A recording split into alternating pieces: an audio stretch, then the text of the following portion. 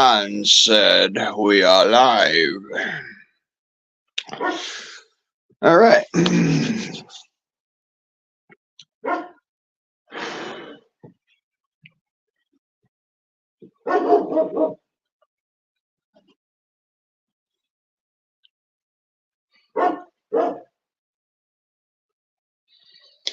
Welcome, ladies and gentlemen, to the Freedom Forum.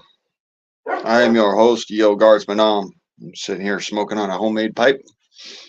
And we're going to have ourselves a good ass fucking time, relax, and chill. Because apparently, the world has gone to shit.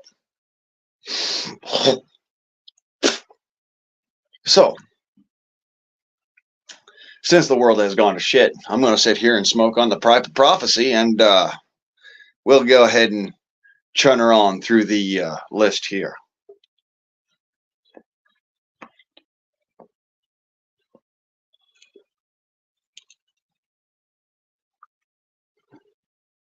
At the top of the list today, my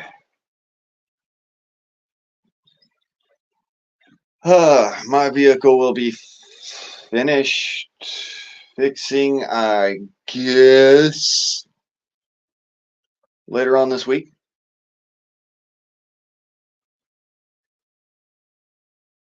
I mean, I have no doubts in mechanics. Most mechanics are really fairly competent. And there is a difference between a mechanic and a feller holding a fucking toolbox. I want to make that clear. There is a chasm of fucking difference between a feller with a toolbox and a mechanic. See, a mechanic knows his shit and knows how to do things and get it done right. And you know, not only that, but for as cheap as possible, as well done as possible, and finish the job. See, that's something that a real mechanic knows how to do, and it wants to do. That is their joy, not just their bread and butter, but their joy. So, real mechanic, you know the difference. Because you can talk shop with a mechanic or with a real fucking mechanic, and he'll sit there, he'll be like, "Hey, look, yeah," you know, not be like, "Oh well." Yeah, you don't need to do all that. You don't need to fix all that. You just put a little bit, you know, the JB weld here and there. No, dude, that's a redneck who does not know shit about mechanics.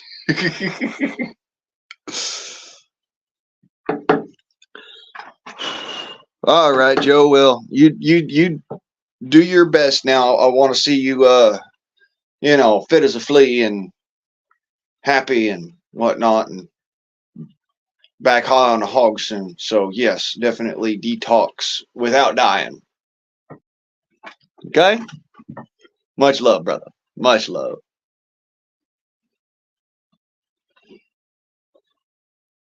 You know, that's precisely why I don't get like for snicker drunk anymore.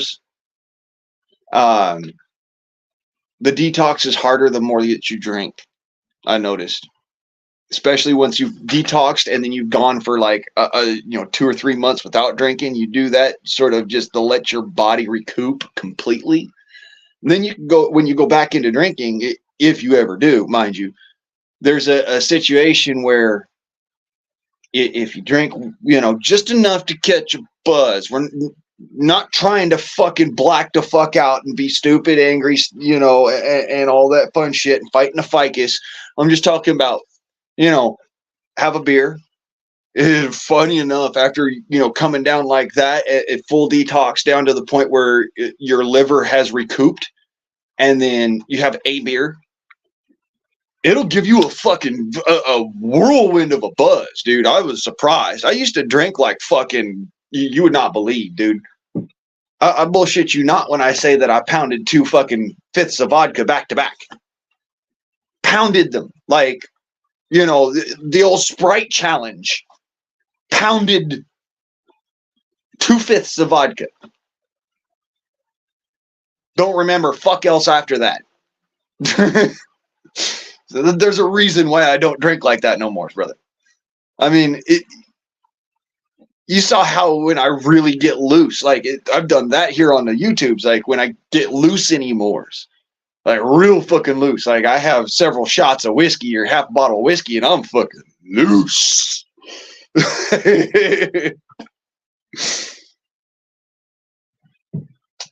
No, I know you done it. There's a difference. Most folks, is what I'm saying, would think I'm talking shit. But you, I know I'm not talking shit about that. 2/5 of vodka and forget about the rest of the day. I was flying. But like I said, there's a reason I don't drink like that no more. That was back when I was about 19, 20, and I just fucking wanted to die. I really, actually wanted to die. I was looking for death. Oh, I was praying for it around every fucking corner. And so yeah, I literally wanted to die so bad I was willing to fucking do whatever it took. I alcohol poisoning to extremes. I took fucking dangerous jobs to extremes and did them with flair. And I did fucking shit that would make most people turn around and say, dude, I kind of understand why they stuck you in a fucking loony bin. That shit's fucking batshit. And I look back on it now and I understand. Yes, that was fucking batshit crazy to do some of those things. Like, for instance, I'm just going to go live off of the fucking land out in the middle of the desert for 6 fucking months straight. No help, no fucking nothing. Just my jet ski in the middle of a fucking desert with a river that runs through it. Just a fucking jet ski and a rifle and a fishing pole, maybe a couple of other fucking survival goods, way to make a fire and whatnot. Literally, I did that for 6 fucking months. I was like, fuck this bullshit of the world. Fuck, all of this crap. The president and the vice president are pieces of shit. This is back during Obama and Joe Biden. And, folks tell me, who came first, Obama or Joe Biden is the real problem. I'm like, you dumb motherfuckers don't understand, do you? It was Joe Biden that came first. That motherfucker was in the Senate for 40 fucking years before he became vice president, before he became fucking president. That piece of shit is the fucking root cause. And motherfuckers want to sit there and tell me, oh, well, no, Obama is the problem. No, Obama ain't the fucking problem. He's just the fucking mask, dude. Y'all don't understand that. And I've been saying it for decades now. At least 2 decades. Fucking Joe Biden is the biggest piece of shit in fucking the history of the United States Congress. Hell, the history of the United States. That is including motherfuckers like Richard Ramirez and fucking what's his butters that fucking ate people. I want to make that abundantly clear. That son of a bitch is worse than fucking mass murderers.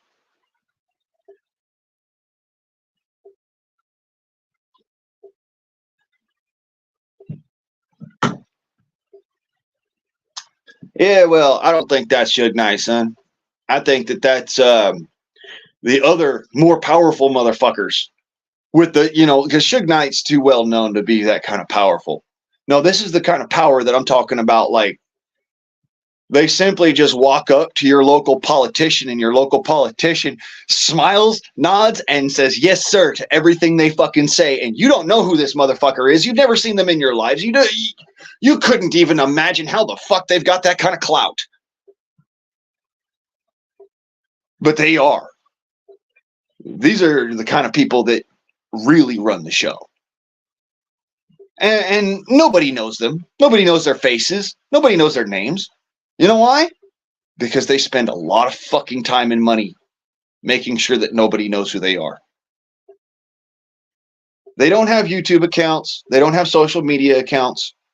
They don't have any fucking, like, any of this extra special top of the mill fucking bullshit. No, they communicate through snail mail, son.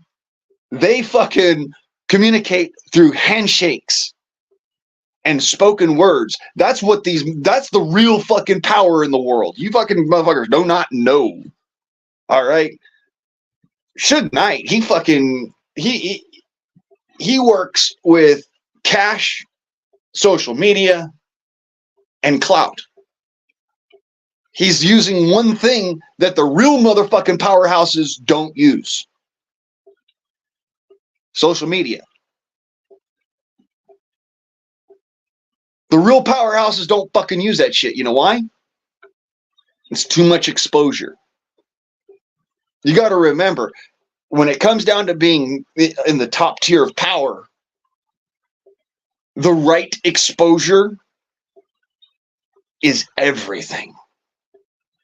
The right publicity is everything. Which pretty much means no publicity. That's the whole point. You do not know who these people are, and you will never know who these people are because they literally don't fucking exist.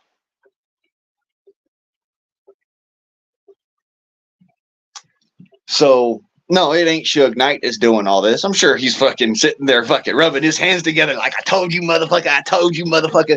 But he ain't the one behind it.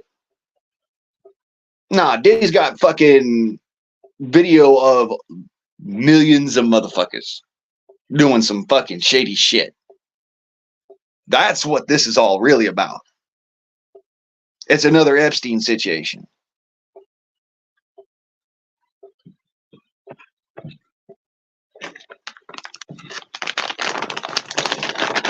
Yeah, he probably did shoot Tupac, and that's what gave him the clout he's got.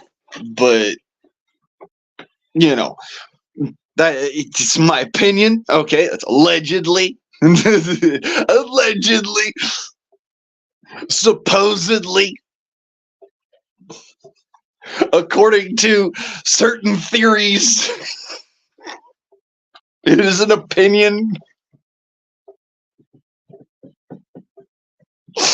I'm sorry. That's too fucking funny, y'all. It's just too fucking funny.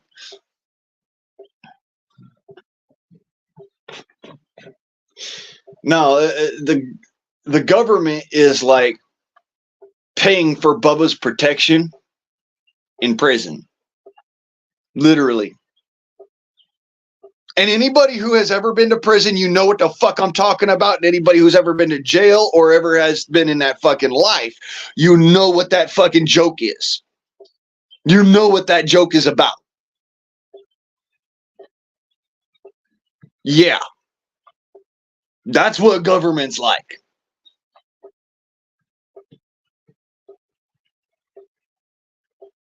You pay Bubba for protection and he fucks you up the ass every night. That's how that works. No, thank you. I will protect myself, thank you. I don't want for your fucking protection. It comes with that motherfucking bill. Yeah, you know, U.S. government's fucking high, mighty, and powerful. And yes, I'm a U.S. citizen, but you know what? At the end of the fucking day, they're the cleanup crew. That's literally how that works. They are the fucking cleanup crew. Yeah, exactly, cuz government is Bubba and your name is Peaches.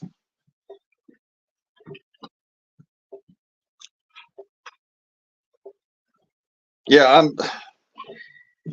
the only gang I'm in is called the United States of America.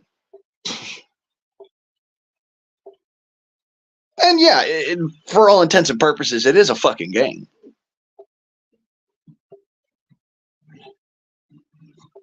And you're all part of it, by the way.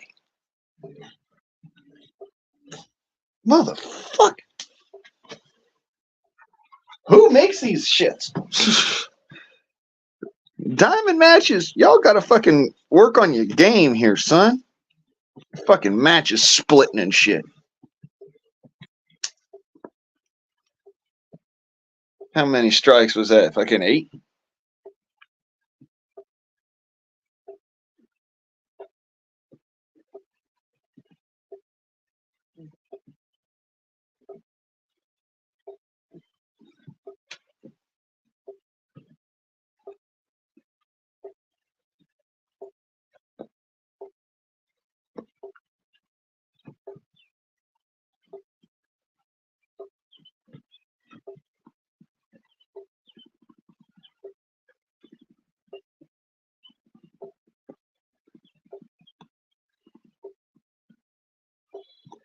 Yeah, it pulls all right.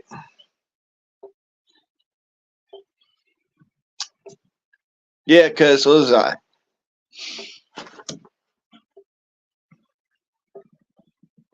Hmm. Yeah, straight to Gitmo.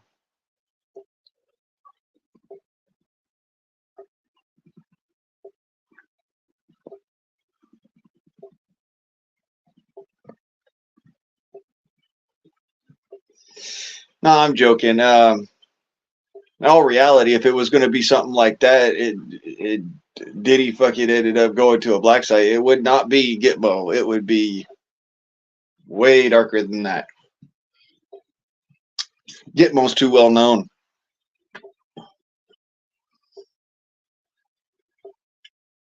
He'd be on a black sub or somewhere.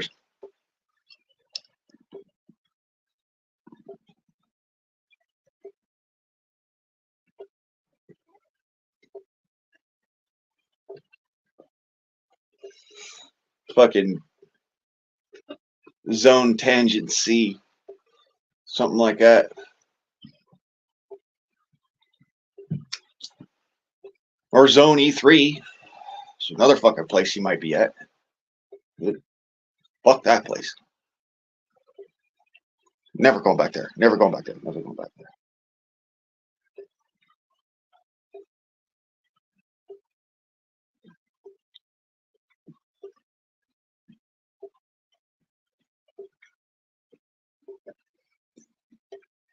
Hello, everybody, by the by, and welcome to the Freedom Forum.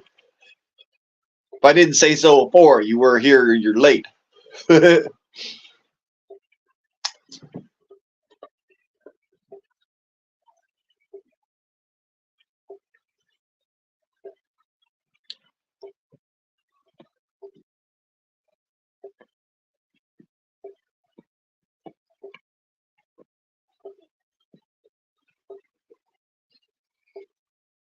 Billy, good to see you, brother.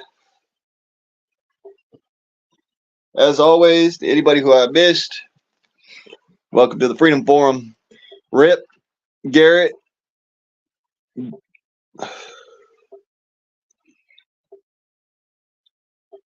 AAP, Metal, Pilgrim.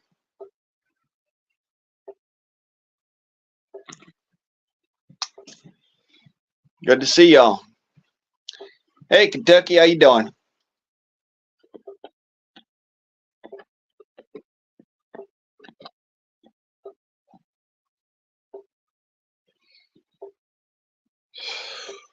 Hey, it smokes, you know.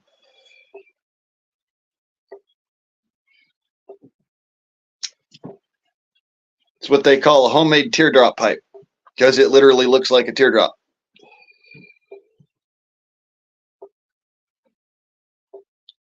Yes, sir. The world has gone to shit. And so I'm just going to kick back and watch the fireworks.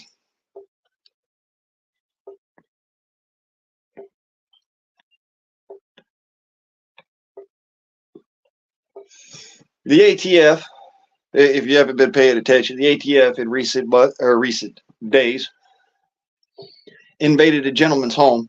Happens to be, a law-abiding citizen. No history whatsoever. No criminal history whatsoever. private sales, private gun sales, and because 3 out of 6 fucking guns that they took as a sample came up from his history.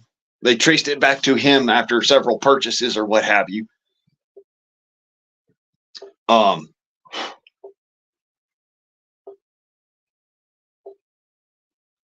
smell a rat, but anyways.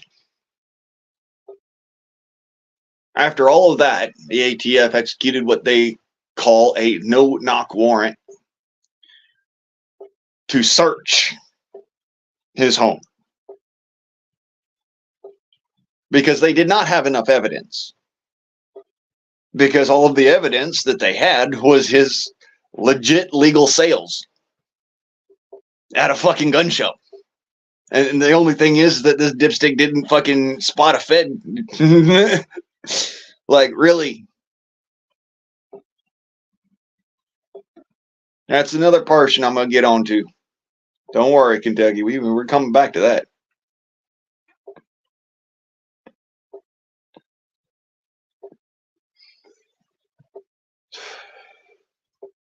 So, if you ever wondered whether or not, they'll just fucking shoot you dead for no fucking reason, or for reasons that are still unbeknownst to us, although I'm pretty sure that it was going to come out that dude had some fucking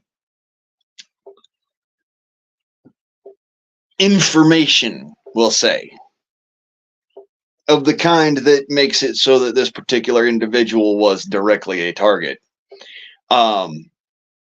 But until such time as, supposed alleged information does arrive, we'll all be in the dark for that. But, yeah, a no-knock warrant shows up between midnight and sunrise. 6 a.m. Sun doesn't rise until it's about 6:30.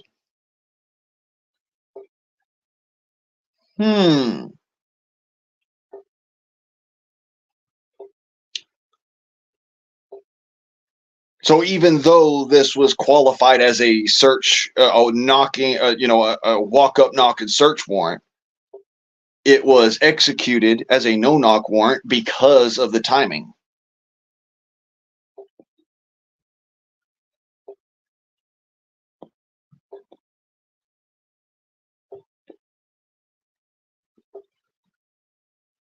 So according to the pipe of prophecy,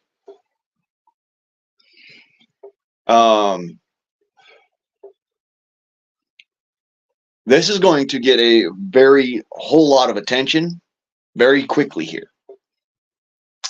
In some ways that are not helpful, and other ways that are incredibly useful and should be utilized appropriately.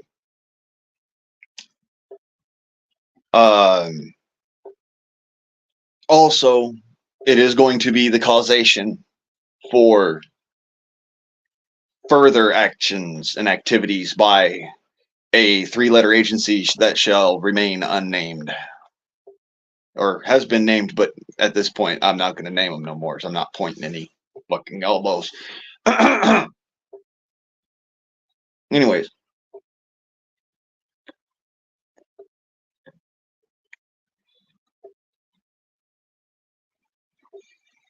in other news, Kyle Rittenhouse was attacked at a question and answer interview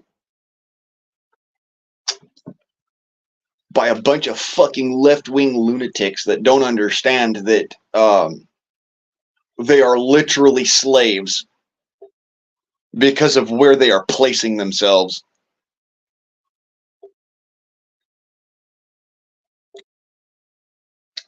And so their opinion means abso-fucking-lutely dick anyways, because they have literally placed themselves in the fucking bracket of slavery by allowing themselves to be mentally enslaved by these numbskulls in fucking government.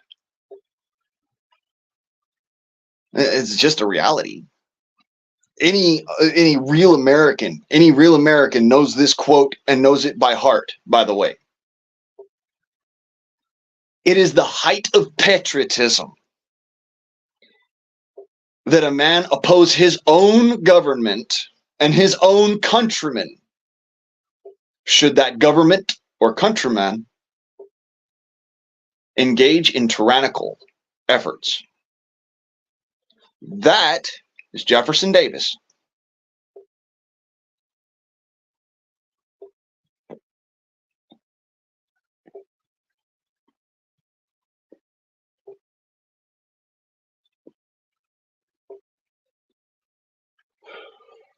That's the reason why I said any real fucking American knows that quote.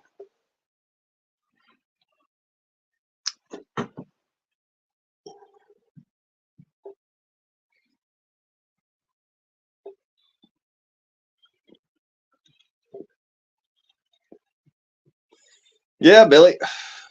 That's another thing. Another thing we're going to come to as far as the gun rights thing is concerned. But I'm not done with Rittenhouse yet. See, the other day I had this opportunity to sit there and fucking be like, y'all do understand that that's a death sentence, right? I mean, dude is literally fucking the Kenosha Kid. I mean, the dude fucking carries a big iron. And I'm just giggling at it, but you understand what I'm saying, you know?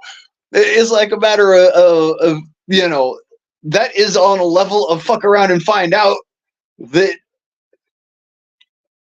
has hitherto been unmatched. Like, you know, this dude will literally shoot to fucking defend himself, and you still go after him. You stupid. You just stupid. But I digress. So, in other news, this past week of manic craziness, a justice in the state of California ruled that illegals in possession of handguns is not a crime. By that very nature, even though it was ruled as in the specific case of individual who will remain unnamed,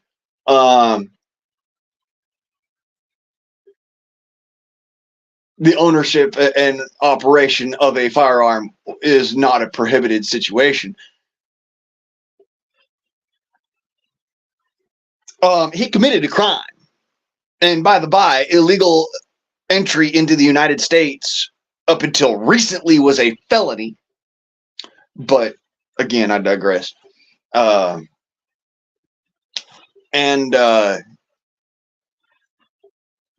know, I'm for gun rights for felons. I'm for gun rights for people who have certain mental disabilities, which make it so that, you know, normally people would be like, oh, no, you can't have a gun. No, you can have a gun, just be responsible with it.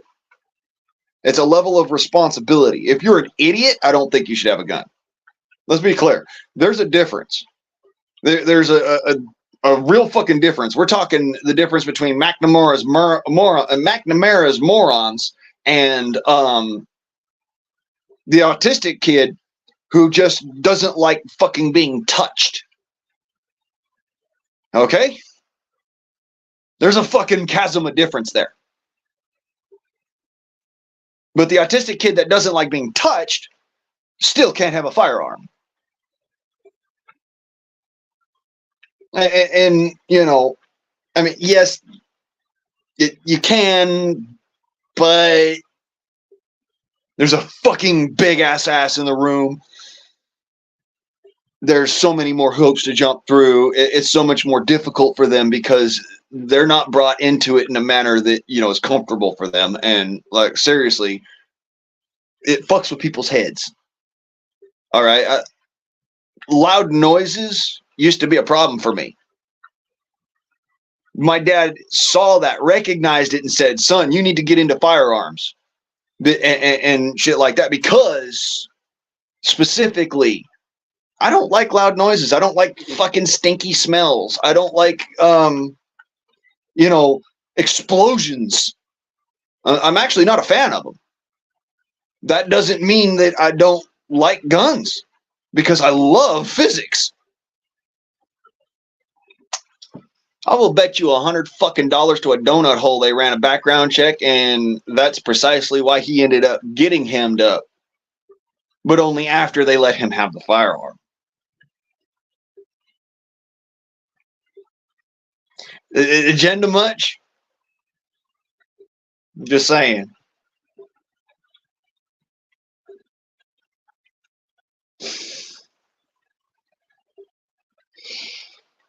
I mean, yeah, there is a piece on that on that 4473 that says, "Are you or have you ever been an unlawful immigrant in the United States?"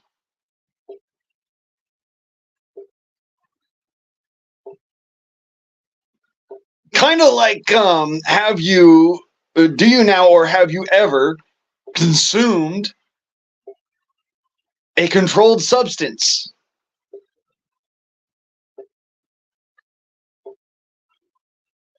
Well, that's just a bait question, because everybody who has ever had any kind of medical fucking anything has. I mean, if you've taken anything more than ibuprofen, you have consumed a controlled substance. If you've had a fucking prescription, you have consumed a controlled substance.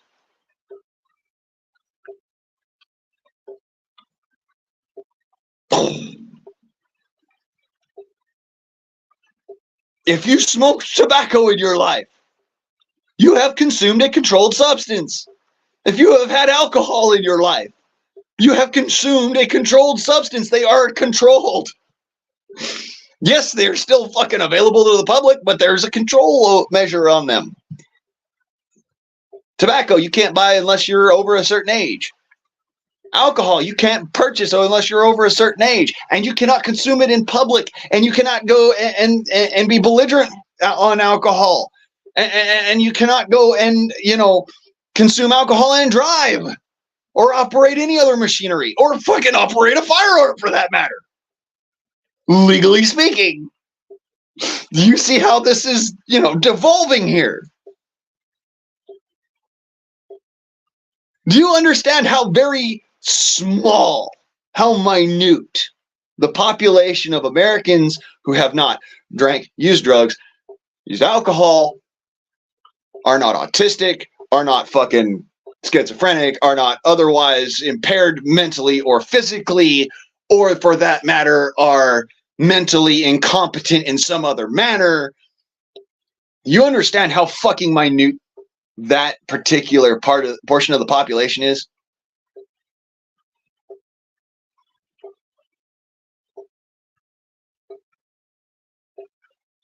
Yeah, Herberto Carvajal Flores. Okay, so you got me to name him, whatever. Yeah, whatever. Dude, he doesn't fucking matter to me. He came to this country illegally, and he continued to commit crimes while here in this country illegally. Son, for people like me who actually try to fucking follow the law and are at a point in their lives where, because they try to fucking follow the law to the letter of the law, they cannot own a firearm and don't try, even though they are American citizens and it is their birthright. Imagine for a second how much we're pissed off about that bullshit. But these motherfuckers won't sit there and tell me, oh no, he didn't commit a crime. Okay, well then piracy is not a crime. And let me see here. Crossing state borders with prohibited items is not a crime.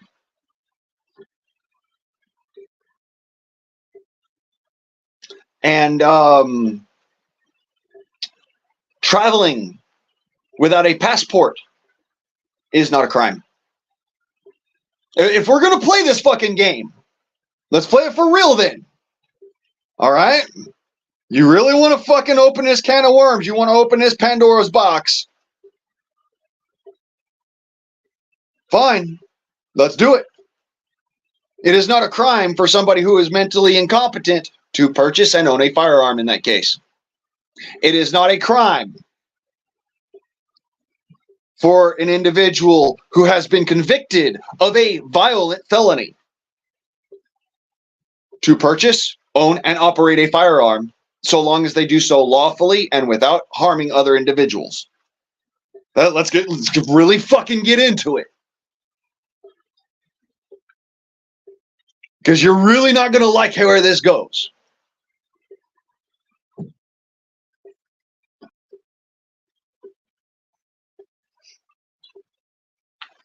It is not a crime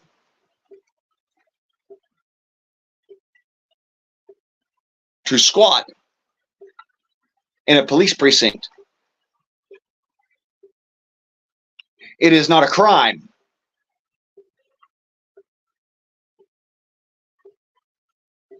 to purchase, own, and operate a police vehicle with all the doomedads in it. You see where this is fucking going. It devolves quickly.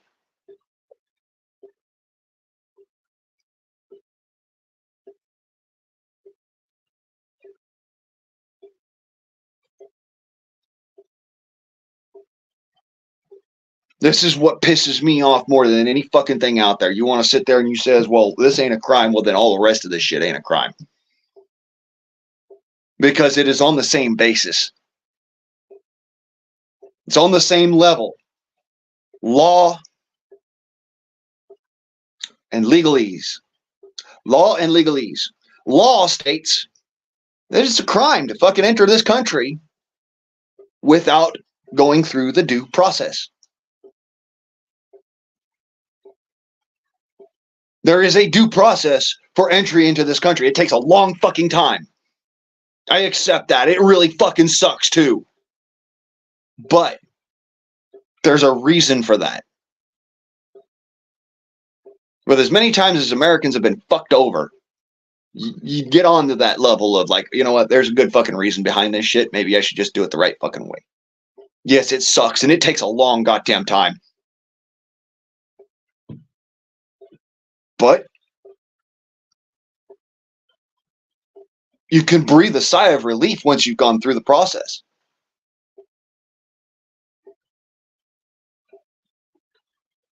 Because you're officially an American. And that means we're going to back your ass too. No matter if we fucking disagree about shit, guess what? We all disagree about something. We're still going to fucking back you up. We're still going to put our shoulder underneath yours and pick you up and carry you forwards. We're still going to fucking end up being there for you when you're in down and needing it. Because you went through the proper channels and you tried to do things right and you tried to be an American. You tried to be what is real about America, which is trying to be part of unity, not fucking this dissimulation bullshit. Bye. How do you do, Kat? Good to see you. Glad to see you back with your old channel.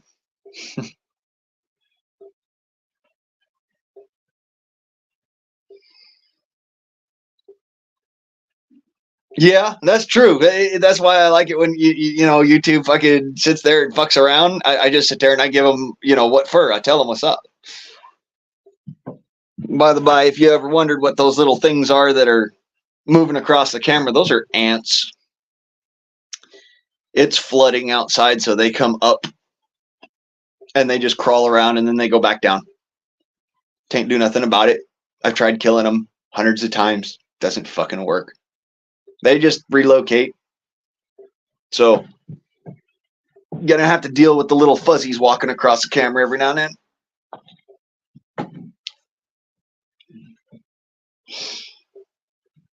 That's right, Kat.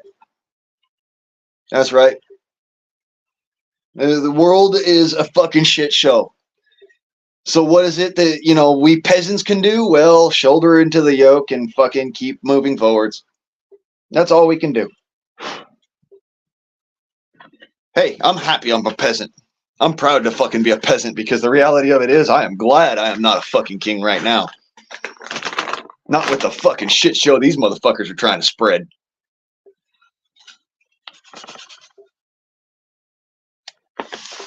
Have better luck fucking running uphill on ice.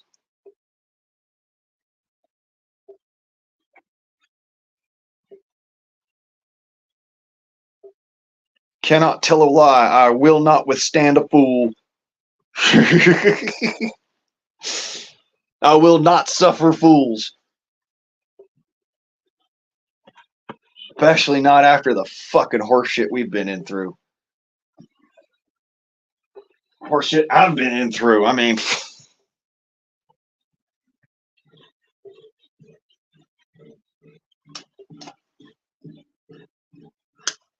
there we go. Damn, that takes some friction.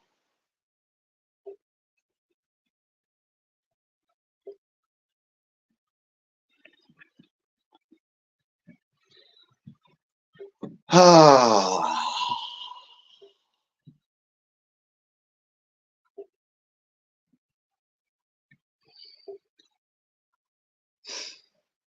Yeah.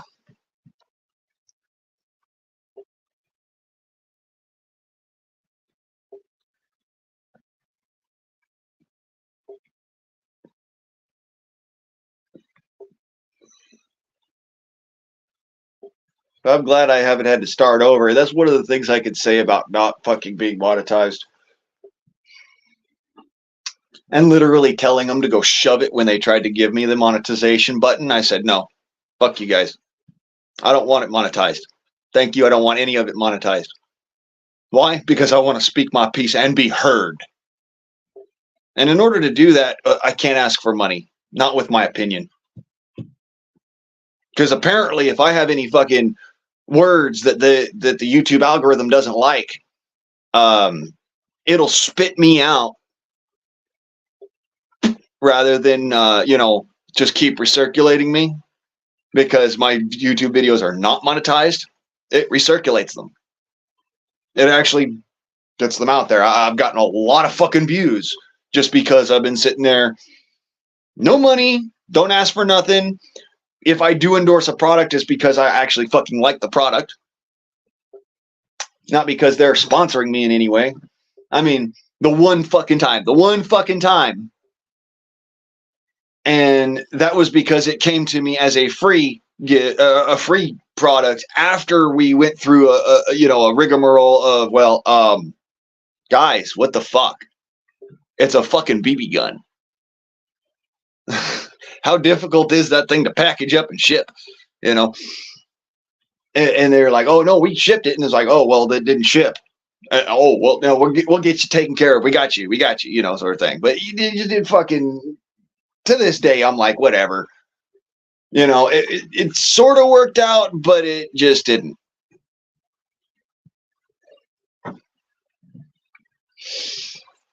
But the nice thing is that because I have not monetized any of my fucking channel whatsoever, it's literally just outside of the scope of nuking, as it were. Just outside of it. It's not like I can't be fucking nuked from orbit, but the reality of it is that it's really difficult for them to do so because of the bracket I'm in. It's just one of the beautiful things about it, when everybody's doing the monetization thing. Well, the guys who aren't monetized, they kind of fly under the radar.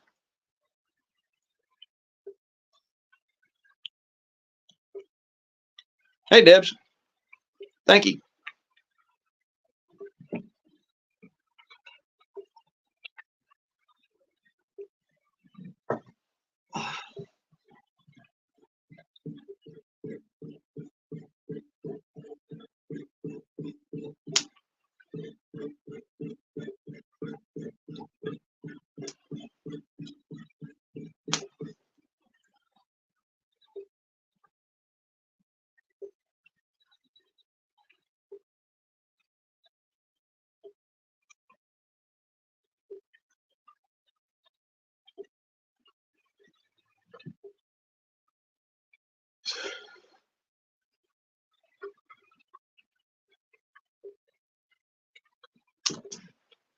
So,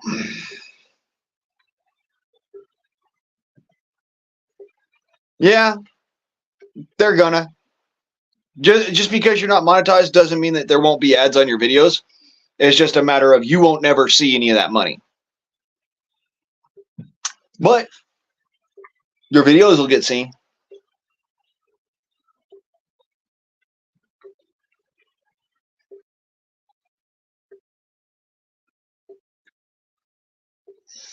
If anything, my sponsor is Social Security and hard work. So, yeah, I am not independently wealthy by any fucking means. I wish I was. I would have straightened my fucking life out by now. To the point of, I'd be riding pretty fucking high on the hog right now. Of course, I'd be paying outlandish amounts of fucking taxes, but I'd actually be doing all right. I'd be working in investment capital, of course, because that's just,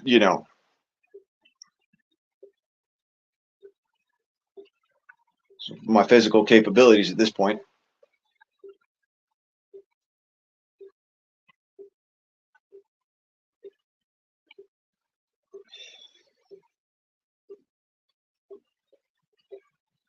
But yeah, I don't control my own fucking life. I try to make that abundantly clear to folks that, for most folks who are on welfare, most folks, not all folks, there are some who get the fucking fancy doodle perks and whatnot that, they got to dance around the raindrops or whatever, but I didn't. So, I ended up getting a payee and a conservator and power of attorney.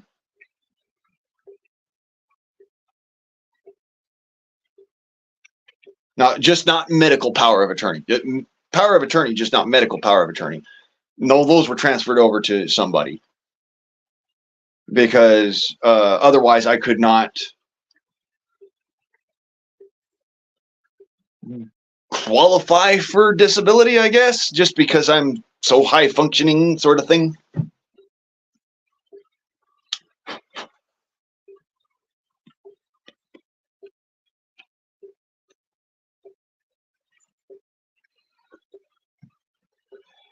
But yeah, not everybody's on that payee bullshit. I have to have a payee / financial advisor because, according to the U.S. government, I am frivolous with my purchases. Which, I'll put it this way. If I'm bored off my ass and I'm stuck at home and I don't have a fucking, I don't have a means to be able to go and do something because I am such an active individual, even though, yes, I'm physically fucking handicapped. And, I'm physically handicapped to a point where it makes it not profitable for somebody to employ me. That's why, particularly, I get Social Security. It's not because I'm fucking mentally woohoo in any fucking way. Funny enough, if my videos are not enough proof for you, the fact that I have not been in a mental institution in the past 15 years should be enough. I mean, it should be, but it never is. And the reason why I got stuck in those fucking mental institutions was because other people got in their feels rather than, I don't know, maybe working with me. Oh, we just don't know how to deal with them, so stick them in a fucking loony bin. Hey, asshole. Just because I fucking I'm not easy to deal with as a human being, doesn't mean that you just go and say, all right, well, fuck you, go sit in a cell somewhere. Let me put it this way. I deal with fucking uneasy to deal with people all the fucking time. The difference is, I do it with a smile on my face because I know that it cannot fucking suck as much as being the reason why that person no longer has a fulfilling life. And that's honest to God fucking truth.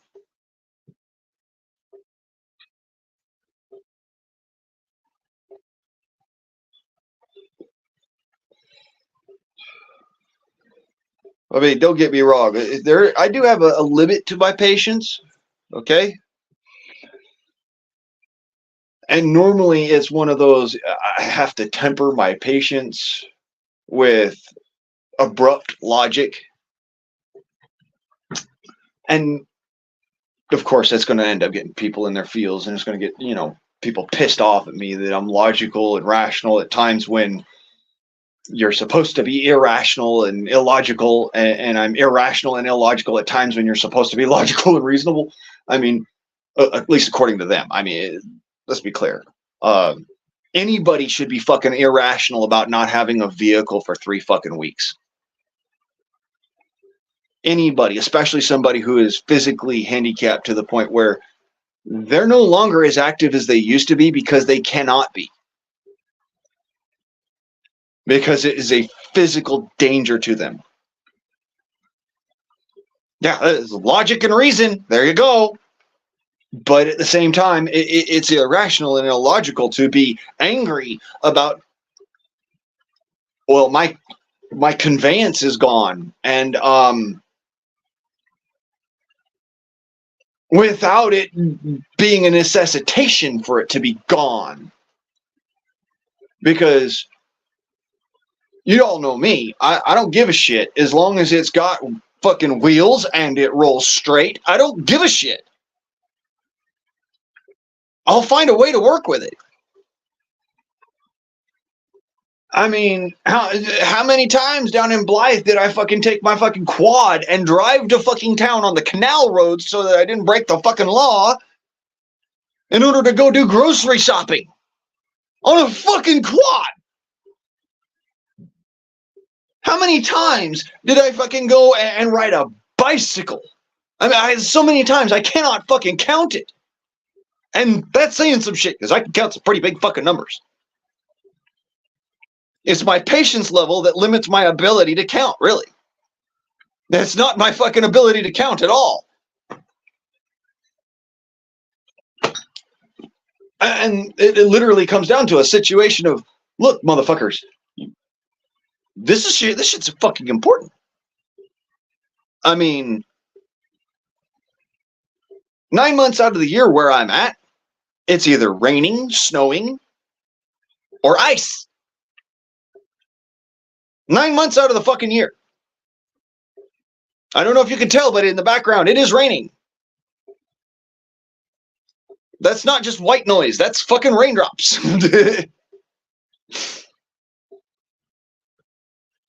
It is raining right now.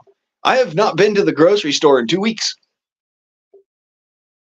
I have been eating home-baked bread and fucking Wish sandwiches for 2 weeks. Well, for a week and a half. It's honest to God truth. Literally, I'm lucky if I got some butter to spread on that bread.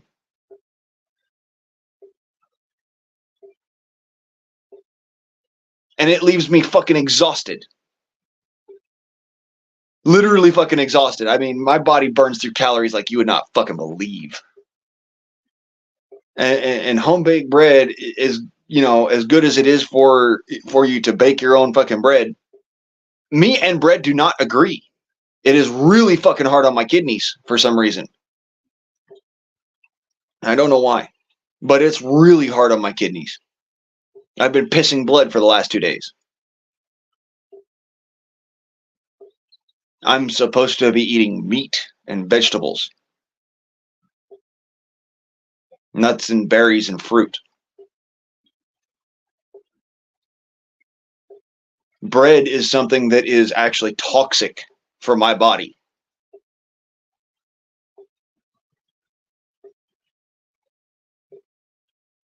There's a reason I don't eat much bread. Y'all have seen that. I like tortillas, maybe. I'll eat pasta if I want fucking complex carbs. Something about bread makes me piss blood. And I've never understood.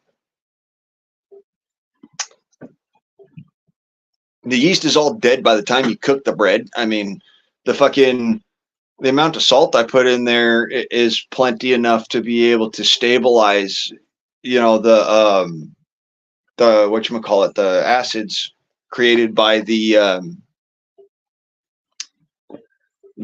flour. And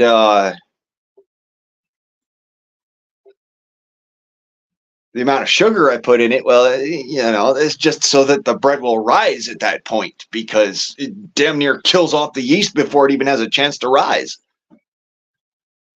So, yeah, I can't explain it. I don't think it's the gluten. I've never had a problem with gluten. Never had a problem with gluten. If I had a problem with gluten, I would not be able to eat pasta. So it's not the gluten.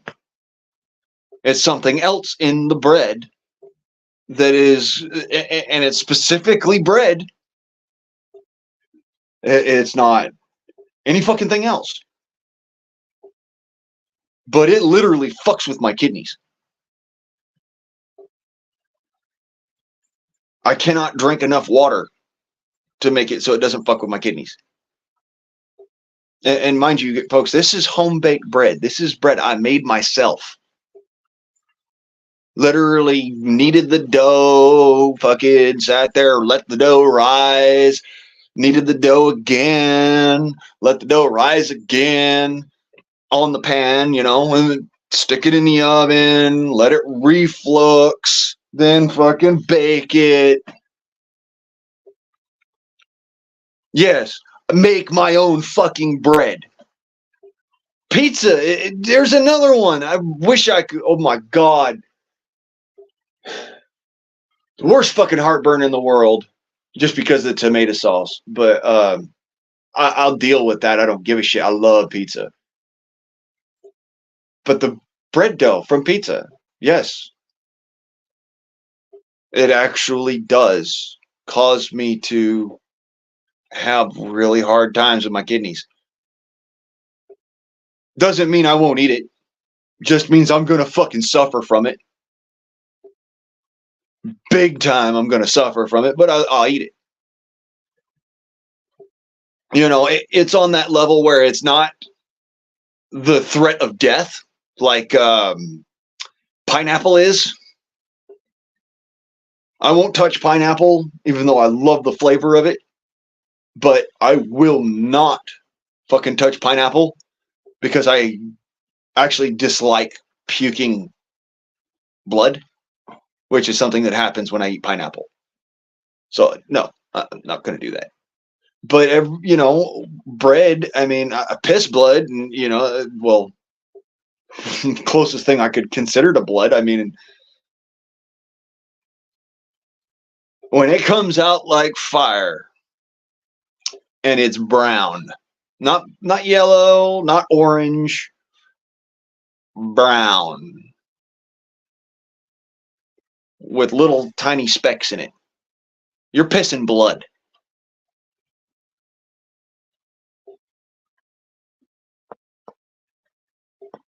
Yeah, sort of. I used to eat a lot of matzah. Don't anymore.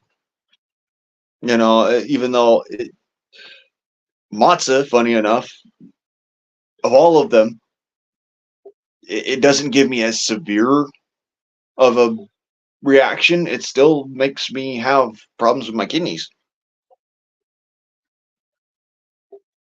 And it's not the fucking spices.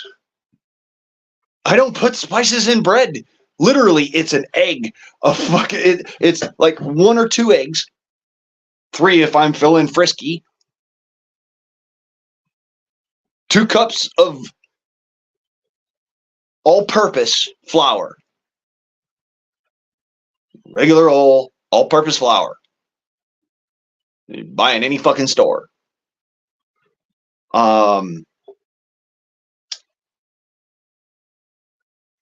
a half cup of sugar.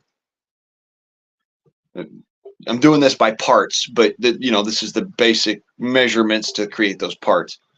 Quarter stick of butter. Yes, you need butter in fucking bread. If you don't do it that way, then you still need some form of oil. You need to have something to, this is a kind of a pan release. And also because you won't get a crust otherwise. You'll just have a big old loaf of white shit that looks really weird. But yeah, so it was that, and a quarter teaspoon of salt, quarter tablespoon maybe. I hand measurements by the by. Like I said, I'm doing this in parts, not in actual measurements, but in parts. So I'm trying to figure out the measurements for you, so you can turn around and be like, okay, so this is how he made his bread, And then I would take it. Like I said, I'd knead it, and while you're kneading, you're putting in more flour just ever so slightly in order to knead in pockets in the dough so that it fluffs appropriately and you get your proper, glutenizing and swirling in the bread. Okay. And then that is taken and placed on a sheet, or no, that's taken and placed in the bowl and allowed to rise. And then that's taken from the bowl where it's risen, put on a sheet, kneaded again, and allowed to rise in the loaf form, and then placed into the oven and allowed to reflux. Now, if you don't know what refluxing is, that's when you take and you turn the oven to its lowest capacity. Its absolute lowest setting, 150 degrees. And you let it sit for about, like, I don't know, 5-10 minutes. And then you turn it up to 350 and bake it through.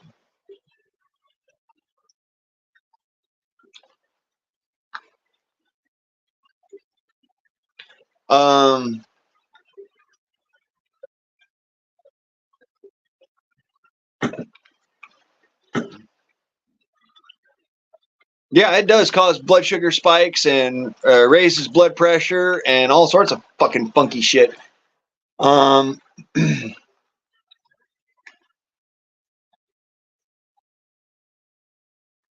Yes, I've always had a problem with potassium.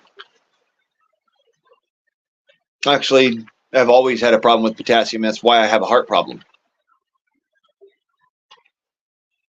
It's what causes my my heart attacks. Funny enough, is potassium deficiency. And yes, I can eat tons of fucking potatoes, and I normally do. I have a bag of potatoes in the garage right now, in fact, that I've been slowly eating on, because what I want to do is I want to turn around and I want to plant some of those. Because, like I said, my sister took my seed potatoes and threw them in the fucking dirt outside rather than leaving them in the bag where they were going to, basically foliate. And then I was going to take that bag outside, set it outside, let it, gain rain, let it gain freaking gravitational pull by the moon, and so forth, and pull the plant up so that it would set to seed. And once it sets to seed, boom, all those little fucking foliates turn into tubers. Almost overnight. It's freaking amazing how fast the tubers grow. You'd be surprised. They can literally grow over a week.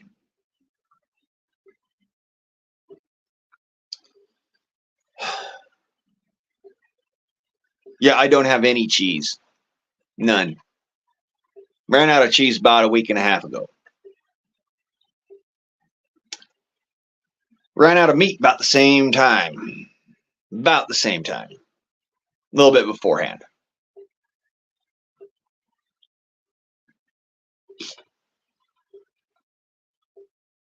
So, yeah, like I said, fucking shit causes me to piss blood. What can I do? Don't eat bread. That's all I've got to eat.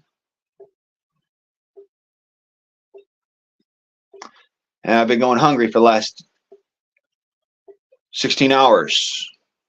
As in, I haven't eaten anything, any fucking thing, for 16 fucking hours. Got no wine, got no beer, got no cheese, got no nothings. I got butter and I got bread. And that's it.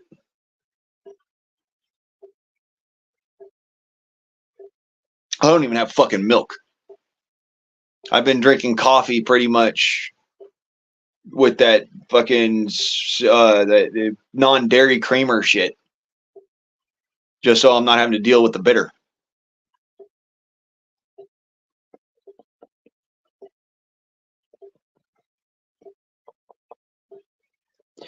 But yeah, Debs, I do have kidney issues, mostly because it's just quirk of nature, I guess. But I get kidney stones, really bad kidney stones.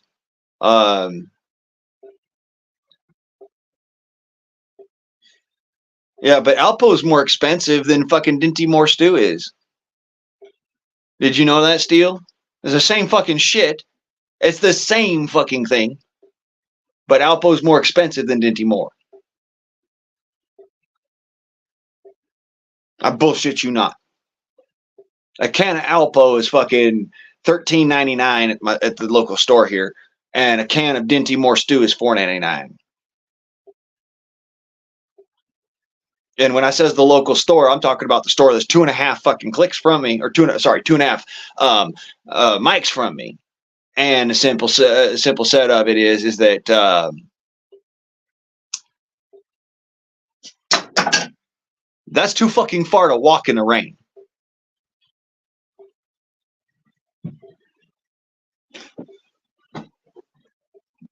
Ugh. Especially when you ain't got rain gear.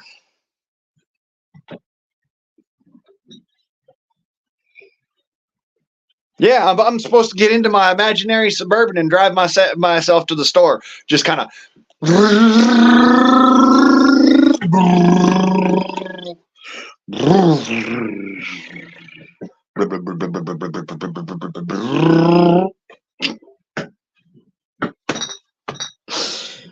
Oh, y'all too much.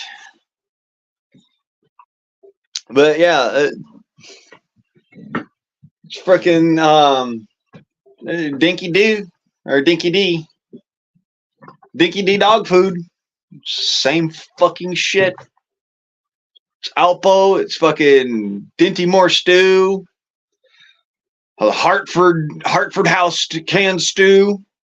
Actually, funny enough, Hartford House canned stew is Caesar brand dog food. And I actually fucking went into this shit. I looked at it. I was actually like, what the fuck is wrong with people? They eat this shit. Hartford House canned stew is fucking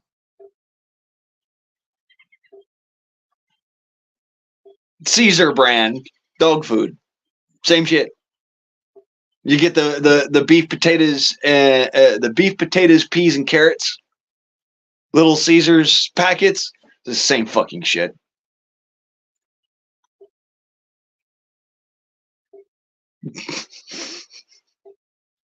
I laughed my fucking ass off when I saw that. I was looking at it. I was like, it's fucking Hartford House.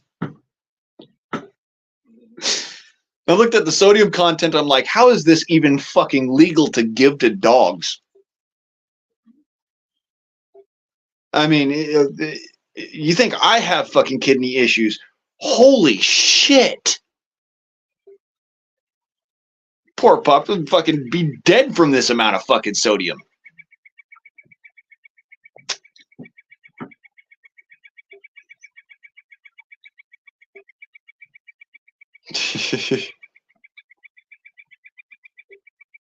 Hartford House it is then. You know, the funniest shit is that I actually fed my dog Houdini for the first several years of his life on a mixture of rice, um, canned sardines, drained, of course. So I'm not gonna fucking sit there and give him the fucking the salt brine or whatever. And I stopped doing the salt brine. Even I went to packed in what was it? Packed in anchovy oil. I moved to that for him, and then I went to also.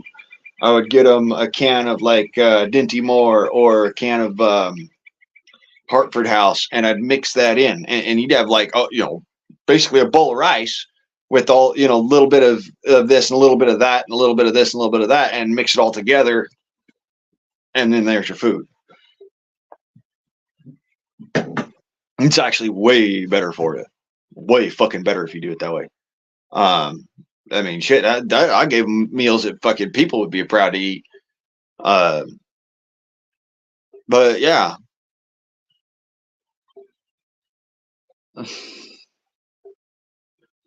Yeah,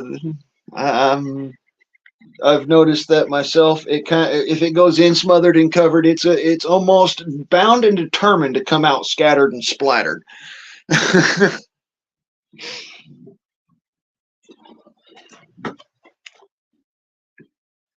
Hey, it stopped raining for a second, and it's colder than freaking Jack Frost's asshole. What do you know? Fuck, it's cold.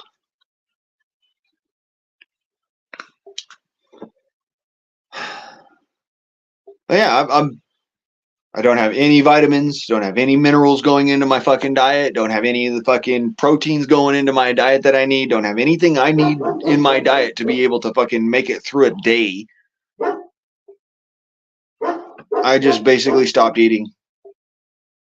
And I'm not going to have transportation until the end of this week, so I hope I live that long. Because I literally can't eat another fucking slice of bread or I'm a fucking puke. That's how bad it's going to get, folks. I want you to understand when you think about, this prepper stuff and, surviving the end of the world and the apocalypse and all that shit. I want you to think about this.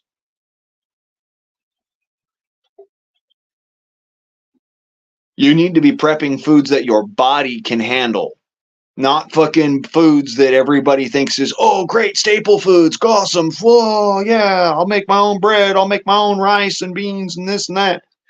What if your body can't handle fucking rice, beans, and fucking bread? Let me ask you that straight up, straightforwards. Can you make cheese?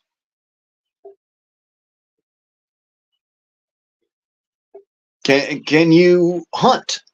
Do you know how to hunt? Let's be clear. There is a chasm of fucking difference between Joe Blow that goes out and buys a gun for prepping and thinks, oh, well, I'm going to fucking just hunt my way through the end of the world, and an actual fucking hunter. The difference is the predator mindset. And let's be clear, to be a hunter, you have to have that fucking predator mindset. You have to be able to switch it on like a fucking light switch.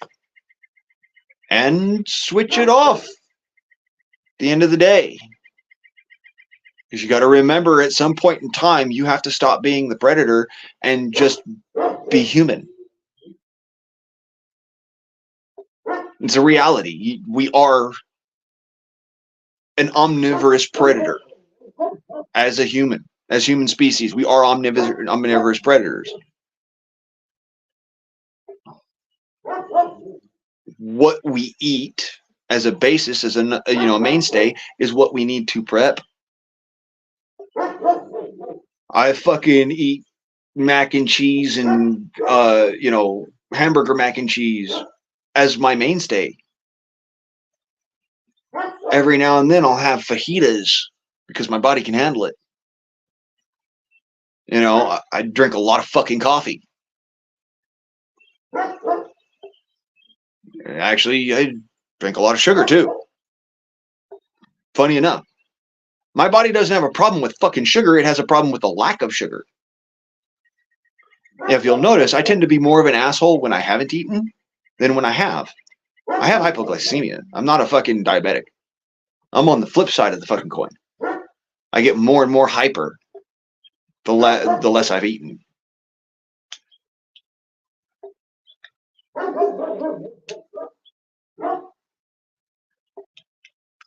God, I wish I had something so nice. But I'm not going to fucking sit there and pay for HelloFresh. I'm not going to go and sit there and pay for all these other fucking doomedads. Sorry, no. What, you're going to send me enough for one meal? You know, enough together for you know, maybe to put together one meal for me anyways. You got to understand, I'm not the same metabolism as other people. There's a reason why I'm fucking skinny as a goddamn rail and I eat pasta every single fucking day. There is a reason behind it. And my hypoglycemia is a symptom of it. I have an extremely high metabolism, borderlining on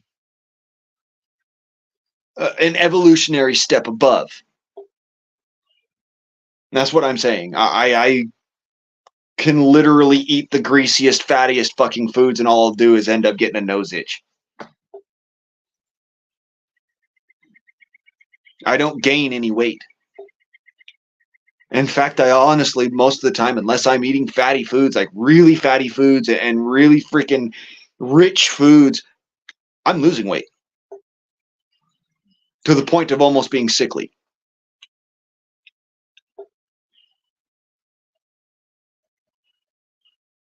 And most people would look at me and be like, oh, well, you know, how do you stay so skinny? I'm like, dude, you don't understand. I can't gain weight. I actually physically can't fucking gain weight. I've tried. To a point where it makes me sick if I don't eat. Whereas most people, you know, they can go 3, 4, 5 days without food. If I go 3 or 4, 5 days without food, I'll be fucking dead.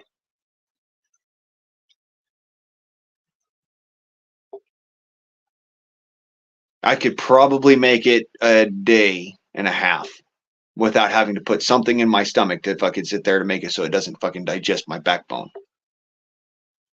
And that's a reality. That's actually medically the reality. It's not me sitting there trying to be fucking, you know, exaggerative in any way, shape, or form. I'm not trying to be melodramatic in any way.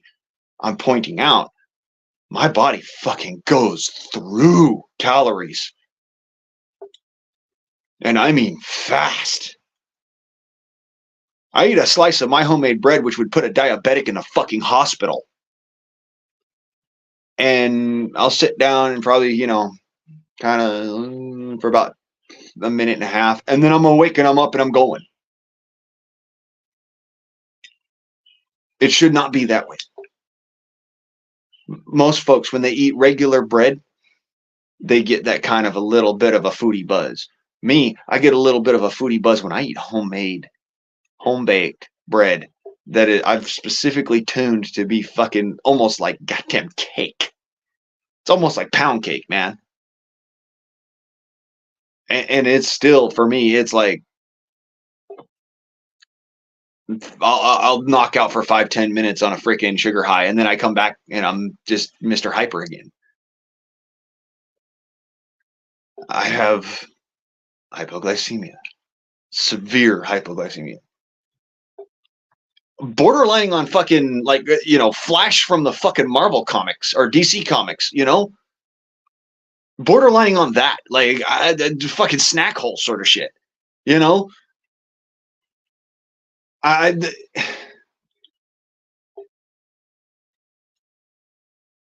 burn calories so fucking fast, it's insane.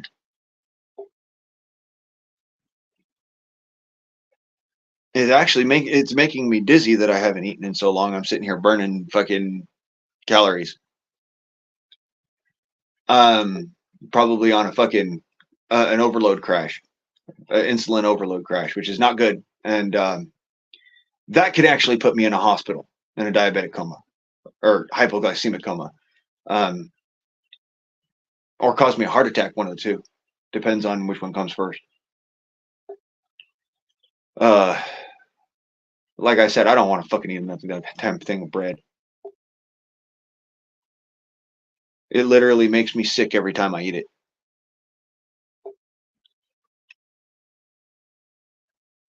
Yeah, kind of like that. Kind of like the Hawaiian bread, donuts, donut holes, stuff like that. Almost as sweet as that, but not quite. You still you'd turn around and says, yeah, that's bread. It's not pound cake quite. It's sweet. It's really fucking sweet, but it's still bread. Um,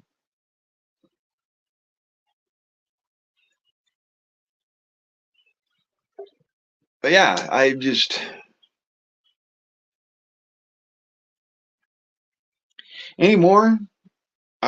This is why I avoid bread. Folks look at me and funny when I don't pick up a loaf of bread in the fucking grocery store, and I'm like, what? I don't eat bread. I used to live literally 15 minutes by bicycle ride from the Wonder Bread factory in Ogden, Utah. I'll bullshit you not. We had fucking fresh bread every night. Fresh. Right out of the oven. It's like for my cousin with okra. Fuck that. Fuck bread. No. I mean, I make it when I'm desperate, when I have nothing else to eat and I'm not capable of going hunting.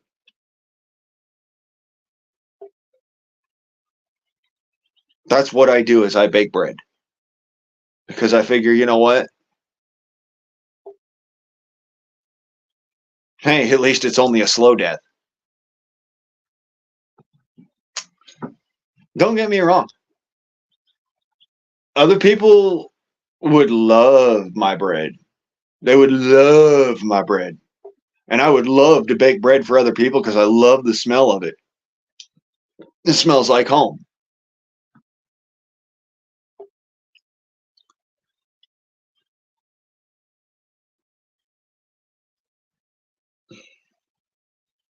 Yeah, I'm kind of in the sticks, Debs. And no, they don't. They don't. Hello Fresh barely even fucking shows up out here for one of my neighbors, and I have not seen a Schwann's truck in years. Uh, However, Omaha Steaks shows up here. Doesn't mean that I'm gonna be able to fucking afford that shit. I mean, that's Christmas, man. That's fucking literally that's Christmas. That's my Christmas gift. Is Omaha Steaks. I maybe get like 2 fucking steaks and some hamburgers and a couple of hot dogs and like some taters something or other on this side and a wine voucher which I never fucking use because let's be honest, nobody fucking drinks wine. I mean, I drink wine. I'm a connoisseur of wine, but I don't drink it like fucking like my family members drink it. Like, holy shit. You ever been to an Italian cookout? Holy fuck. The wine flows like water. Yeah, fuck that budget bill. I'm done with all this horseshit. I'm just kind of sitting back, relaxing, and fucking enjoying the freedom world. That's the way I'm gonna do it from here on the fuck out. Because, the way as I see it, there's nothing I can do about these assholes in government. They were installed. They were not voted in. We all know they weren't voted in. So, yeah, they were installed. We're done with that shit. You want to install something, I'll let you install a fucking light bulb. Although I don't need it because LEDs are great. I'll let you fuck it here. I'll do one better. I'll let you install my foot in your ass. Okay.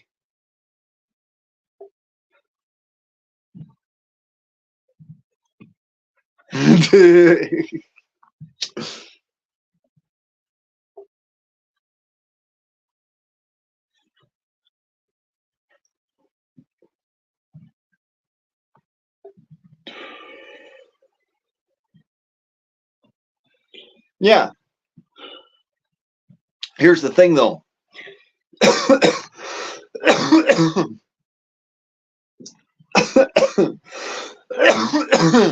Just like government, Jesus didn't catch that bread and fish. He didn't bake that bread and fish. He blessed that bread and fish, which after breaking it up and spreading it around, people realized, because there's so many people here, I'm not that hungry. I'd rather you eat. And when it finally came down to it, that's why there was all this fucking bread and fucking fish left. Because other people had bread and fish, they just never thought to fucking pull it out. Oh, it's a miracle. But anyways,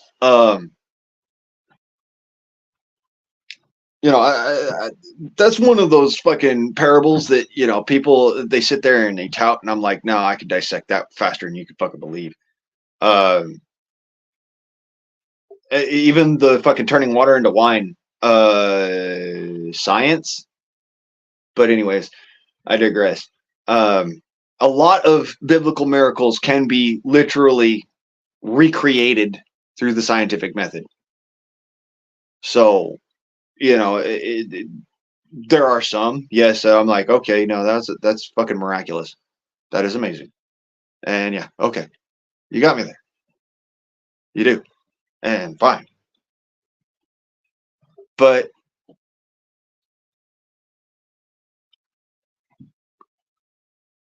dude, no, dude didn't fucking bake the bread. He didn't catch the fish. He said, go out and find the bread and the fish. So, yeah, gather together. It's like they gathered together and they had like what, just 3 loaves and 2 fish.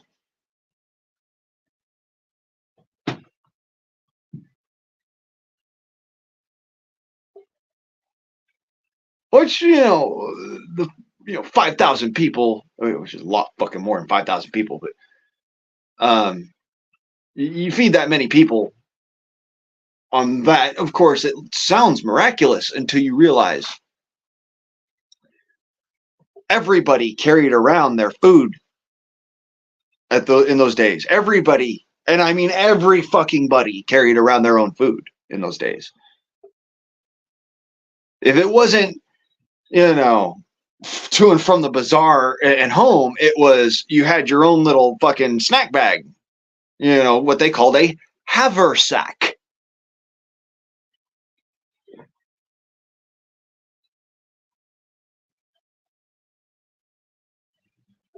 Because why? You place your havers in it.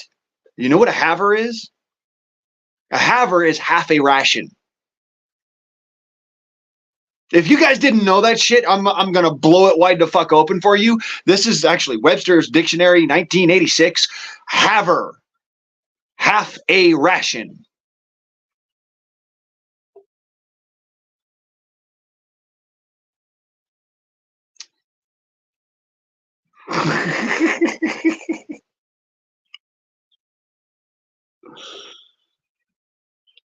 Anyways, I went down that rabbit hole now for you. Yeah, fucking bread and the fish. That really gets on my nerves. If you're gonna point to a miracle, I got one for you that I have never been able to fucking, not in a million years, turn around and say, okay, no, that's fucking miraculous.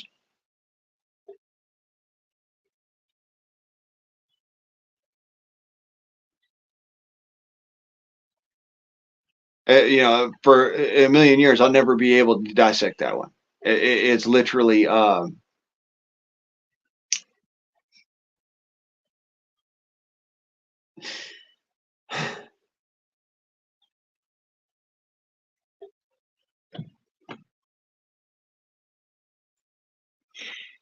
Now I'm at a loss because I had it in the tip of my brain.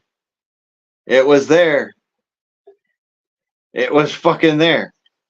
And there's one that I really know I cannot fucking dissect, and I've tried and I've tried and I've tried. And it's like,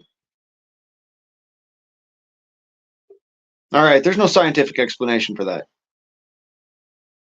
There is literally no scientific explanation for that. There is no way without nanites. And in that particular fucking point in time in space, you cannot, you don't have nanites. It's sorry, but that's man has been dead for 3 fucking days. And Jesus performs CPR and he comes back to life. Sorry, but you ain't fixing that shit without fucking nanites and reverse and regression technology. And we still don't fucking have that shit. So yeah, that one you got me. I can't figure out how the fuck you bring somebody back from the dead after 3 fucking days of being dead and being, yeah. Okay.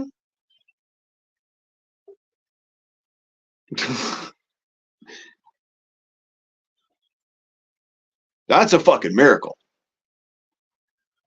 Um,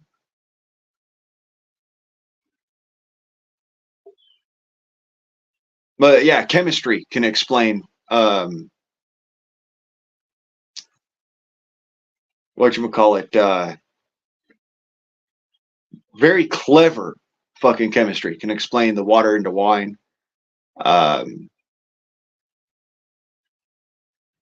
and also why it would be so fucking intoxicating.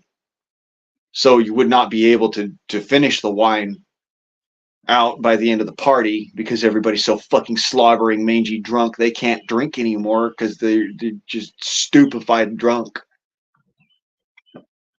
It can be explained through chemistry. But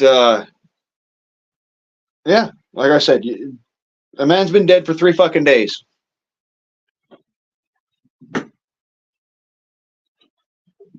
But she performs CPR and the man comes back to life.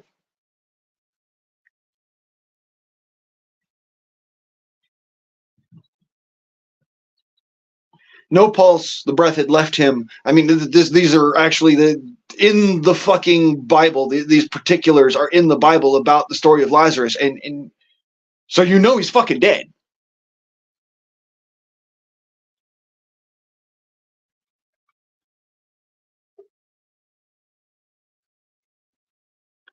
Three fucking days after death, the body has completely gone through cell necrosis and has literally degenerated to a point where it is now decomposing. That's every cell in the human body is dead by 3 days.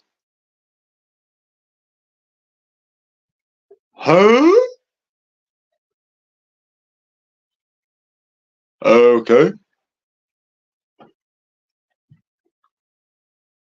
So yeah, I mean, aside from the bacteria, let's be clear.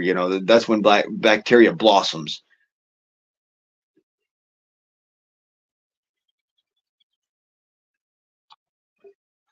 But yeah, uh,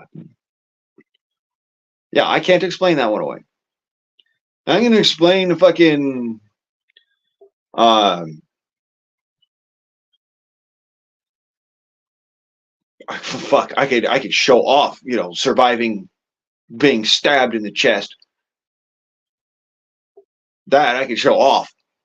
Um,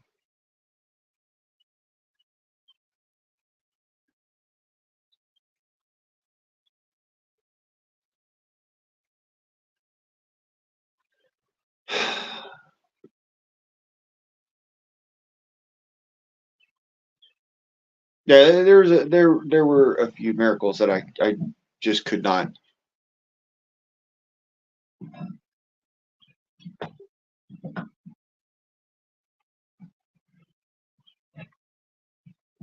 Couldn't exactly replicate scientifically. There's many of them that I could, and let that be known. Let that literally be known. Yes, you could fucking you could replicate that shit scientifically. All you need is the right chemicals and time. Time is important.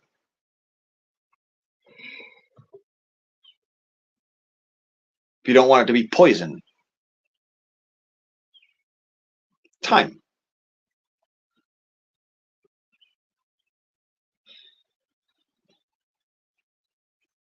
Normally, the best wine was considered the strongest wine was considered the best wine at a wedding.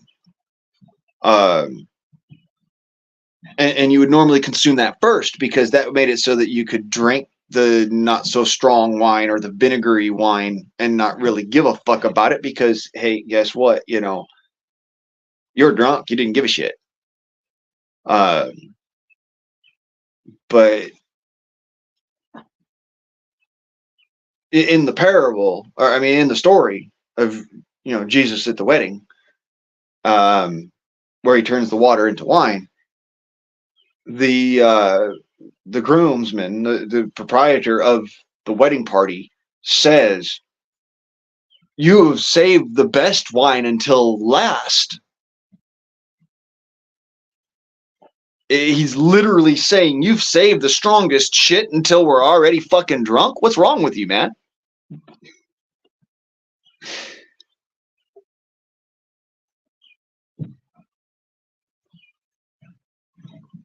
And see, that's the whole point I'm trying to make is that because of the fucking way that the chemistry is about it, it literally would be the fucking strongest wine at the party. It would taste exactly like fucking wine.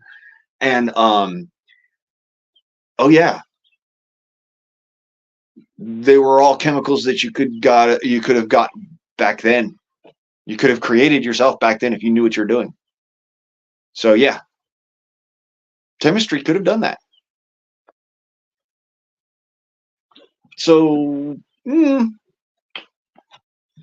I think when he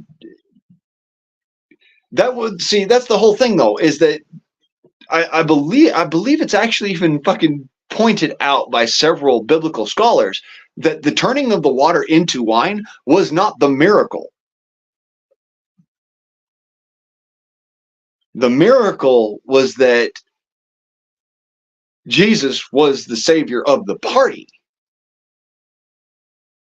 That was the miracle. So yeah, but everybody turns around and tries to give me that whole the water into wine. No, that's not the fucking miracle. That was just clever chemistry.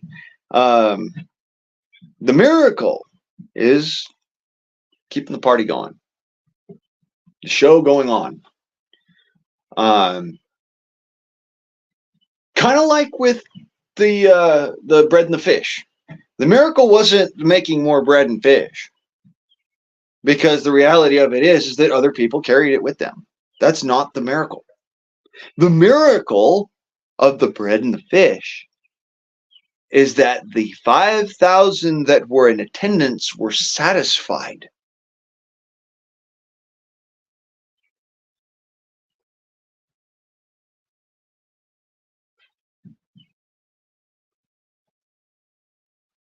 That's the supposed miracle. Okay? You actually, when it comes down to being a biblical scholar, you actually have to be a scholar and then read the Bible. Pay attention. Don't just fucking sit there and be like, oh, well, it's it's religion. No. Fucking dissect it, goddammit, so that you understand.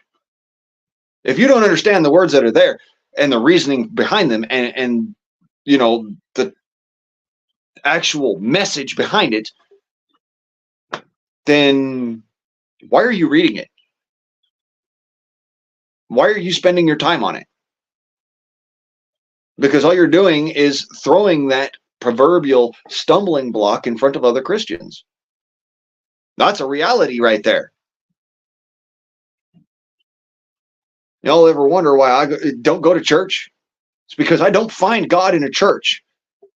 I read the Bible and I looked at all this shit and I learned what they were fucking teaching me in the church, and I turned around and I said, these are two different fucking things.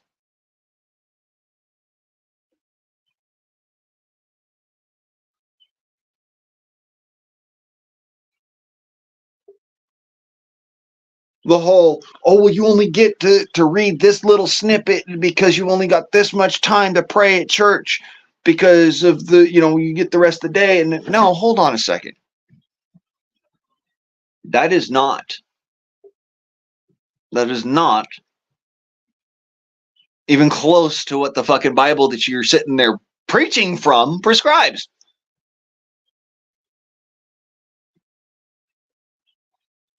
A day of worship, sundown to sundown. A day of worship. It's full fucking 24 fucking hours. That's what that's prescribing. Not 2 hours in the fucking morning.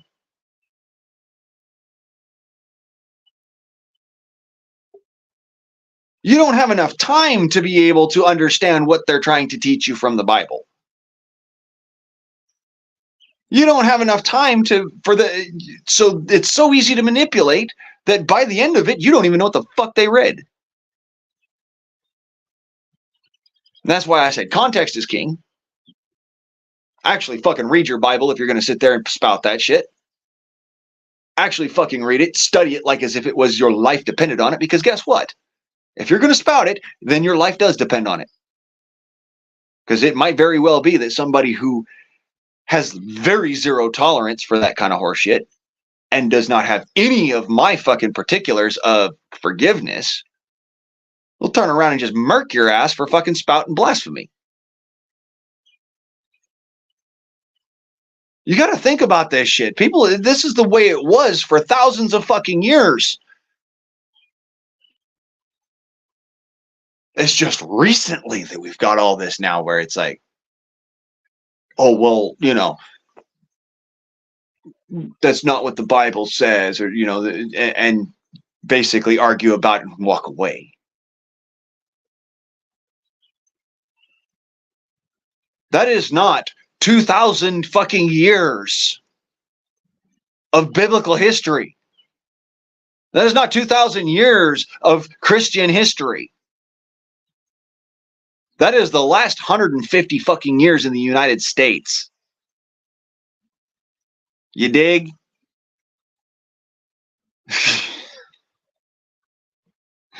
This is my point.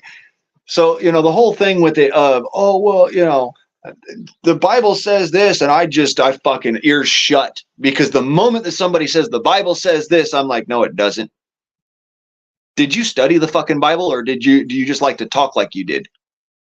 I studied it. Just like I studied my textbooks. As if it was a history book.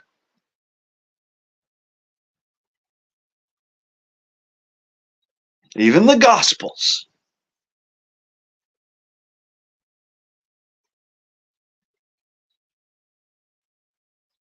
That's why I have the specifics that I have, the outlook that I have, and the fucking mental fortitude that I have. Because I pay attention. I didn't just go to catechism. When my mom was off going and doing other things at work or whatnot, my dad was off going and doing things at work, and I was done with all my fucking schoolwork because I did that the night before. I was sitting there reading the Bible in class. Studying. People thought I was crazy. No, I was just fucking asinine. I wanted to be so fucking on point with what I know that I studied it down to a letter, and I did things in order to fucking perceive it in every different aspect that everybody threw at me, just so I would know what was right and what was wrong. And then I studied other religions. because I realized not every single religion has everything. And funny enough, religion is not supposed to. Religion is one of my biggest pet peeves because it started off as a way of how to live and be a good person. And it ended up being a cult.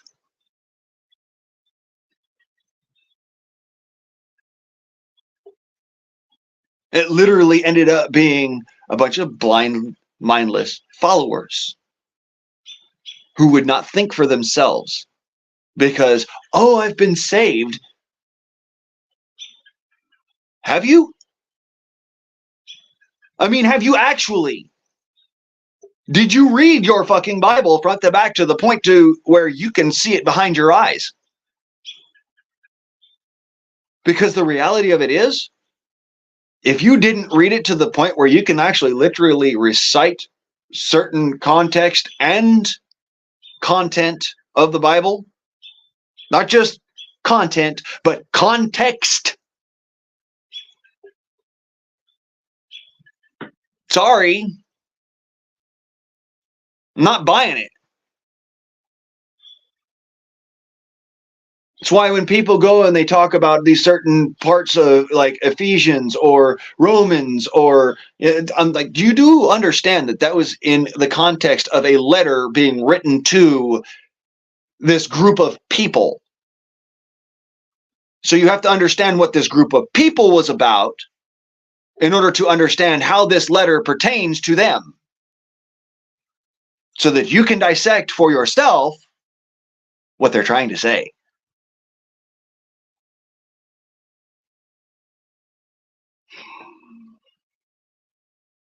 Whoops. A lot of fucking people don't realize how really educated I am in the fucking all of this shit. It's just like, oh no, well, you know what it says in the Bible. Yeah, I do. I don't believe that shit as fucking adherently anymore because of certain aspects that people have repeatedly tried to shove down my throat that are complete bullshit and wrong and not according to that Bible. So I founded my own faith. I walked on my own faith. And I compounded on my own faith. And fuck religion.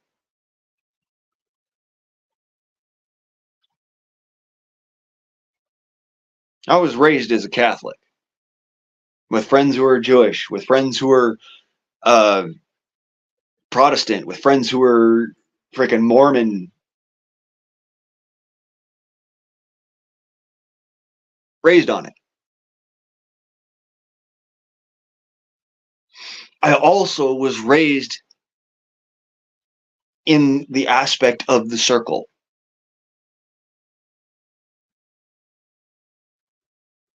And what's more alluring to me about the circle is you don't get a reset button on life,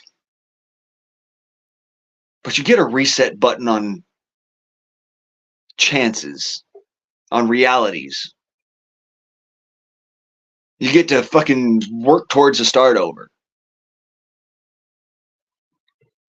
It's kind of like this. You start at the bottom and you work your way up. And then you realize things aren't exactly as they should be and going to plan. So it devolves very quickly. And then you end up coming back to this point where there's only one way, and that's up. And so you keep on going back up and back up and back up and building back up and building back up. And then you realize, oh, wait, this other person needs help. And so that starts to evolve your life. And then you realize, oh, shit shouldn't be this way. And then so, and it's a repetitive cycle. Everything is repetitive cycles. Everything is repetitive cycles.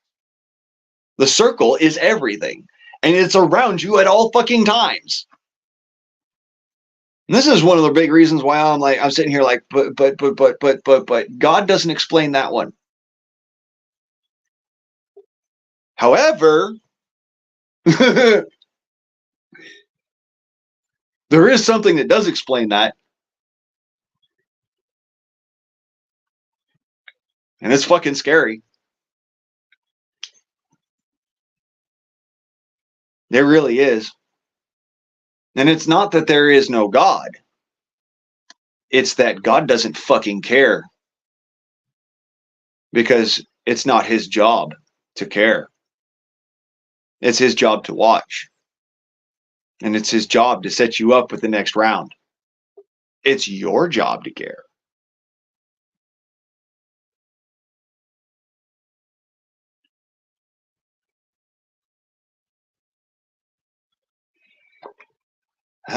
That's what leads me up to the eternal question. What is the answer? And that is why the answer is love.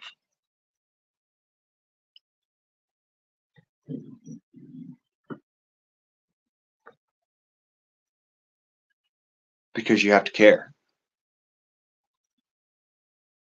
You are on this earth to give a shit.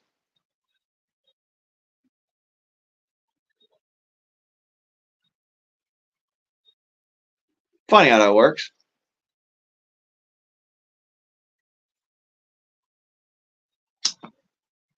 Yo hakohesia.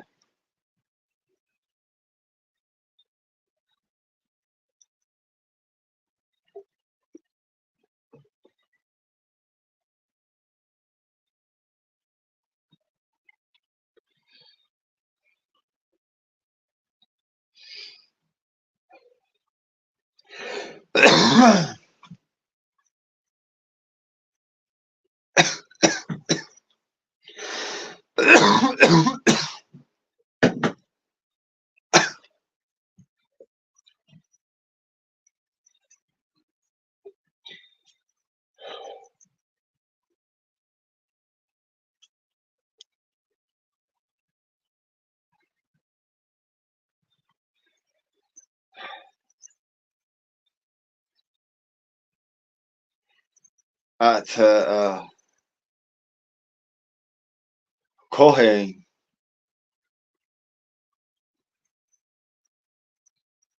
eme tohomahe.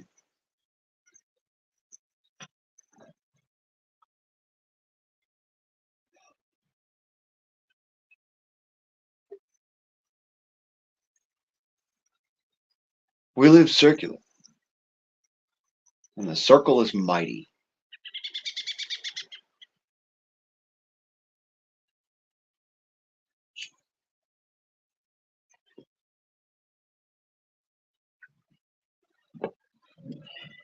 Many Hoosiers.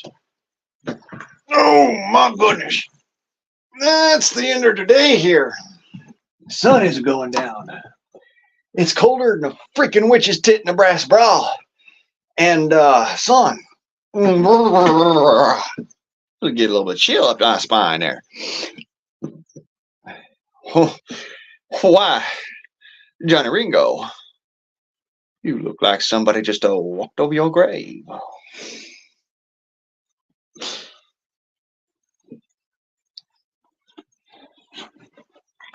Yes, yes, sir, zombie. Most animals do battle to mate, and most all humans do the same. Difference is that how we do battle, literally, in that sense, in that regard. What do I think about this eclipse? Well,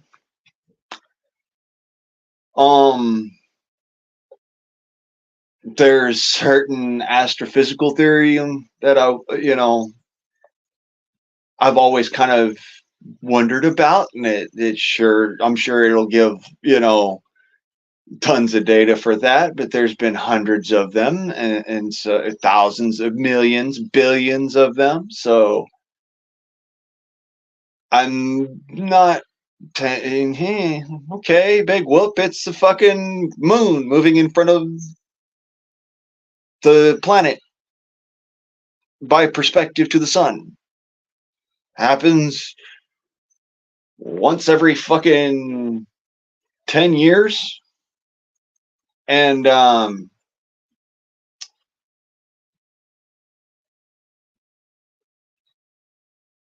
Shit, we get a fucking lunar eclipse every month. I mean, no, not every month. 4 times a year. So,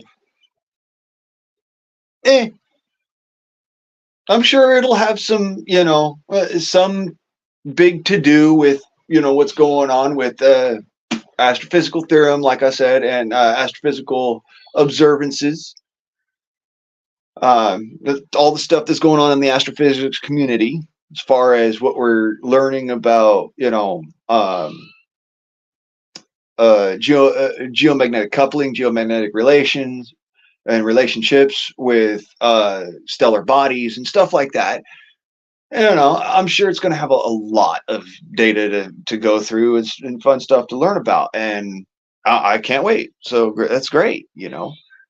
I'm also just as sure that there's going to be the fucking lunatards come out with all this bullshit of, oh my god, I saw a blood moon.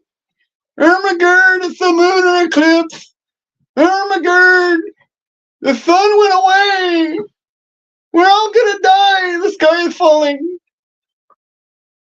Woe is me, woe is me. The sky is falling. But, on all reality, it's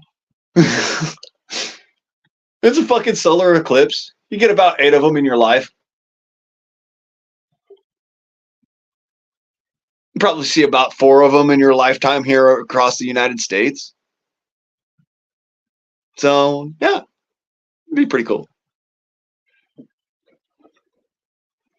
I'm more interested in the Aurora Borealis this evening. That's going to be fucking cool, man. That's going to be cool. Talk about astrophysics. That's my thing. I love astrophysics. It's my shit. That is my jive, man. Astrophysics and cosmology, that is my jive. Like, want to talk gravity?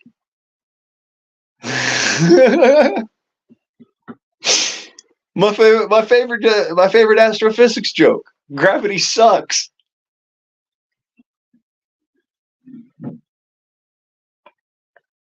If that's not a fucking, a dad walks into freaking the PTA board meeting,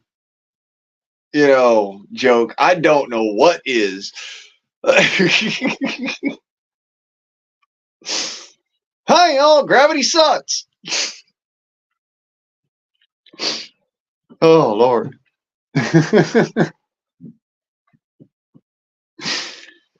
Oh, yeah, no, there's all sorts of fun shit, So I'm sitting here. I'm about to pack me another Husker Du with some toker and smoke her some more. Because, yeah, it's just another Manic Monday. As the Bangles, if any of y'all are old enough to remember that shit, the Bangles said, credit where credit's due, y'all.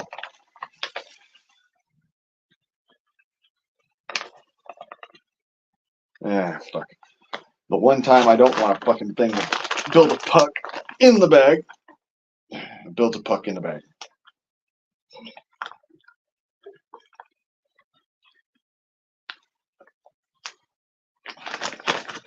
And that turns into fucking powder again.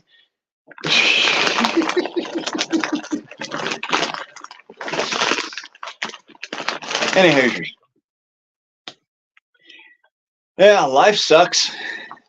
Gravity sucks. No, gravity sucks, life's a beach, and then you surf.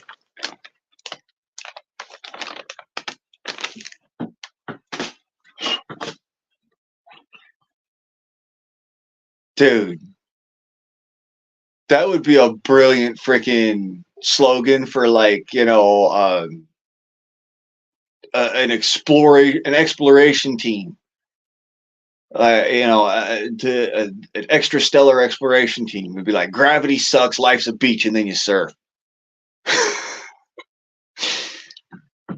Could you imagine being the first person to surf on a freaking extraterrestrial planet? I just fancy the thought for a second. You're the first person to fucking ride a wave on a fucking another planet from Earth. I mean, could you imagine that shit? That would be fucking awesome, man. I mean, that'd be the shit. Why do you think I got into astrophysics in the first place, man? Physics is fucking cool. And physics and philosophy kind of, coincide. They really do work well together. As long as you're a logical person, philosophy and physics, they kind of go together well.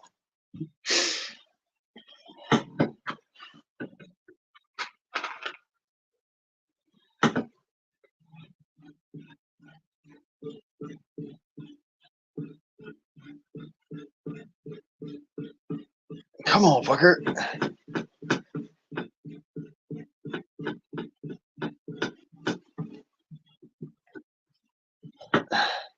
I know it'll do it.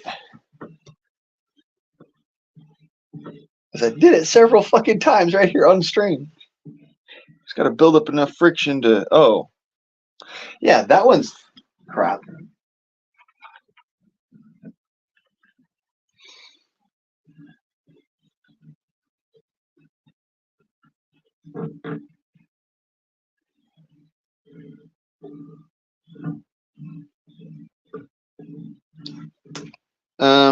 Yeah, that's not going to work.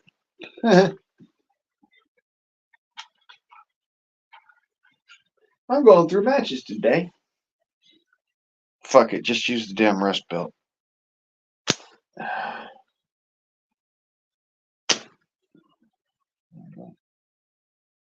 little bit cold outside.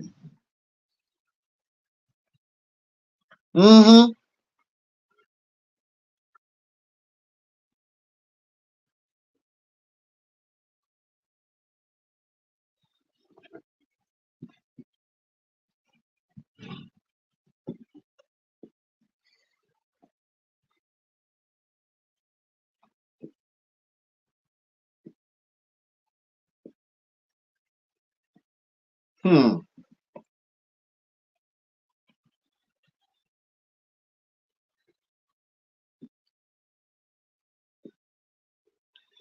A cross-country Freedom Forum meetup tour.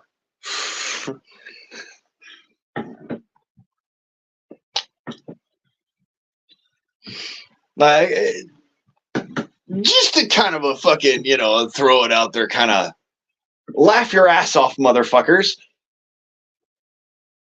Some crazy shit to do. Cross-country Freedom Forum reunion tour.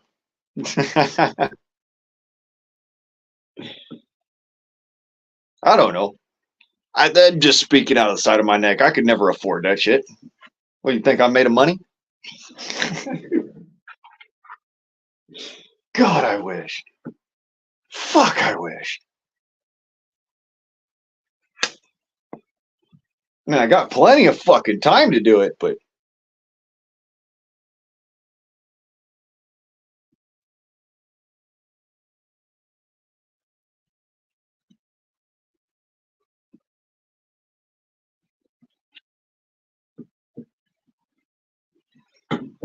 I mean, it's my life. I mean, I got plenty of fucking time to do whatever, but I'm just saying, that'd be pretty fucking cool.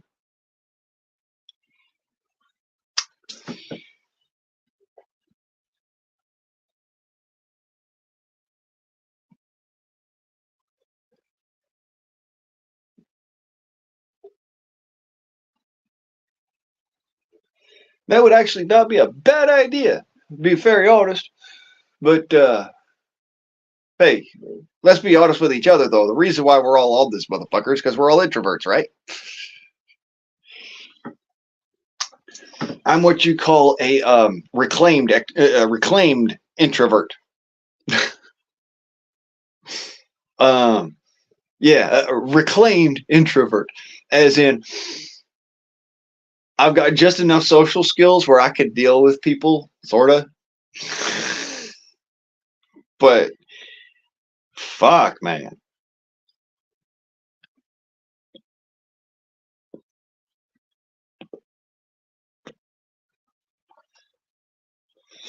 Jimmy Crack Cone special. It's called a teardrop pipe, teardrop pen pipe. You literally take and drill a hole in a piece of wood that way. You drill a hole in a piece of wood that way. You carve out the bowl, and then you stick a pen in it. And if you want, you can shave it down. But I shaved it down to a teardrop shape, so teardrop. But that's literally what it is. Teardrop pen pipe. Make it in your own fucking backyard.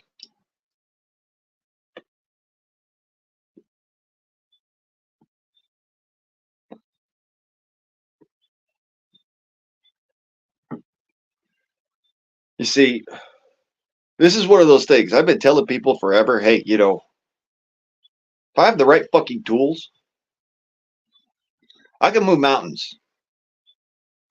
If I have the right fucking tools, I'll fight God. I don't care. A little bit, Frank.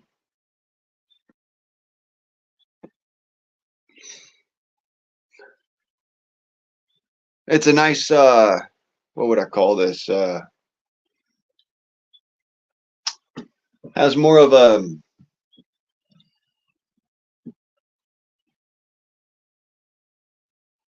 like a soft, look, I wouldn't call it a hardwood aftertaste, more like a softwood aftertaste, like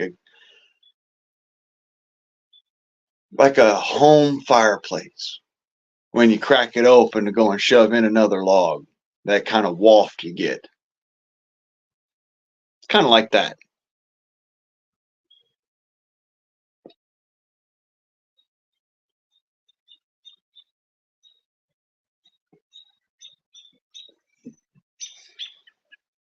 It's actually a really mellow, woody kind of,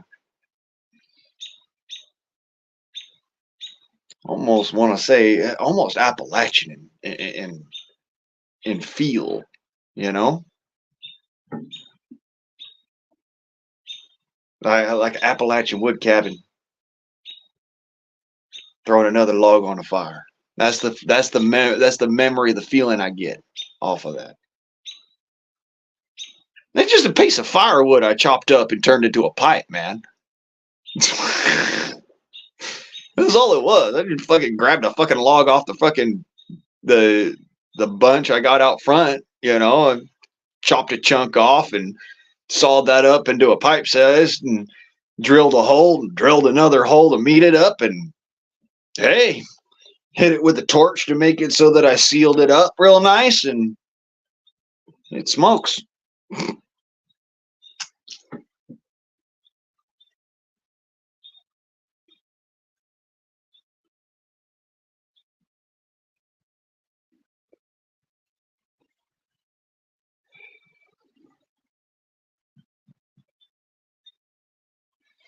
And yes, Grant, it is a fucking good smell. It is one of those, like, it smells like tobacco, like a good burley, like it should, mixed with a wood fire. It just, it gives me vibes of my grandma.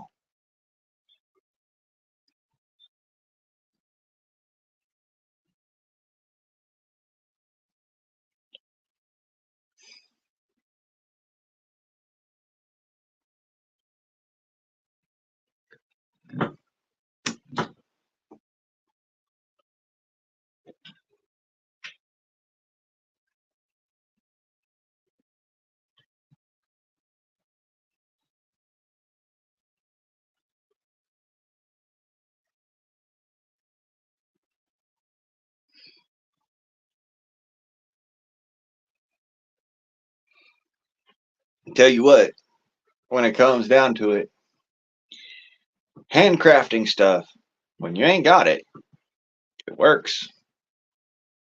If it works, then why do you need to have a professional do it?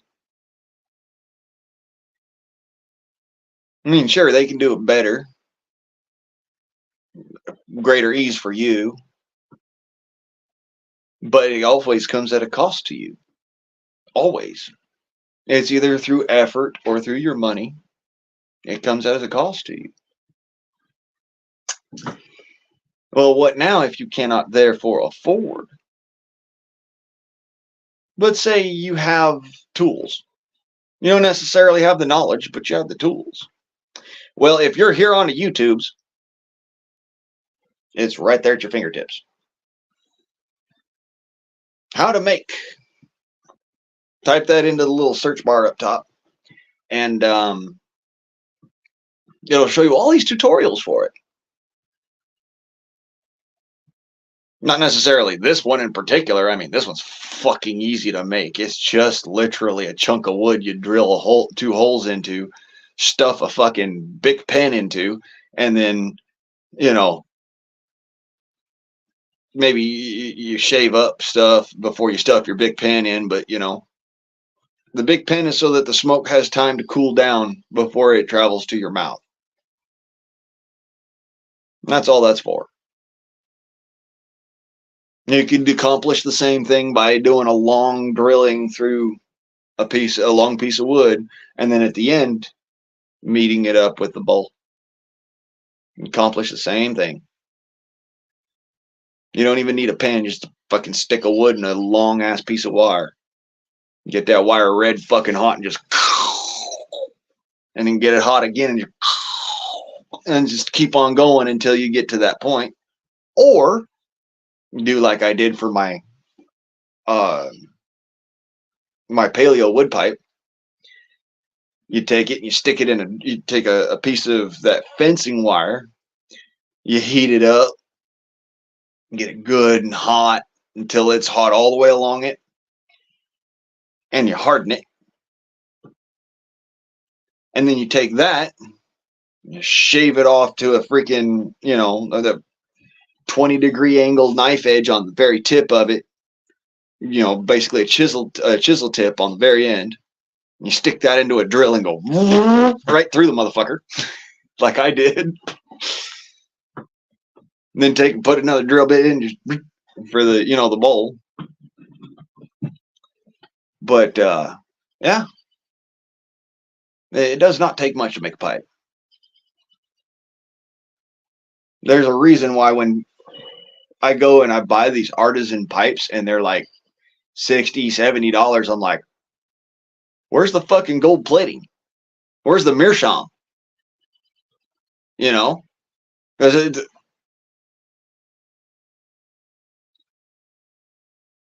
as I said, I don't need it. That's a want. I want a nice pipe. I don't need it. Make my own fucking pipe. I need tobacco to put in my pipe. Running kind of low. But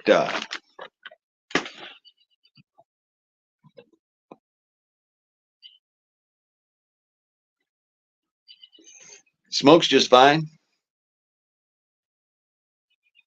Doesn't burn plastic because you don't shove the freaking pipe, the pen all the way down into the freaking hole. You just put it down there and about, you know, maybe that far.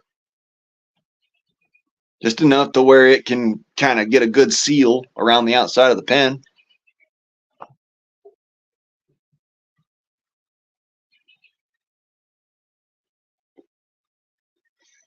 You're not trying to burn the plastic. That's toxic. You don't want to burn plastic. But if the smoke is cooled down by the time it meets your lips to the point where it's not going to burn your lungs, then it's definitely cooled down to a point where it's not going to melt the plastic.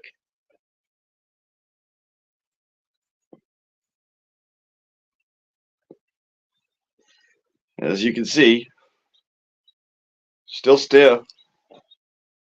I've been smoking out of here for a good minute. Plastic isn't getting molten in there. So, and then just an old pen that my dad had sitting in his fucking toolbox. I says, well, it'll never get used for anything else.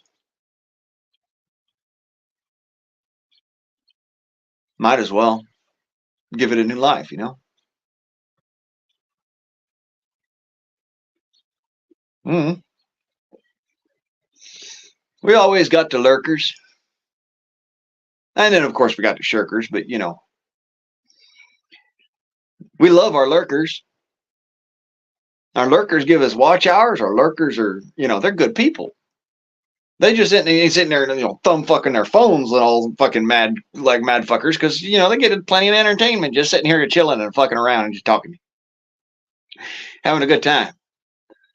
I mean, that's the whole point behind this shit. That's why I do the Freedom Forum. You got the chat to fuck around for right now. The only reason I ain't opened up the panel is because, you know, I just wasn't feeling it today. I'm, like I said, I'm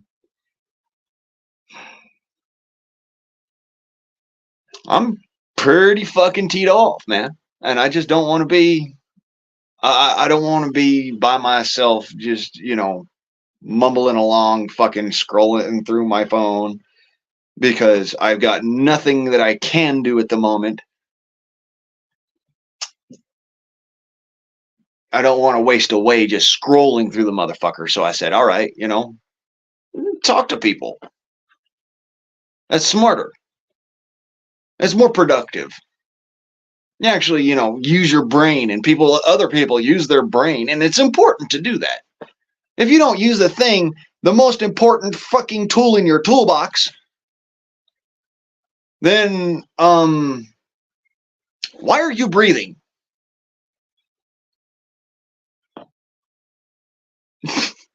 Use your brain. It's a vital organ for a reason.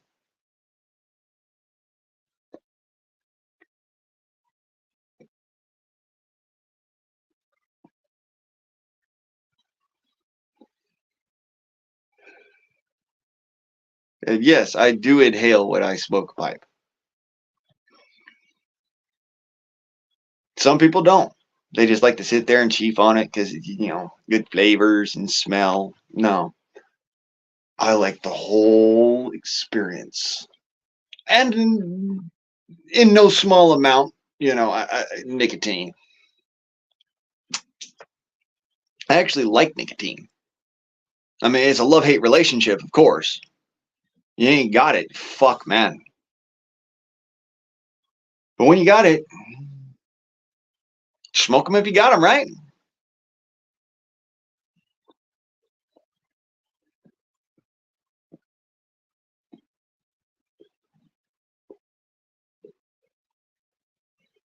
I didn't have any rolling papers, but I'm at this point, I'm not fucking walking to the store for a fucking pack of rolling papers and you know, a grocery run.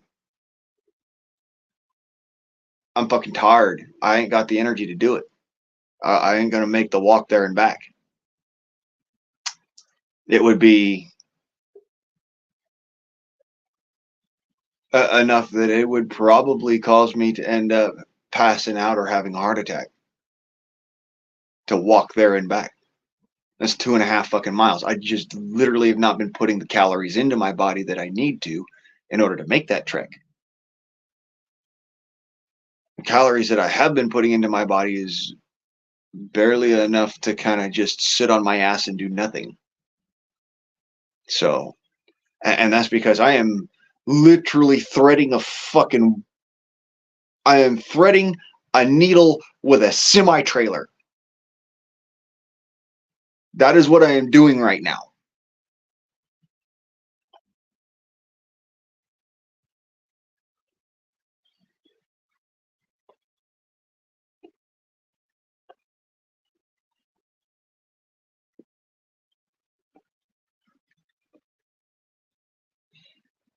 I'm not fasting by choice, Debs or Grant. Sorry. Both of y'all talk about fasting, so for a second my brain went there. Sorry, brother. Did not mean to call you dibs.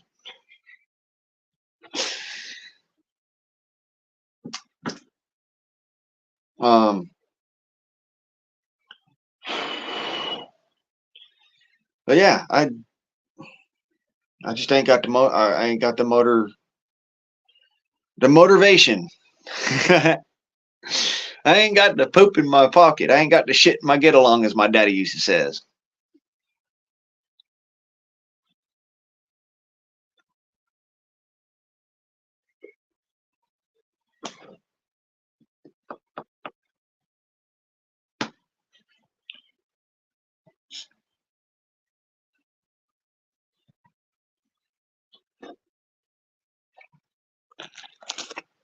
Ha ha ha.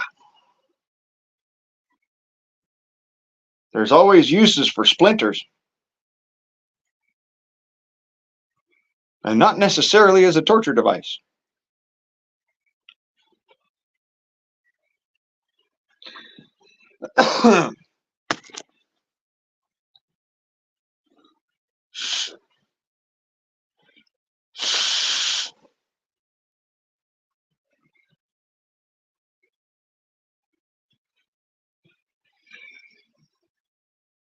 Fuck it off.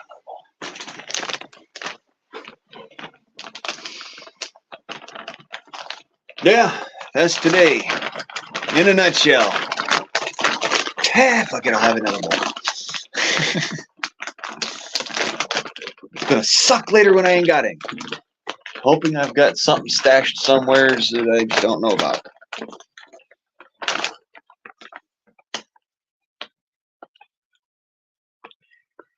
Times are lean,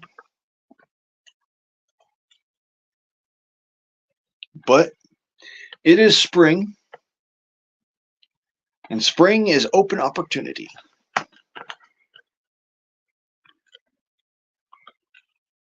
I'm going to be doing some online purchasing here very soon, as I figured.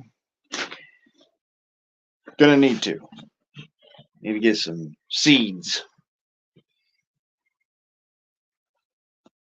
of all different varieties, up to and including the freedom tree planting kind.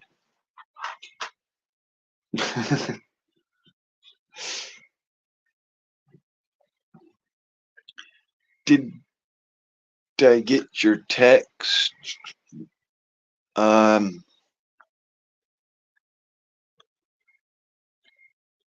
Yeah. Yeah, okay. I got your text. I'll check it. I'll check it later. And see what you said. Yeah, I got your text. I didn't read it all the way because, like I said, I'm on to something else. Got the basic subject. Yeah, I'll look into it further. I have chickens, Frank. I have 2 chickens. That's how I've been able to bake bread. Need eggs. You know what? That might be it. Eggs do not agree with me. That might be it. They really don't agree with me. I don't digest them easy. And I cannot explain that one. They always give me digestive troubles.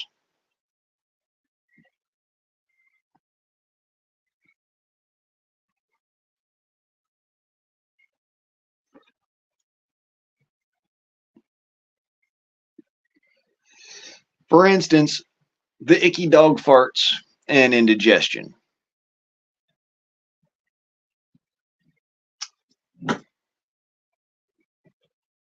So, yeah, I have chickens. And like I said, I do eat the eggs. I do. Just not as much as like other people do. Specifically because Well, one, they're way more filling than regular store-bought eggs. But the other side of it is that they, like I said, they just eggs in general don't agree with me. Beef really fucking does agree with me. It's weird as hell. Like at my age, most guys are sitting there going, "Oh my guts," you know. I've never had that problem.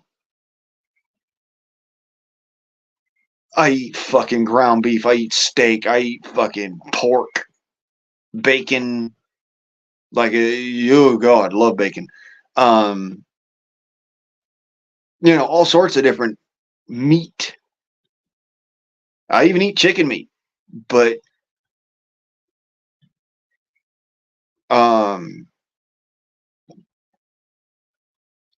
like I said, eggs on the other hand, weirdly enough, they just don't agree with me. That's why I normally just give the eggs to my sister because I was like, yeah, I was trying to do the whole thing so I could raise chickens so I could get more chickens from those chickens, maybe sell some of the eggs, you know. But that's the thing. I don't have a rooster right now. And this batch of chickens I've never had a rooster with. So again, I can't just go and, bunch of fucking, oh, well, I'll take these eggs and I'll incubate them and I'll take these eggs and I'll, redistribute them or what have you. I don't have that option right now because of the way it is.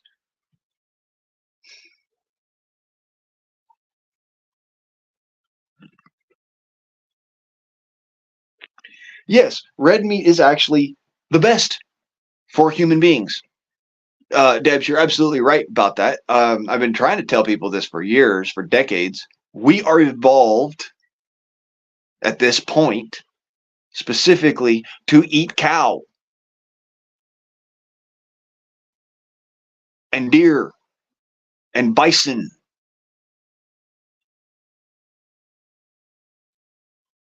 We are evolved to predate upon bovine. That's what we're evolved for specifically.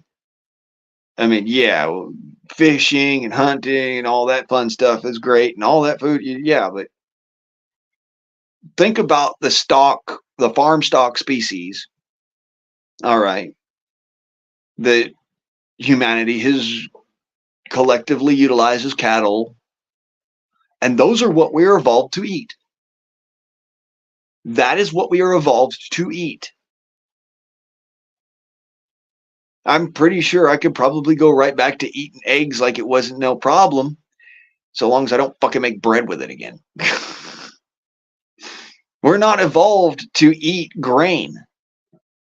Did you know that? Human beings are not evolved for eating grain. It's really not in our biology. Your teeth are actually when they grow out when you're an infant, you'll notice they're incredibly fucking sharp. They are incredibly fucking sharp. Despite the fact that, they're made for, they're evolved previously to humanity's existence, in the primate species, they're evolved for eating fruit and nuts and berries, which we still can digest as a species fucking very readily. Um, our teeth are much sharper than most hominid primates. In fact, most primates in general.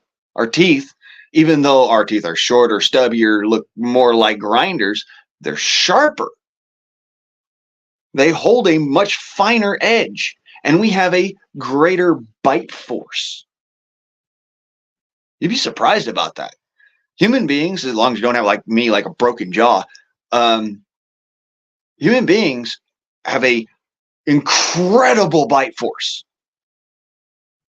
as opposed to like chimpanzees, which they're our closest DNA relative and supposedly, our closest evolutionary kin. But their teeth are geared more towards eating plants and vegetation. They're geared more towards that. Doesn't mean that they only eat vegetation and plants. They eat meat too, but they're more geared towards that. Okay. So I want you to take that into consideration now. If our teeth are actually sharper than our closest primate cousins, and we eat meat as a considerable part of our diet, it's literally been part of our evolution for so long, you can see it in your teeth. Our teeth are more geared towards chewing up meat than they are towards chewing up seeds.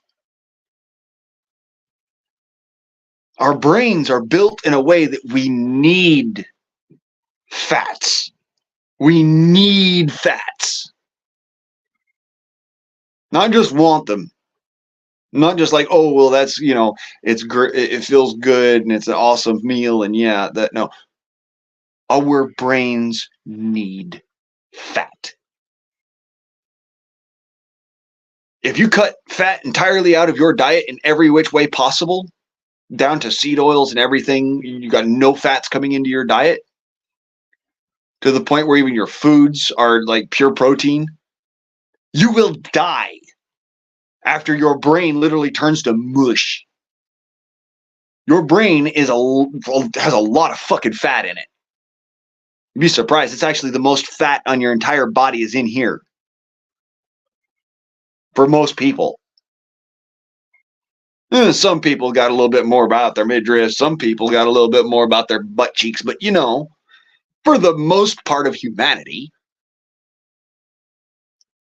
that's where most of the fat is. It's in your brain. So, yeah, you need fat. Your brain runs on it. Your body to a lesser extent, but your brain runs on fat and calcium. Let that blow your mind. Your brain runs on fat and calcium.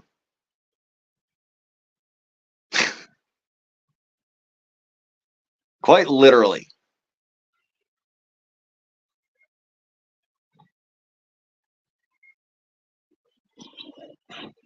What's the number one way to get fat and calcium in your diet as an omnivorous predator?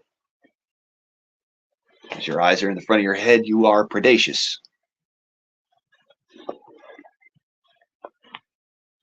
Even if you're an omnivore, you're predaceous.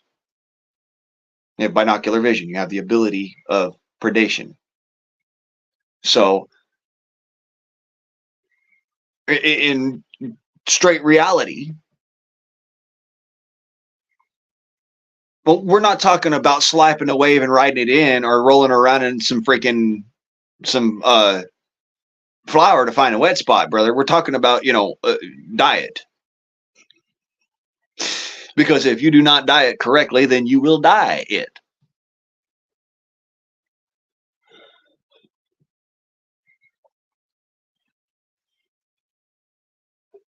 Yeah, no. Don't get me wrong. Liver's actually one of those things like once in a blue fucking moon. I can't stand not eating it. But then for decades, I won't touch it. And the very smell of it will make me sick. And it's literally like, last time I had liver, it wasn't liver and onions. It was literally fried squirrel liver, funny enough. Last time I had liver, I could not fucking wait until it was cooked. It was that fucking desperate I wanted liver. And I don't know, I remember it was, I had some severe deficiencies in, my vitamin intake, my uh, other things, amino acids and stuff like that. I was very severely deficient and was getting sick. And I realized, no, I need to go back to the woods, sort of thing, because something was wrong with the food supply at the time. And I was getting really sick off of the food that I was eating. And I mean, really sick.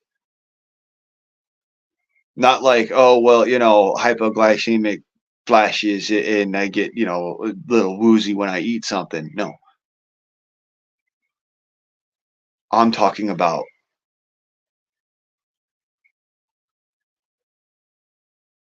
walking ghost syndrome levels of sick.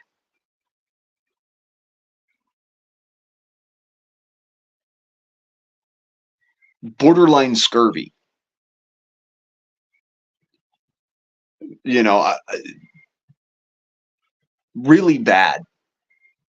And I was eating fresh fruit. I was eating meat. I was eating fucking everything under the sun. I was taking multivitamins. People couldn't fucking understand it. They couldn't figure it out. It was like, well, why is he still getting sick? And it's like, nobody knows.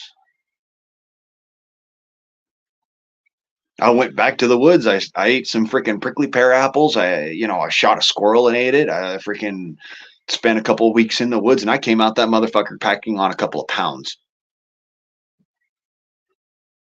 Let that be a lesson to you. I packed on pounds going up into the fucking woods and eating off of the woods for a couple of weeks.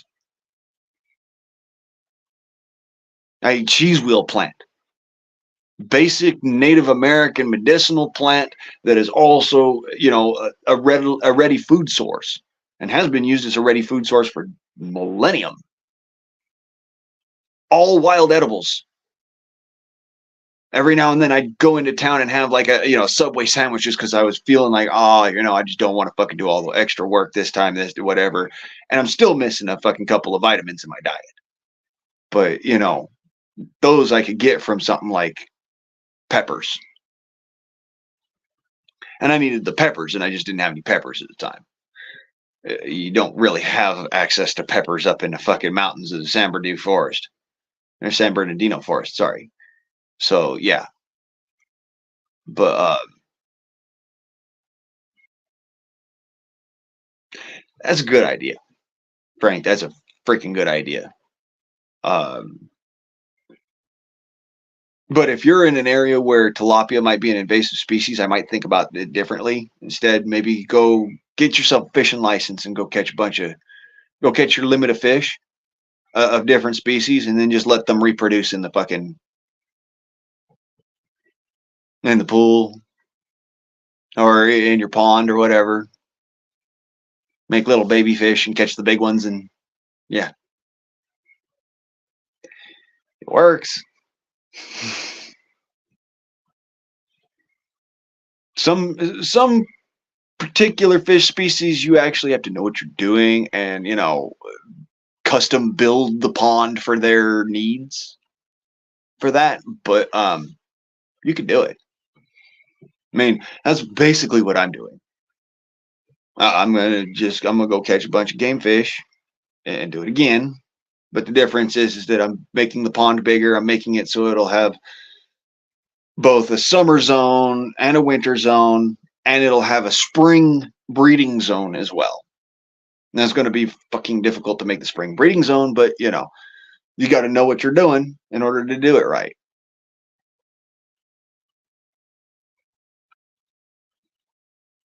Okay, well, yeah, depending on your region, tilapia may be okay or tilapia may not be okay. That's the thing. Some places in the United States, it's actually illegal to have tilapia as a stock fish. Did you know that? Some places in the United States, it's illegal to have rainbow trout as a stock fish.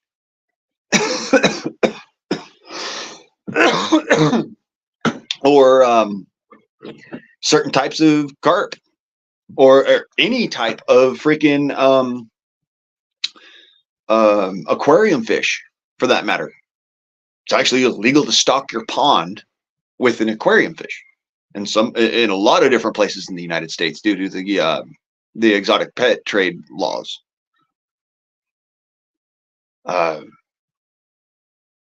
Yeah, you can have you can have them in an aquarium, glass wall aquarium, or large tunny size glass wall aquarium. But it has to be aquarium. It can't be stock pond. And there is a difference according to the fucking law. Blew my mind. I was like, wait. There's a difference between a fucking aquarium and a stock pond? How is that possible? And it was like, well, one is literally for showing them off and one's for eating them. Huh. So if I put tilapia in an aquarium and I eat that tilapia, is that illegal? Yeah, that's cruelty to animals.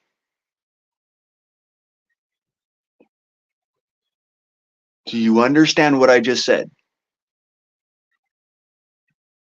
According to the law, if you eat your aquarium fish, that's cruelty to animals.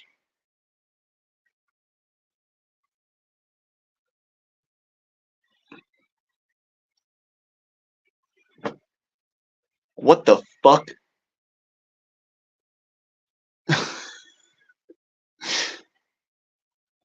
Apparently, nobody's ever seen Jungle to Jungle with Tim Allen. He made quick work of them little motherfuckers.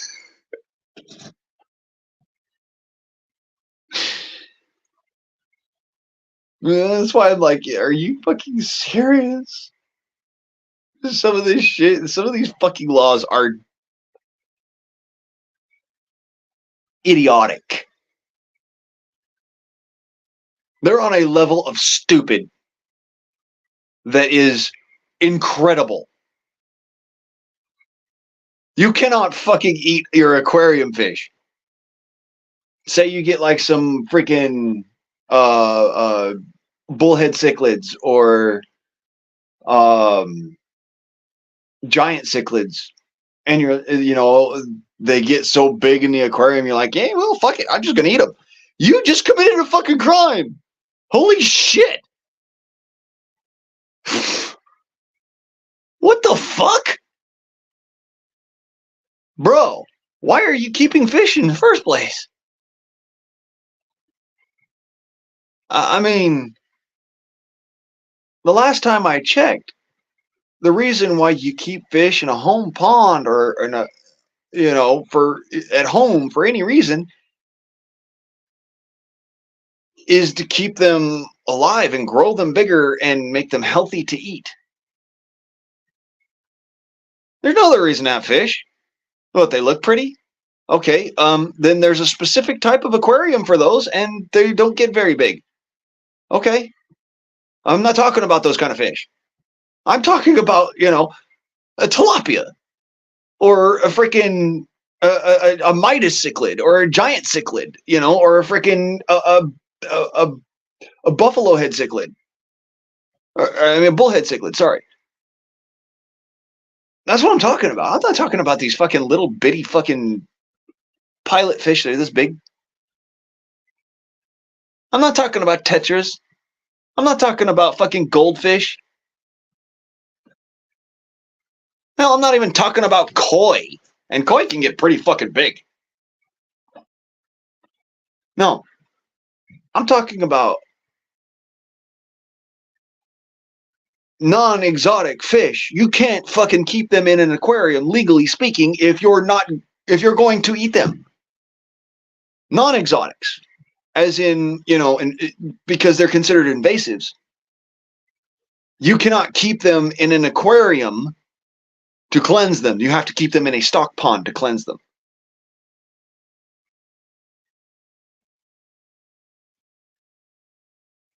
And returning them, in some states, returning them into a body of water that is not secluded. In Florida, I'm looking at you. You return them into a body of water that is not secluded. Some stock ponds are not secluded.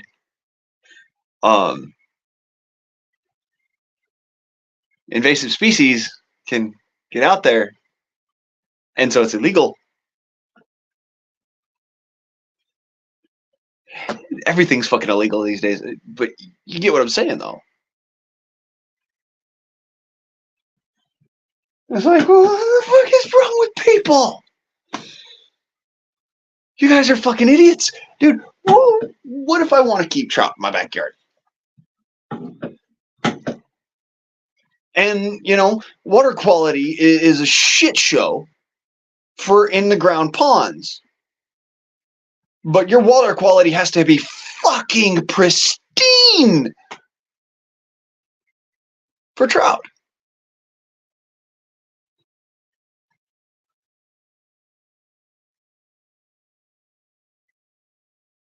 Well, fuck. You can't do nothing with that.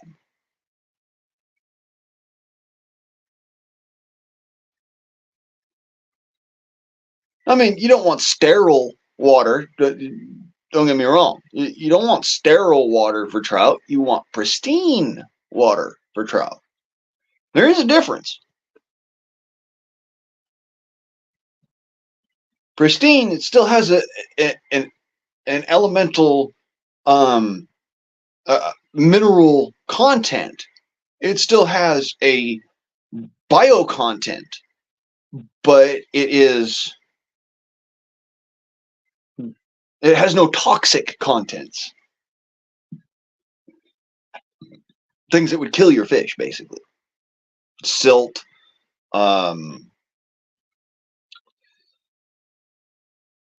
trout don't like silt. Has to have flowing water because they have to be high oxygen content. So again, pristine, not just whatever the fuck that is.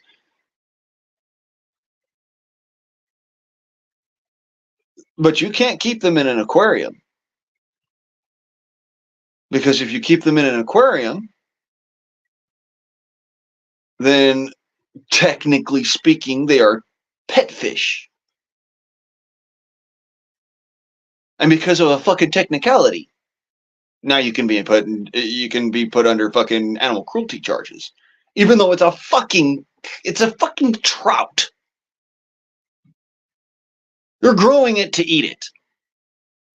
But it's in a fucking glass box, so therefore it's a pet.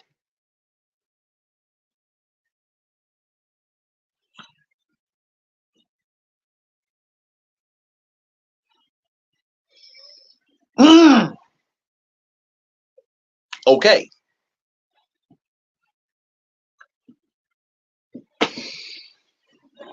Sounds like somebody needs some milk. You know what I'm saying? It's like, what the?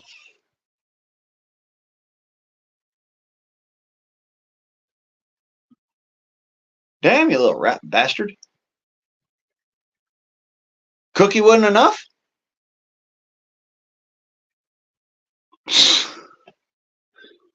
You know what I'm saying? It's not bad. And that's why I says, you are the only one who will affect yourself, your future, your capabilities. You're right now. You're right here. You know, how's the old saying go? Order a pizza and call the cops. See which one gets to you first. Mind you, a pizza takes about 15 minutes to cook.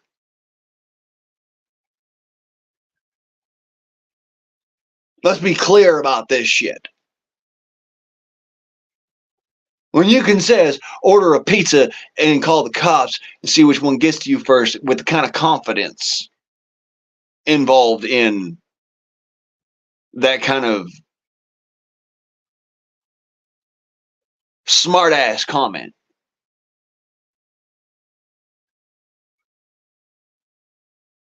You have to look at the logistics of it and understand exactly what the fuck is going on there.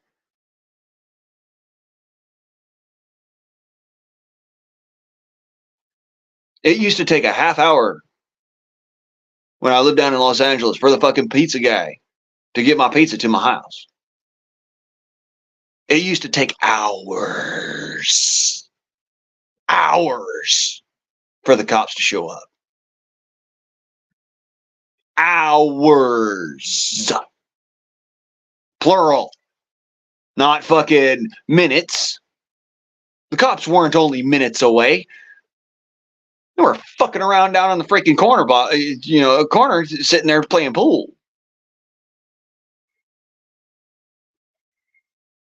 That's the only logical explanation for it to take 3.5 fucking hours for the police to show up to a fucking gated community of all fucking places to investigate a welfare check because an individual was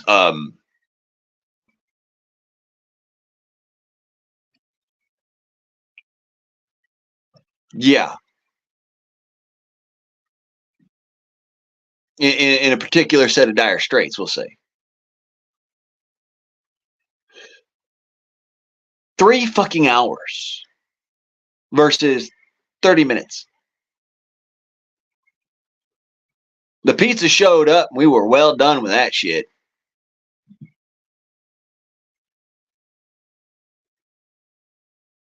Hell, we ate the pizza, we watched the movie, and then we fucking walked outside and hey, there's the cops. Took you long enough. Oh yeah, they took them to the hospital an hour ago. Took my car to do it. But hey, thanks for showing up.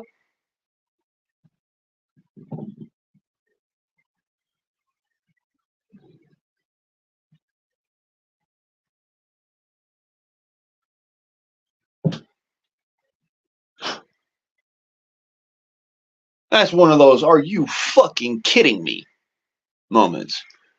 That's about the point in time where I just said, fuck it, I'm buying a gun. Ain't nobody coming to your fucking rescue. Hell, that's back when I first got my 50 cal. Fucking at that moment, I was like, you know what? No matter what happened, what the case may be, I don't care what it takes, what kind of whatever the fuck it is. I just want something that slings a fucking projectile fast enough to punch through a fucking door. Because if it'll punch through the door, it'll punch through the son of a bitch that was trying to come through it.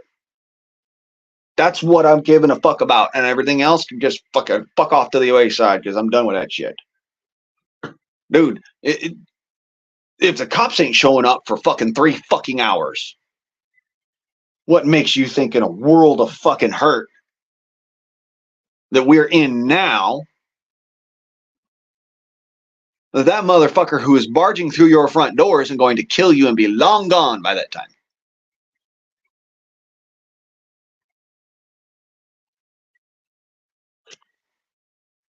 Buy a gun. Keep it at home. Buy another gun. Keep it in your chest coat pocket. Buy another gun. That's the one that you show to your friends.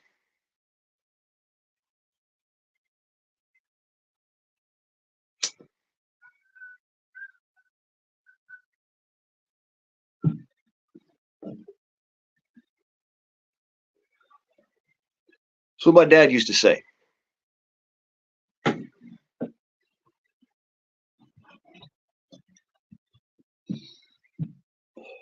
Buy a gun, keep it at home in your bed nightstand. Buy a gun, another gun, keep it in your chest coat pocket. And then buy another gun, and that's the gun that you show to your friends. Like, hey, you look at this cool fucking motherfucker I got. That's my dad's philosophy. That ain't mine. It wasn't my philosophy until recently. That was my old man's philosophy.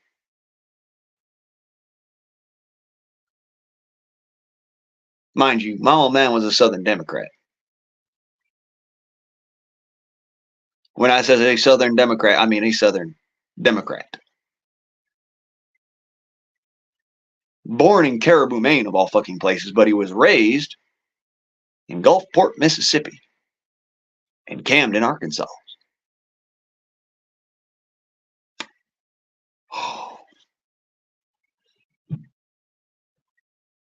And Bayou Lafayette in Louisiana. And also Hawaii, and also Idaho, and also in Alaska, but you get my drift. That's where he drew his roots from, and that's the way that he built his personality around.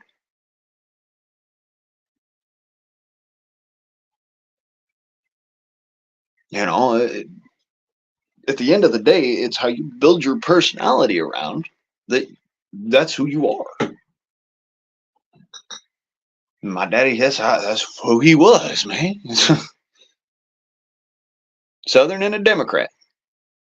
Took pride in it. I asked him how prideful he was in being a Democrat right about that end point there, and he was fucking just irate as a motherfucker. He turned around and looked at me right in the face and says, "Don't fucking call me a Democrat. Either that or don't call those sons of bitches Democrats, because they ain't." And that's my old man who literally from the day he was fucking younger than a tree hopper to the point where he was, literally raising my ass, loud and proud about being a Southern Democrat.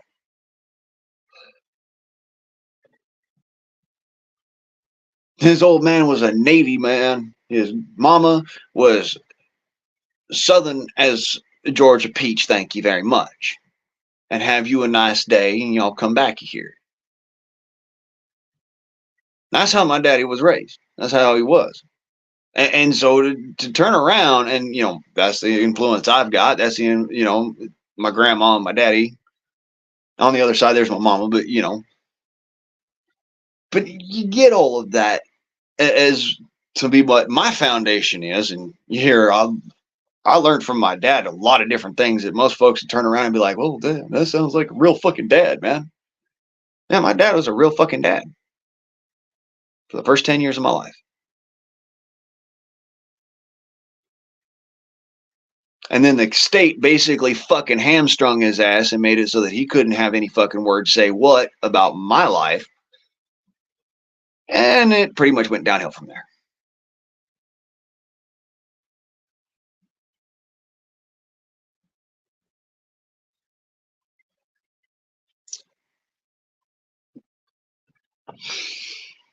But yeah, Southern Democrat,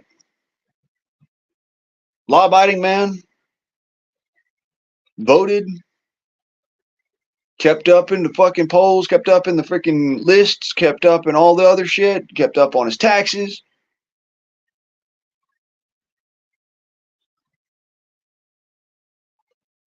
Righteous man. And then at the end of the day, the motherfucker gets screwed over by the fucking country, and by the very fucking party he fucking aligned himself with. Henceforth, why I says,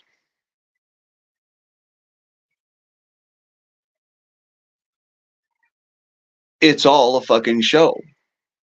It's it's two damn wings, the same damn bird.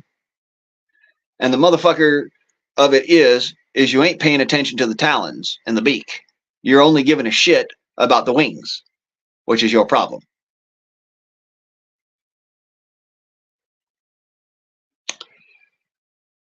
It's all the same damn bird, and the damn bird will fuck you over and bite your ass if it gets a chance.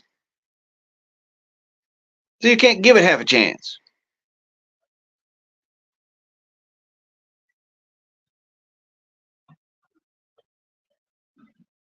That's the reality of it. That's literally where it come down to.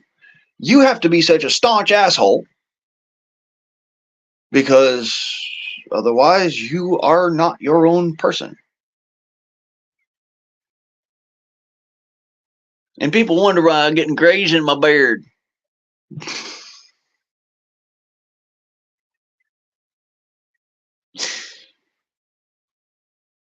Now, I freaking cut most of them off, but hell, I got grays in the top. They're showing up, damn it. I can't stop it. Time marches on. Yeah, fucking all this shit comes down to one simple reality. Either you want for more government or you want for less government.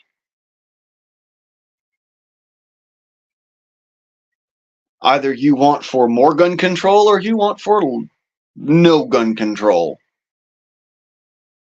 And I mean no gun control. Either you got a fucking sense about your head or you're an idiot. Because that's a reality on this. There is no in-betweens. Not no mores. It used to be okay to be in betweens, but no, son, sorry, no.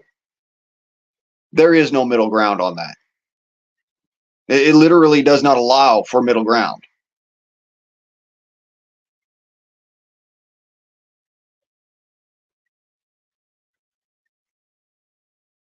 What the hell?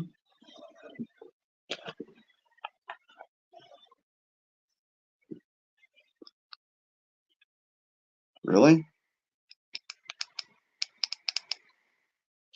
Dead battery. Good to know.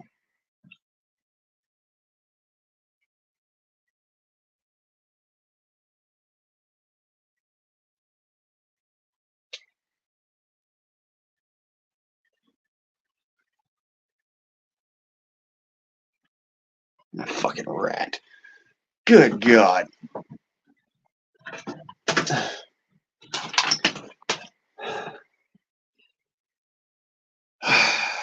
I thought I'd dealt with my rat problem. Nope. The business end of the bullshit has returned. I got to deal with those two. More pest control cometh. Oh, God, I wish I had an ATNX site. Just get all the footage for you motherfuckers so you can fucking dweeb out on and be sick bastards like, yeah, you fucking got another rat. And also so that I could actually see these motherfuckers in the dark, because I've been running different light shades and whatnot, and they can kind of see it, but they can't really see it, but they can see it. It's just weird. It's like they can see it, but it doesn't register. Kind of like with infrared with us. We can see it, but it doesn't register. The reason why you don't register it is because you're registering all these other colors. You're not registering heat. You can see heat. It's a reality. You actually can see heat. It's just a matter of you can't see it in fine detail because you're seeing a plethora of other colors.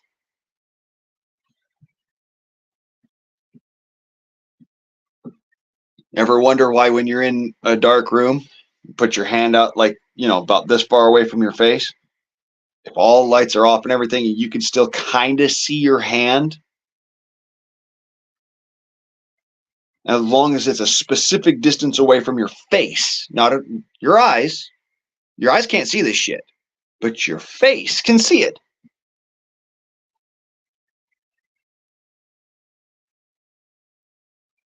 It's because you have specific receptors right about here on across your cheeks. Every human being has this. They're heat receptors.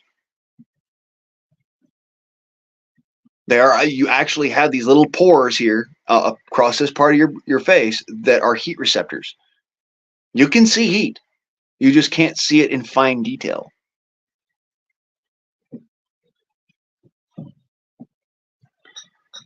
Never wonder why when there's you're sitting in front of a campfire or something, and say somebody throws alcohol in the fire or something, that blast wave of heat and you can feel it on your face, and it's really bright and your eyes are closed, all in the same instance. Like that one momentary point in time where it was just like super bright, even though your eyes are closed. And because it's alcohol, it doesn't burn really bright. It just burns hot. You sit in front of a campfire, all of a sudden, same thing. Literally, that is your body seeing something that is. You do have four eyes. Actually, all of this around here is eyes. Microscopic little freaking pores that are filled with oil of sorts, like a hydrogenated oil. This is literally human biology, by the way, that allows you to see hot and cold. Like if your hands are cold, put it this way: if your hands are cold, put a finger like that up to your cheek, and you'll be able to feel the difference before it arrives at your cheek. Then you have to go from, but you'll feel the difference before it arrives there. You're able to see hot and cold from here. It's a real trip. Of course, I can't see fucking hot and cold in sharp enough definition to be able to shoot a rat with, but ATNX site, they can. I can't really afford one, so hey, but I need one.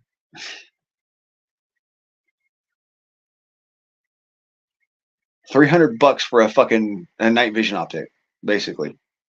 $500 for a night vision optic. Can't fucking splurge for it because I can't fucking squeeze that out of my check somehow. Again, we're back at, payee.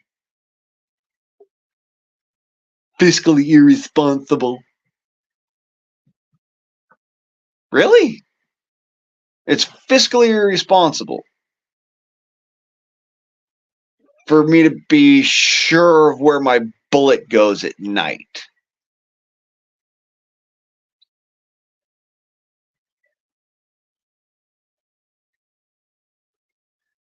You hear yourself. Just making sure that we're on the same page. Holy fuck.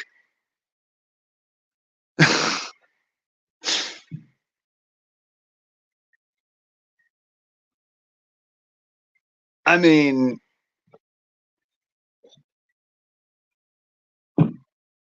common sense.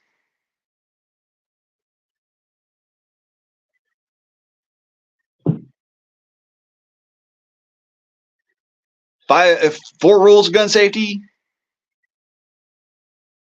What was like number 3 or something? Be sure of your target and what's beyond.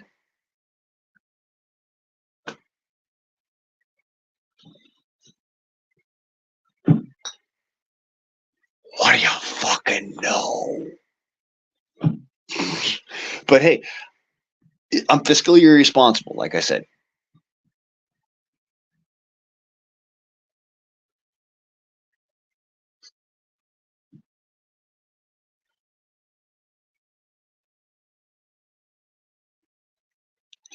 I make sarcasm and jokes about this shit because otherwise I'm gonna fucking reach out. I'm gonna grab a fucking pencil and start John Wicking motherfuckers.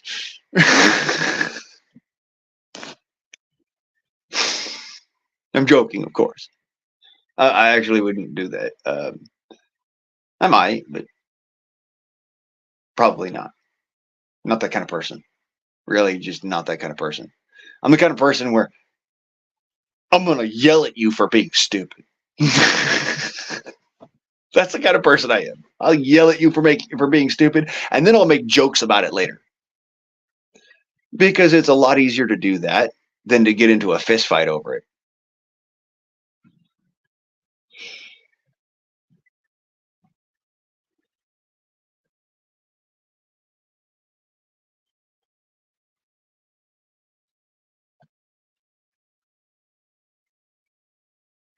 I'm just saying, it's one of those things like that's one of those purchases where you've got to be able to justify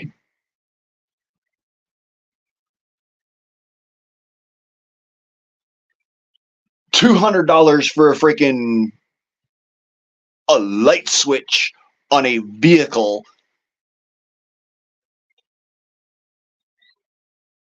You know, the whole fucking switch is one big part.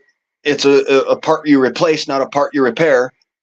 And yeah, it's literally, you have to pay that fucking price. There is no other price for it. There's no other parts for it at that. It's literally, this is the base fucking price for this particular part, for all of these particular motor vehicles. It's the same fucking part.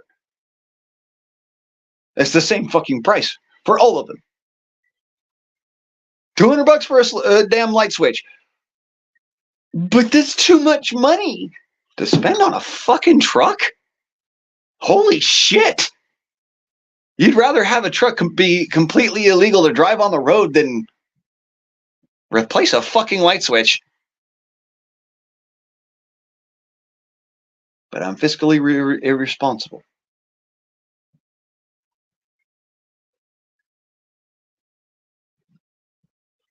This is where, this is my gripe with my mama.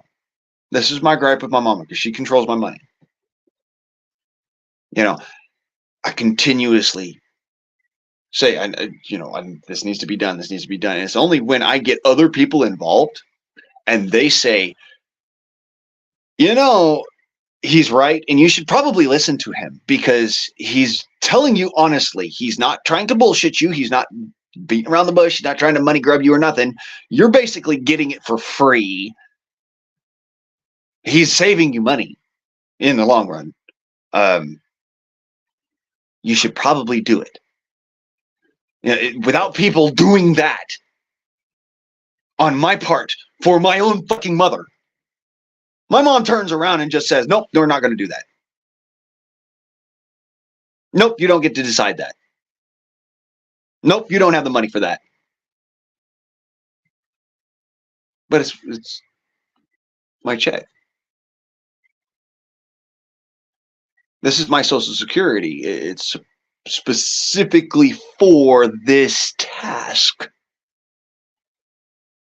of meeting bills and of supplementing whatever income I might be able to get, which is fucking redundant at this point.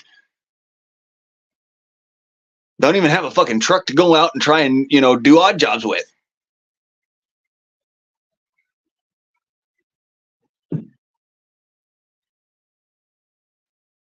But, over a $200 fucking switch, a damn light switch, we argued for almost a full day. Took me less time to replace the light switch than it did for me to get it from her. Out of my money.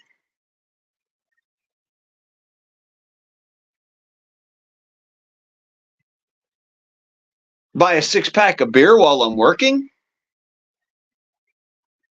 Have to walk halfway down to fucking to do, from, Grand Junction to Denver or something for the fucking beer? No, that's not a problem.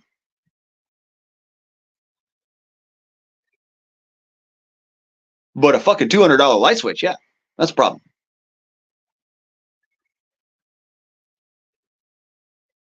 Let's remember, it's going on a vehicle. It's not going into your house. It's not a light switch for your house. This is a light switch which is very complicated, and specifically so that you have turn signals, hazard lights, high beams, low beams, windshield wipers, cruise control, the essentials, for long distance trips where you're going to probably be driving at night or in the snow or in the rain, need fog lights and shit like that, No. $1,000 fucking dollars would have been easier to get out of her than a fucking $200 light switch.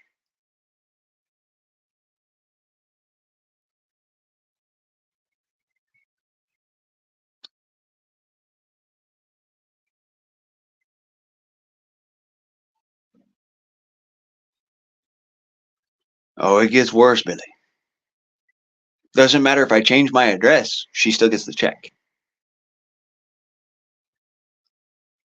You see how that works? She's my legal payee.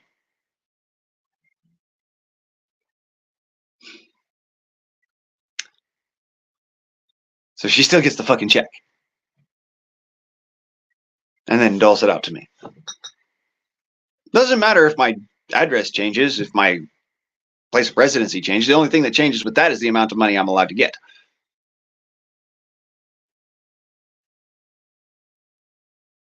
That's based on the state. But the federal doesn't change.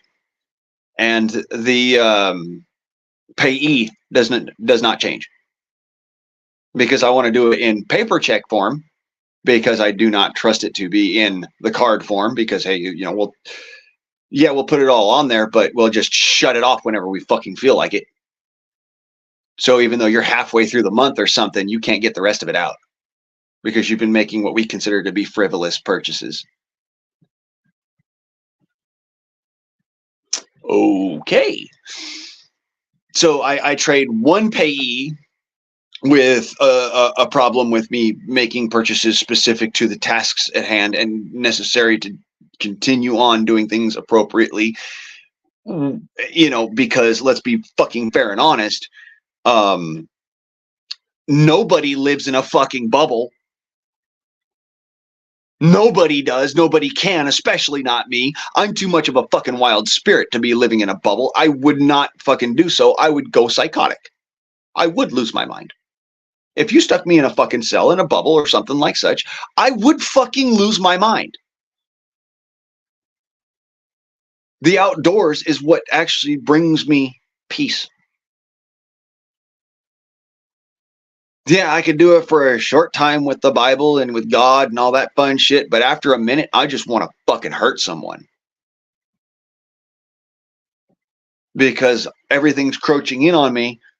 I'm claustrophobic, by the way. That's actually one of the problems with having sensory issues. I don't like people touching me, and I fucking hate small spaces, and I hate bridges.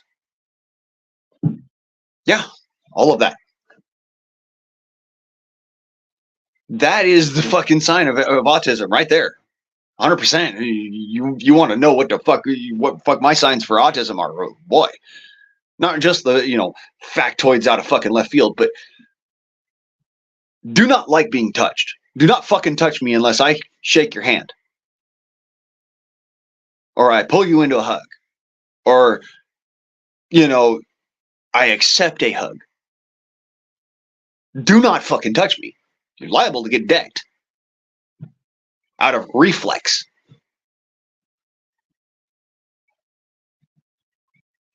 But, yeah. Maybe you're not autistic. No, I'm definitely autistic. Just on a specific part of the spectrum where I'm super fucking high functioning because I actually have some social skills. Although they're paltry at best. I've had I was forced to get out of my shell and do orations. Give speeches and stuff. Forced out of my shell to do such things. I don't like doing that. I really don't like talking in front of crowds. Matter of fact, talking to 4 people is like, But, still, I'm much more comfortable in smaller groups, but that doesn't mean that I don't. I don't like crowds, but I still can tolerate them, I guess, enough to function. But I just motherfuckers make me leery. Too many fucking angles. Too many variables. Too many. Too many. Too many mind. As they say in The Last Samurai, too many mind. But another part of my particular weird ass brand of autism. I remember things from movies and stuff like that perfectly. So, you know,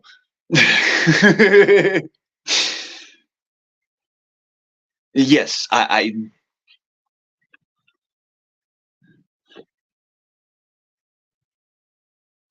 a little bit autistic. Just a little.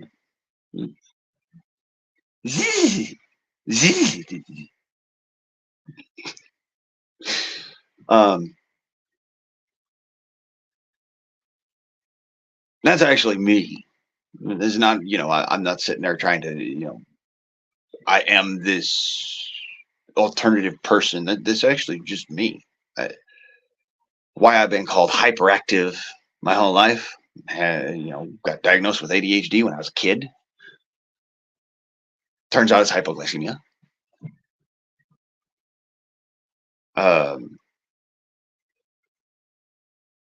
many of my traumas as a very young child led to me being more on the level of autistic. Many of my traumas, and when I say traumas, I mean plural. Yes, look, many of them. When I was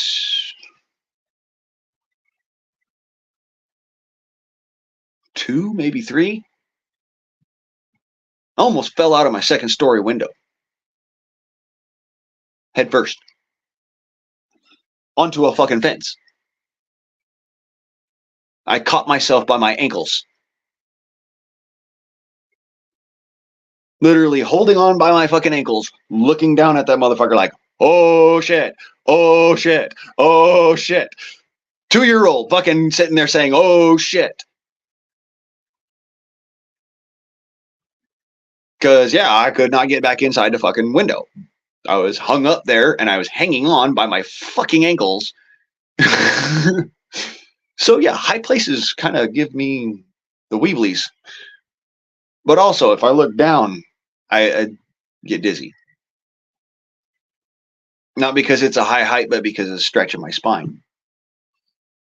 But that's reason number one why bridges have give me a problem is because most of the time, in suspension bridges in particular, not only the fact that all the facts are going through my brain at a fucking mile a minute about the bridge that I'm on, and I know all of this, that, and the other, and every little fucking piece and part that can come apart, and all the different ways it could kill me. But at the same time, I also understand completely.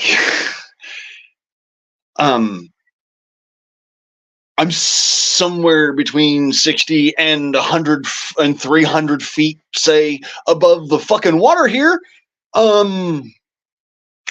In a 10,000-pound vehicle. Yeah, bridges freak me the fuck out. Small bridges don't give me any kind of pause. Say whatever.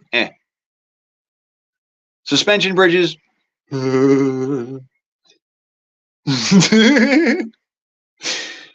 So yeah, I'm high functioning, but at the same time, not. Not. I'm just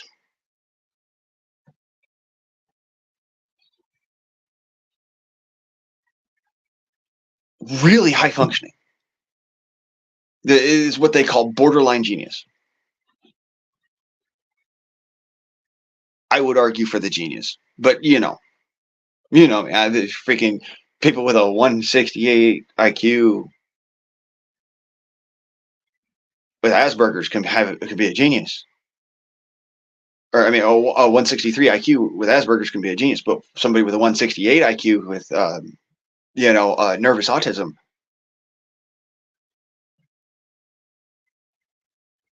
No, you're borderline. Okay, sure, sure, sure, sure. Y'all are dumbasses, and thank you very much.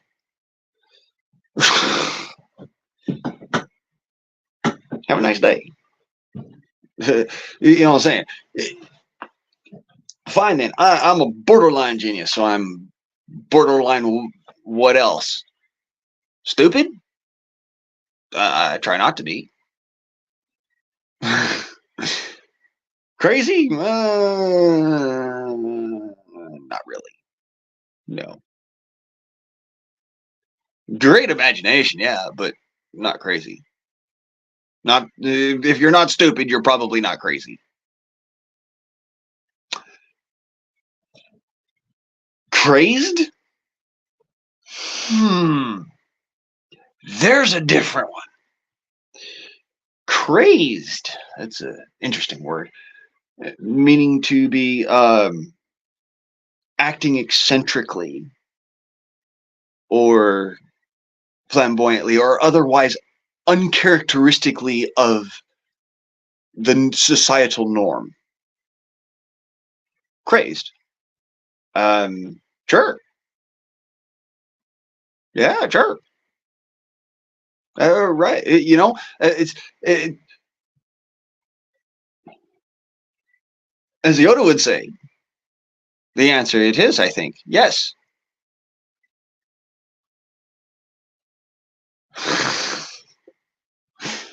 Yeah, okay, sure. Crazed. Specifically because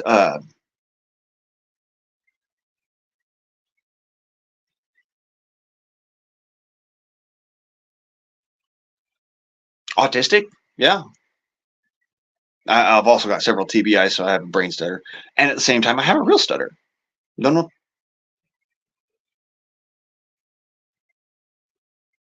and yes, I do have ADD. It just and it gets more pronounced as my hypoglycemia comes out,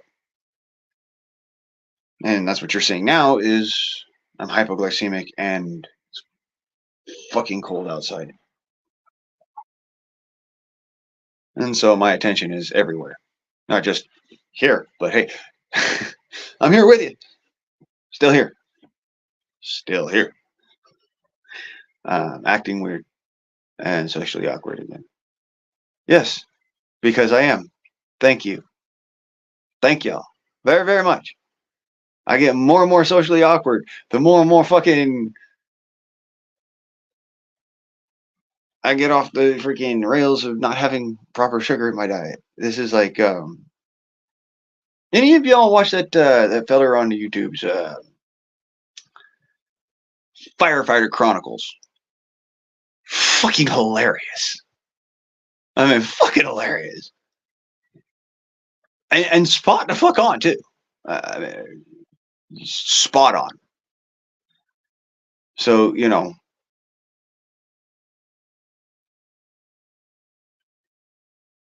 funny motherfucker. You ever seen a hypoglycemic autistic? Well, hey, yes, I'm an asshole and I'm a jackass and I do all of the above. But at the same time, I'm also a very smart motherfucker and very self-deprecating. Yes, I try to stay humble because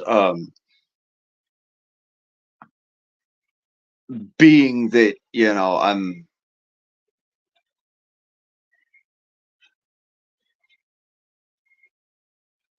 just asinine about facts. It gets me onto that level of I'm and mind the pauses are for good reason. I apologize. I'm trying not to stutter and stammer so much. I'm really trying, and my brain is hitting that wall of fucking deceit. So bear with me. And what I call the wall of deceit is where you hit that brain fart because your brain's going and going and going and going and going and going, and then it can't go no more. It seizes up, and then it says, "Okay, now I'm not seized up anymore. I can keep going. I can keep going." That's what my brain does. There's literally life inside of here. Is that my brain goes and goes and goes and goes and goes and goes and goes and goes and goes and has done fucking 90 different fucking logistics and math problems in the time that you've taken to explain that your Aunt Carrie last week had, a triple bypass surgery. And so now, I've already thought about exactly how that would look. Wow, fuck, I hope she's okay. On top of that, I've also looked into the options and opportunities of medication for her. I've thought about the consequences of exercise for her. And at the same time, I'm also wondering about your psychological health.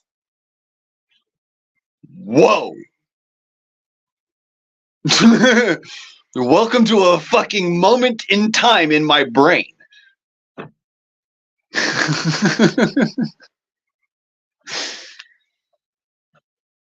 And that's just normal. I just normally, I kind of, I hide it better. You know what I'm saying? I hide it a lot better because I'm able to slow down more because my blood sugar is not so low. Whereas right now I'm fucking hyper because I got way too much fucking insulin in my system. If you didn't know, that's how that works, by the way. Hopefully, any of you who have diabetes don't go outrageously stupid with the diabetes, the insulin, because it's supposed to basically digest sugars. And if you're hyper, that's a good time to take insulin. If you're not hyper, don't fucking take insulin. It'll put you to sleep.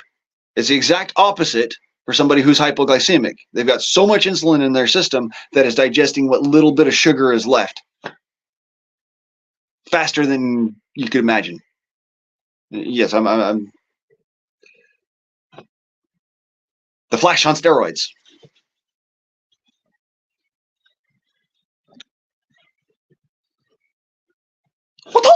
Oh yeah, you know, doing goofy shit. But yes, that's hypoglycemic. I am, and it's a downward fucking spiral. All right, have a good one, Debs. Yeah, soup. That'd be nice. Wish I had some soup. Anything but that fucking bread. My kidneys hurt so bad. Not fucking bread.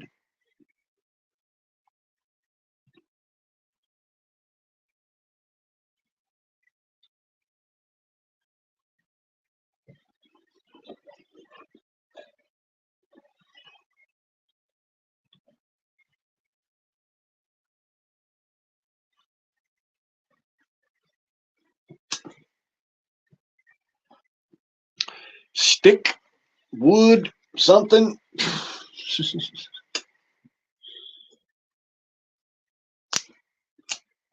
Huh.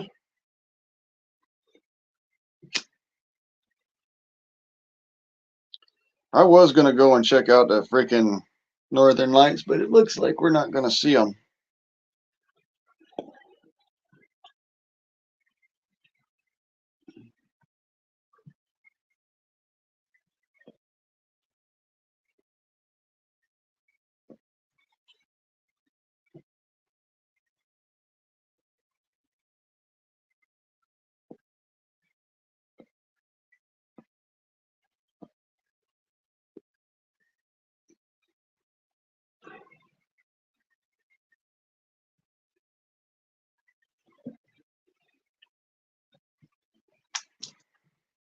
Yep, it's been one of them days. Here we are. It is 9 o'clock. Holy shit. 9 o'clock. Mm-hmm.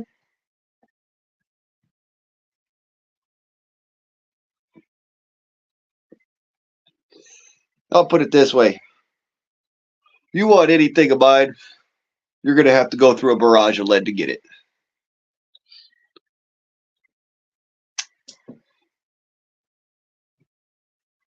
I'd be more than happy to sell my eggs if I can fucking build a damn kiosk down the road or even out front. But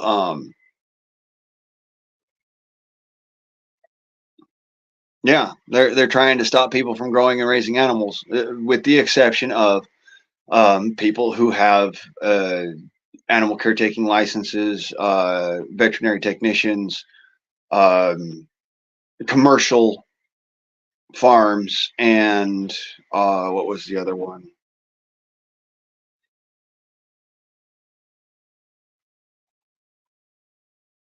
Oh, equestrian holdings.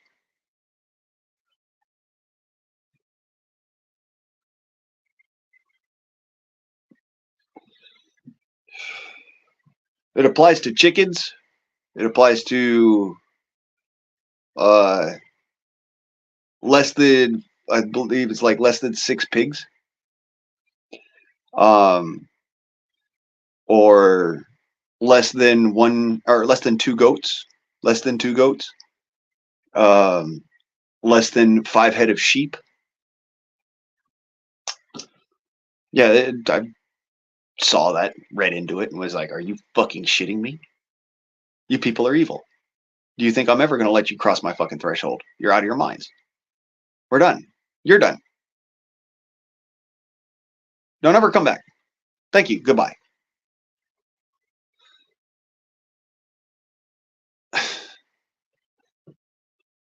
Yeah, and you can't own a cow on suburban property. You can have chickens. You can have a goat. You can have up to 5 sheep. You see how this works? And these are the laws that are already existed in Oregon for the raising of animals and caretaking of animals.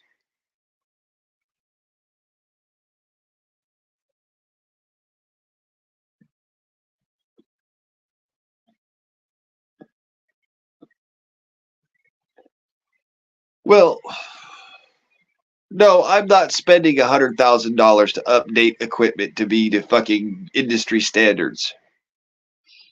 Industry standards have been fucking met.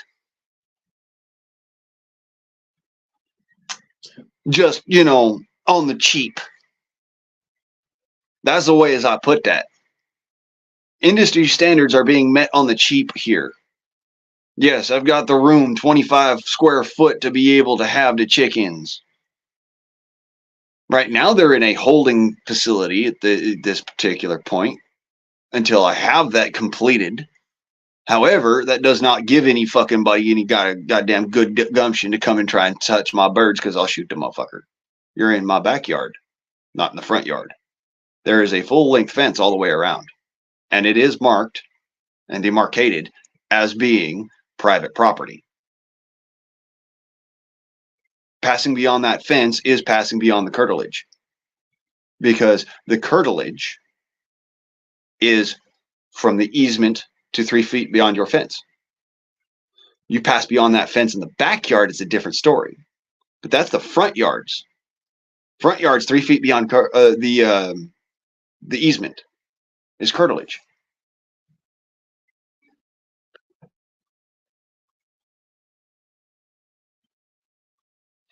But that's for the whole castle doctrine bullshit, and I don't even have to worry about castle doctrine because fucking guess what? Welcome to Oregon. There's actual stand your ground here. You just got to know how to do it. But there is actual fucking stand your ground. It's just not in Portland. Newsflash, I'm not in Portland.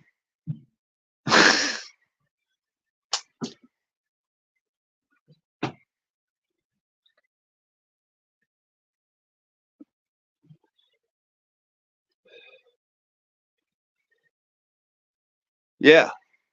Uh, that would be Idaho, Wyoming, and Oregon. All fucking want to play that game. Oh, and Washington, funny enough.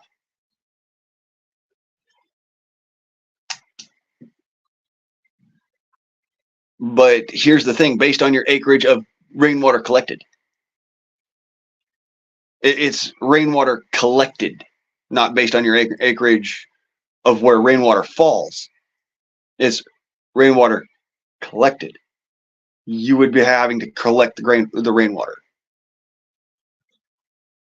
And it can't be just, a natural substrate orifice, or say like a pond or something. It has to be an actual catch facility that catches the water.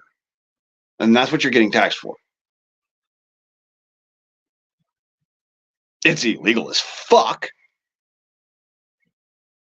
but that's their reasoning behind it.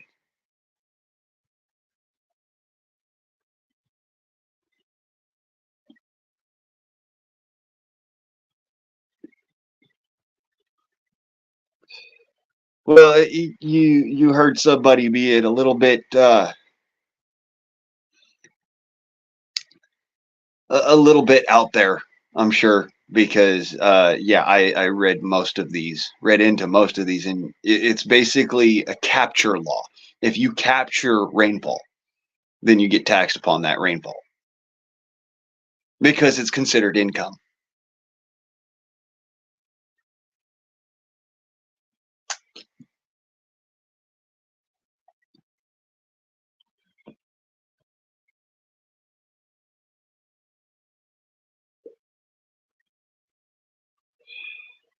So basically, you're not being it's not a tax on the water that falls on the roof and then goes down the storm drain because they're counting that. It's a tax that they of the rainfall that doesn't fall down the storm drain and all actually is carried on into your receptacle. Now, if you have a cistern or you have a a water tower or something, a cistern and pump to water tower system, they will check the acreage of that and place that to your property tax based upon the rainfall of that year. That's what they're proposing.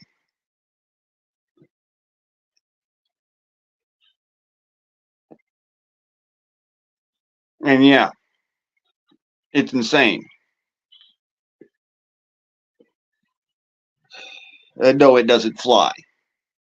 Look, I'm gonna be fair and honest. Nunky Sam, I don't see you out here building me a fucking cistern. No, I'm gonna have to fucking put it up. I'm gonna have to fucking build the motherfucker. I'm gonna have to fucking put in the pump. I'm gonna have to buy all this shit. I don't see you getting it up off your ass to come and do the fucking work. I don't see you getting up off your ass to produce a fucking thing. So, um,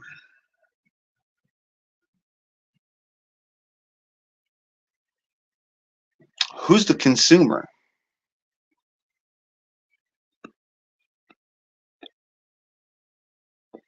Because you're not consuming it. In other words, it's literally just a hole. What do you do with a hole? You just stay away from it so you don't fall in, right? I mean, it's common logical sense and reason. You stay away from the fucking hole. You don't fucking tax the hole.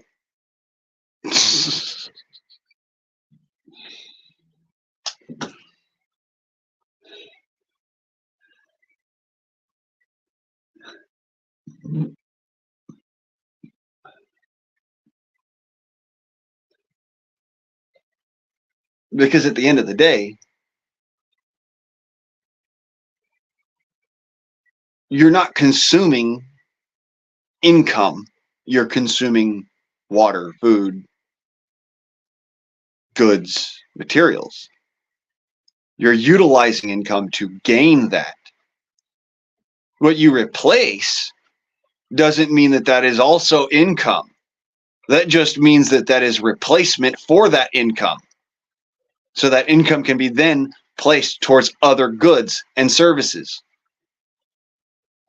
because you have supplemented it. Doesn't mean that it's a fucking taxable item. It should not be. In my particular opinion, nothing should be taxed, but what the fuck? What do I know?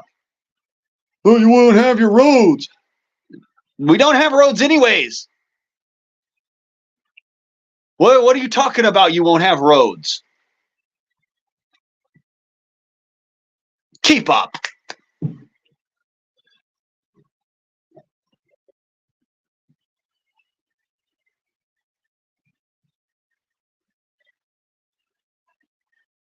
Right, because you don't own the property you're on.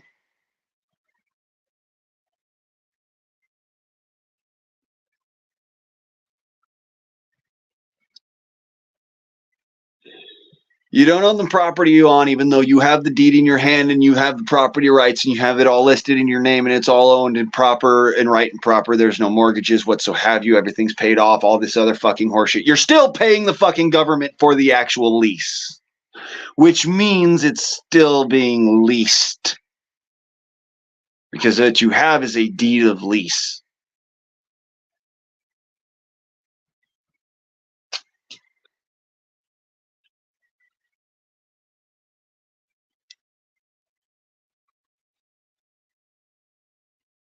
Don't hate the player, hate the game.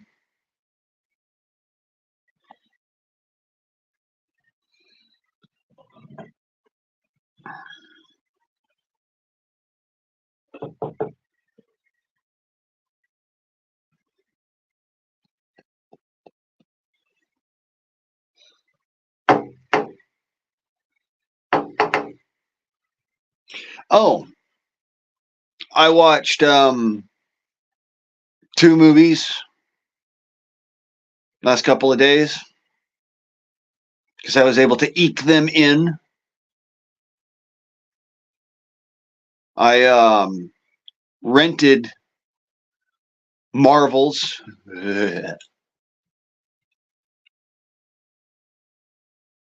I'm so sorry I did. I want my fucking $5.99 back. It was a waste of money. That was a waste of money. And I accept it. I needed to know what the fucking hype was about, what the fucking bullshit is, this, that, and the other, and who was talking shit out the side of their neck and who was being real. And I know now, but fuck. That was not a wise transaction. On the other hand, Avatar, The Way of Water. It was a pretty good. It was a pretty good movie. Pretty good. It wasn't fucking Avatar 1. It wasn't stellar, but it wasn't it wasn't Interstellar, but it was all right. I still was able to poke a couple of holes in the fucking physics and was like, but for the most part, okay. Yeah, that works. 13 days. Not sure if I know you, but hey, you obviously know me. Nice to see you. Welcome. So yeah, recommendations on movies to rent or buy. Movies to rent in order to understand that you should never fucking waste your money. Marvel's. It was worse than Deadpool 2. And yes, I bought Deadpool 2 because I'm a Deadpool fan, but how fucking cringely woke they went. I was just, oh my god. Please don't let Deadpool 3 be that way. Please don't be that. Fuck. Oh my god. If I was Ryan Reynolds, I would have been like, oh, fuck you. You'd think that Green Lantern was bad enough. Fuck. But I digress. I was talking about movies to rent in order to understand and never fucking waste your money on them, and then in turn, movies to buy because it's actually a fucking good movie. Avatar, Way of Water, good movie. Let's see here, what else did I fucking rent?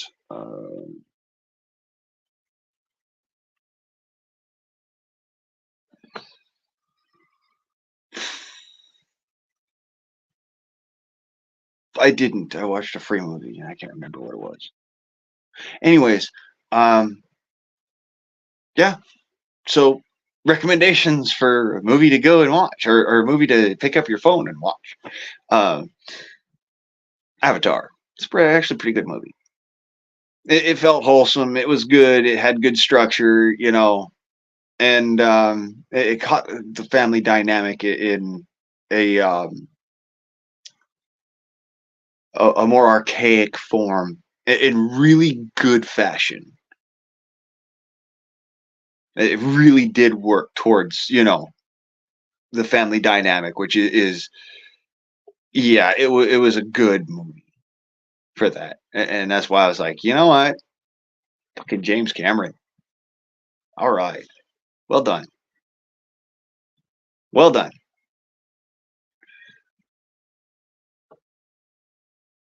That was a great movie. I will say that it was a great movie. It's one of those ones. Yes, go watch. It was good. Um,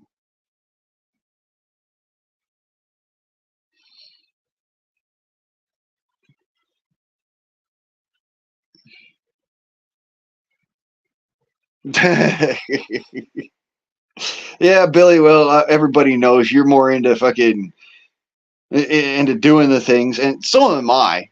But when I can't do shit and I'm kind of just fucking stuck, um, I watch movies because that's actually, I watch a movie or I read a book or I write my book, um, and that helps me get out of my head a lot. It also it just helps me to zone the fuck out and enjoy something or criticize something, depending on. Um, that's why I don't go to theaters anymore because people fucking hate me in a theater.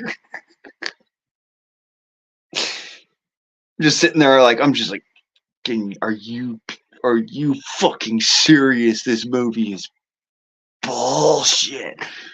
And I'll fucking voice it right in the theater. This is why,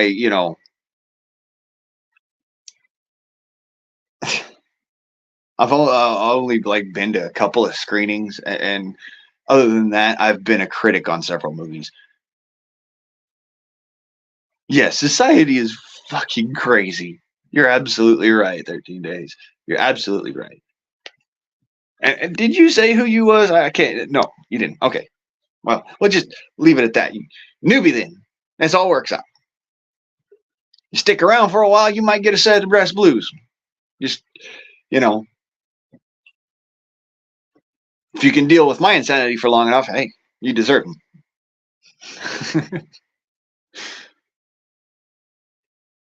it, I, sorry, my sanity, because it's not insanity. I'm not going to fucking degrade myself anymore like that.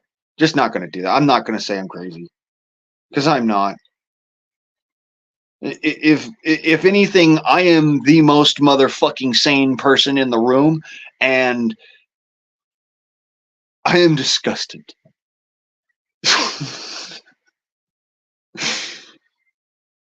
Fort Worth, Texas. Fort Worth, Fort Worth. Let's see here. Where's it's Dallas area? Fuck, I was in Texas and I can't just recently, and I'm just, you know, yeah. Again, I've got the facts. They're all stuck there. It's just a matter of me and memory do not get along. I've had a couple of punches to the head. I have been I've been what they call Southern fried wrecked. I got my ass a good old Southern fried ass whooping a couple times. But yeah, um, DVD is pretty good, but it's really hard for me when I don't have a DVD player anymore. I have a fucking Chromebook and a shill phone, because they did away with all that shit. Like try to buy something in an affordable bracket. Okay, at Best Buy, or any electronic store for that matter, if you can find another one other than Best Buy. But try to find something in an affordable bracket, okay, that is CD and DVD compatible anymore. Yeah. I used to have one. It was nice. It was a Lenovo laptop, had a CD and DVD player and Blu-ray, and it was really fucking nice. Hell, that's where I started writing my book on. And funny enough, I don't know what happened to it. It's fucked off into the ether. Don't know what happened to my Lenovo. I had that back when I got stabbed. It's actually when I started writing the book that I'm currently writing now. Um, that's when I did the concept story for it. And if any of you have ever read my book, then you've probably read the chapter where I believe it's chapter 2, or might be chapter 3. Um, it's the introduction of Nara, and yeah, she's this. She's the introduction. She's Sky Knight, and that's where the Sky Knight series comes from. And the original concept story was Nara's um, jump into orbit, or jump from orbit into onto terra firma. That's what was the original concept story for the whole damn thing.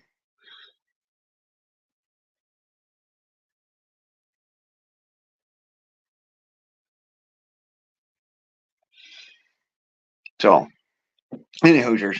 Um, but yeah, that started that book way the fuck back when I first started the Guardsman channel, and wow, it has been years.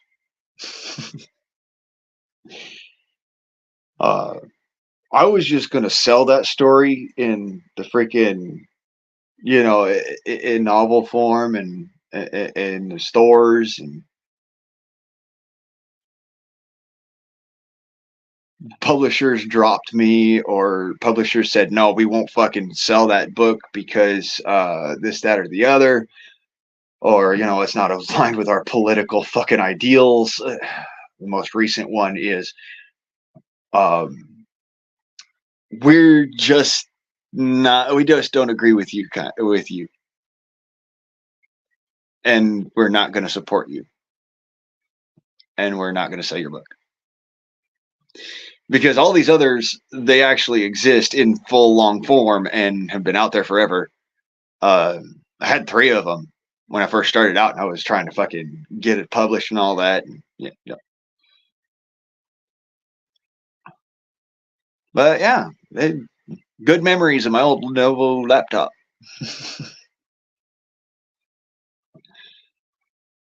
That after I got stabbed, I fucking don't remember, or do not recall what happened to it. I just fucked off into the ether. So now I have a Chromebook and YouTube. YouTube's nice because you can get movies and stuff.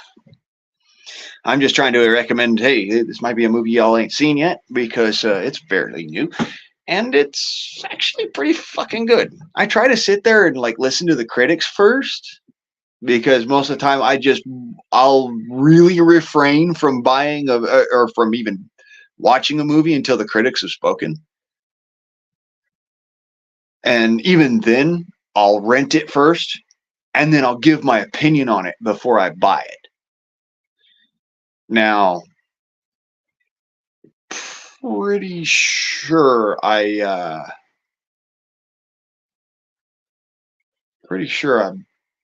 bought another movie. Oh, by the way, if you haven't bought Troy, buy Troy. Um,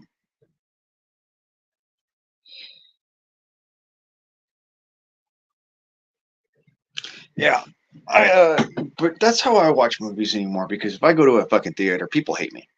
They literally fucking hate me. By the time I leave that theater, people are fucking glaring at me as I walk out. I'm like, what?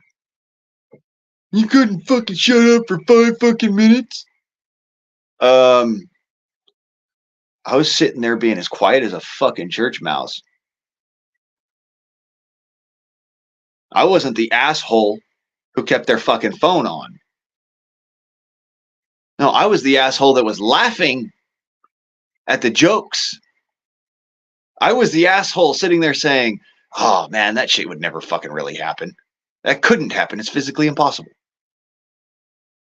Because it's actually, according to physics, impossible.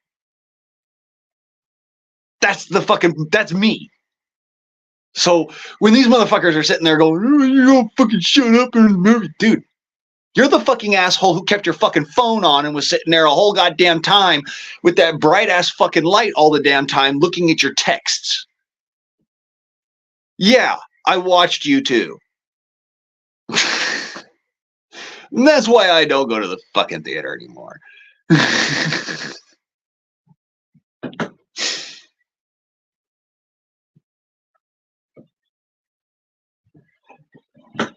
I, when I says I was quiet as a church mouse, I'm sitting there with my mom or my sister, and I'm like, because we enjoy watching movies together like that.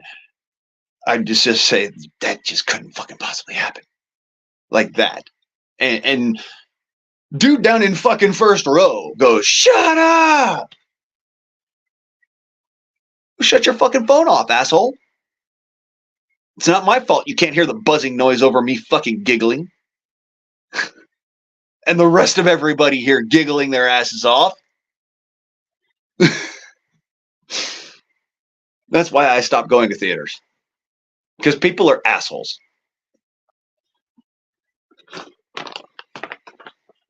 And also because apparently you can't carry a fucking a pistol anymore. So no, thank you. Never again. Not doing it. I did it a couple times and I was extremely fucking uncomfortable to the point of where I felt incredibly unsafe because I did not have a firearm with me. Because, let me be clear, I don't think some crazy motherfucker is going to come in there and gun down the whole goddamn brigade of them. All right? That's not my terror. That's not my fear. I think one asshole in the front fucking row is going to get up on my fucking chubblies. He's going to turn around. He's going to march his ass up to the fucking back row where I'm sitting, and he's going to try and fucking punch my face in. Well, I'm just trying to have a good time with my mom and my sister. That's why I carry a gun. Oh, yeah. And they got expensive as hell, but I mean, look, if I wanted to pay this much to watch a movie, I'd buy it and watch it home because I can have my gun there.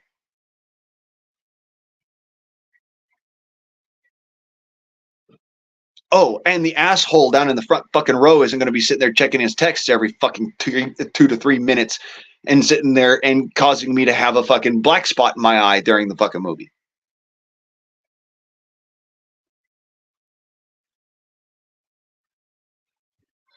So, yeah. But I'm the asshole.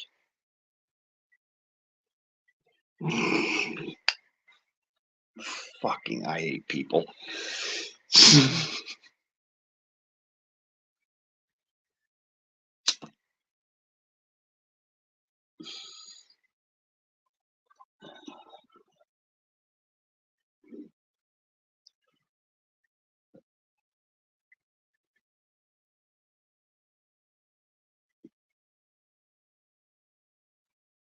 Really?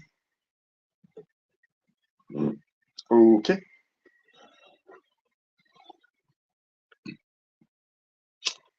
Yeah, and you can rewatch it if you buy it. I enjoyed that movie. I'm going to watch it again. Hell, that's why I fucking rent movies. Really? Okay, so apparently that's gone beyond a fucking manageable position.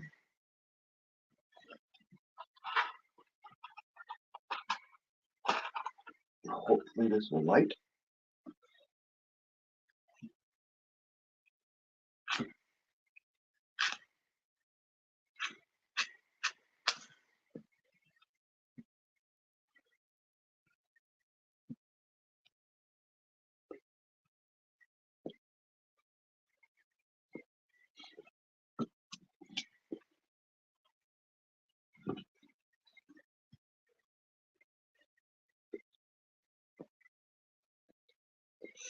Yeah, but ever since Netflix went so fucking woke, it's kind of like watching the Marvel movies. I'm a huge Marvel fan.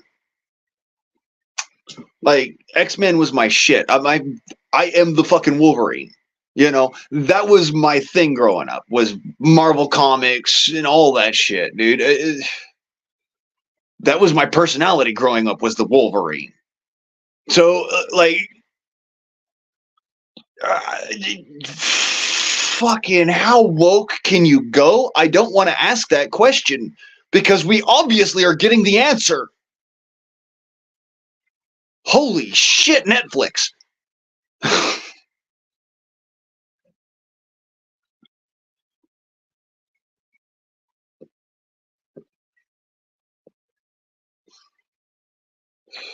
What he said?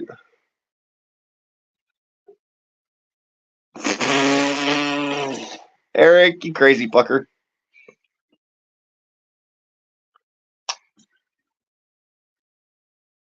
Yeah, that's one of the reasons right there. That's definitely one of the reasons right there. Fuck Netflix.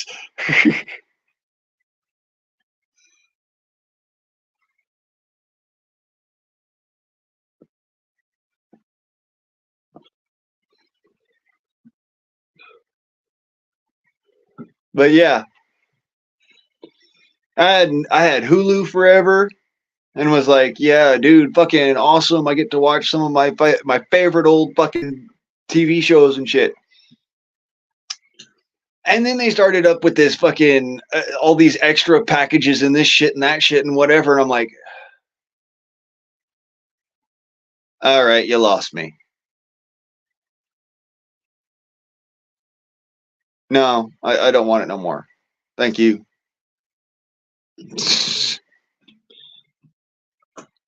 Yeah, the, the Batman remark was kind of. You said that in a theater. No fucking wonder you got your ass fucking escorted to the fucking front and told, dude, don't do that shit.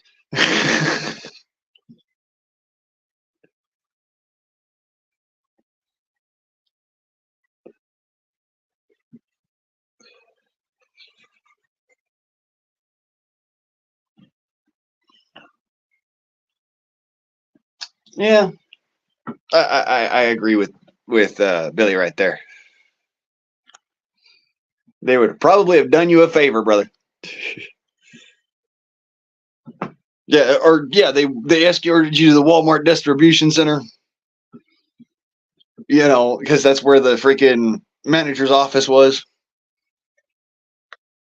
Because you make one of those kind of remarks, and folks are going to look at you funny. Think about it for a second, brother. What happened at a Batman premiere?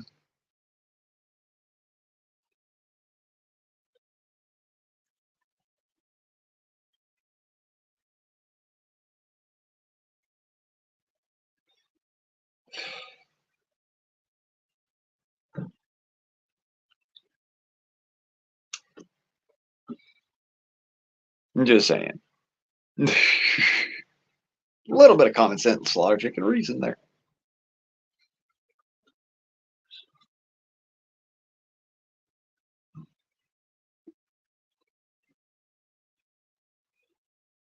Yeah, well, that's why I don't shop at Costco.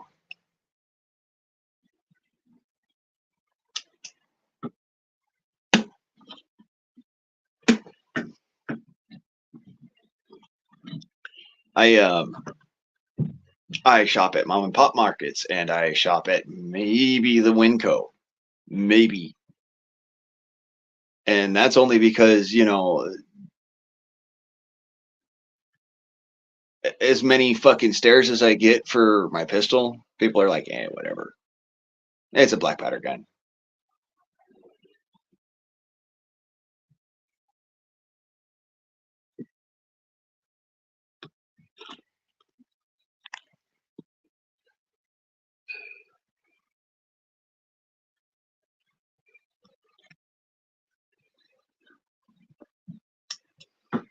Yeah, well, I don't blame you, Judge.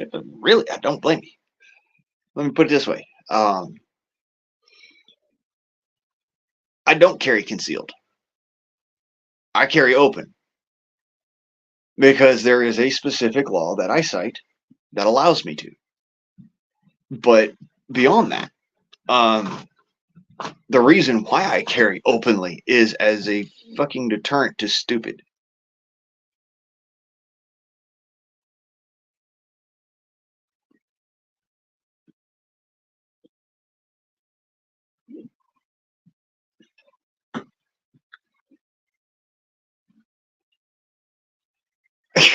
Oh God.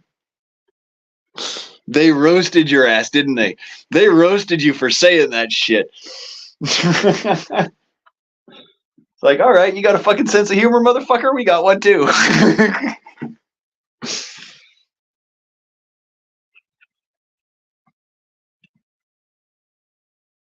Oh, I think that's gone. No, not entirely. Okay. Not entirely, but it needs to be relit.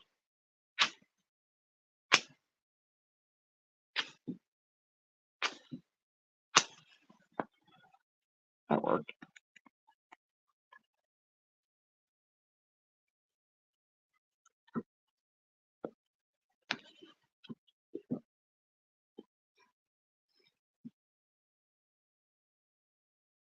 Mm-hmm.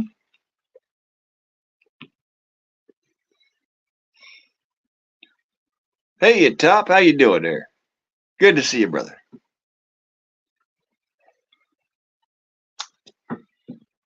Yeah, thugs are out there and they will mug you, and not just it's not just a matter of they'll mug you. It's like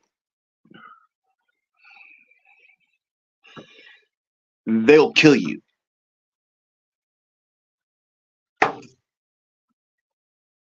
I mean, if they'll barge your happy ass right into your fucking front door, yeah, happened to me. Um, they will definitely fucking kill you out in the street for nothing more than just a couple of pennies is in your pocket or that gold Rolex you flashing around.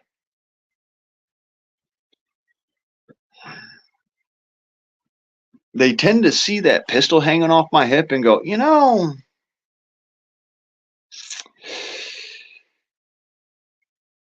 those odds just kind of suck.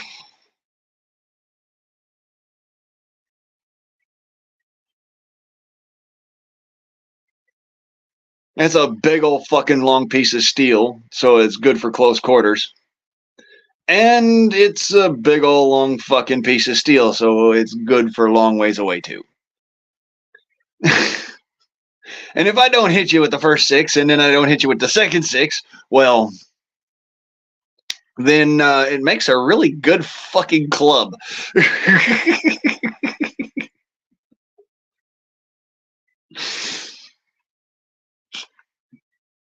Yeah, I carry a black powder six shooter. For those who do not know, that's actually my carry gun. And the reason being is, like I said, legal.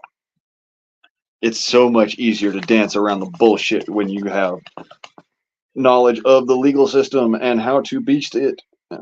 Not just best it, but beast it.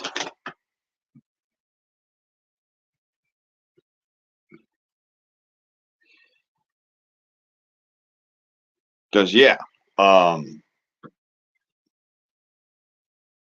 who the fuck is willing to literally take that kind of risk? I'll be fair and honest. I don't want to get fucking shot with a black powder gun. I mean, fuck. Why do you think I carry it in the retainment holster with a freaking on the safety notch with the freaking hammer, appropriately down and in a retainment loop? It is a big fucking gun. If that motherfucker decided to just, one day just go, hey, pow, motherfucker. Yeah, that could throw a big old chunk of lead very, very, very fast.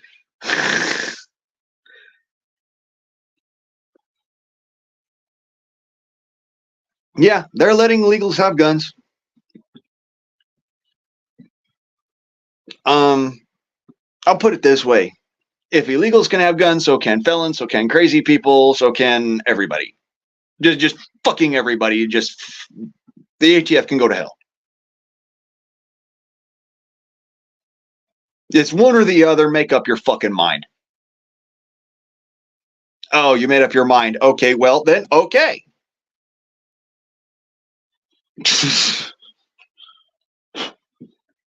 I guess I'm gonna go and buy me a fucking 45.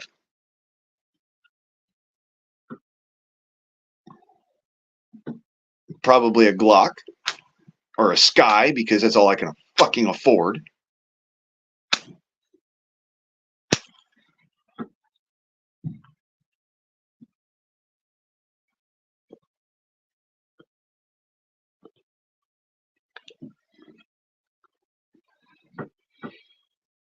God, I wish I could afford a High Point.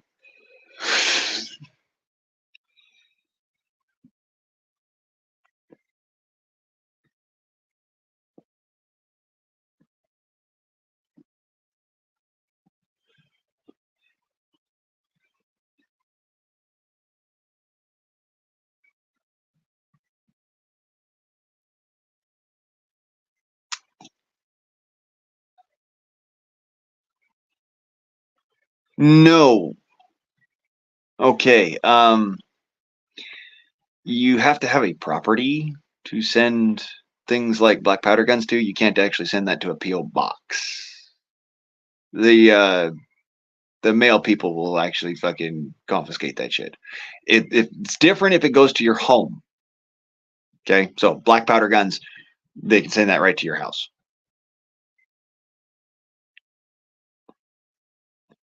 Or your apartment.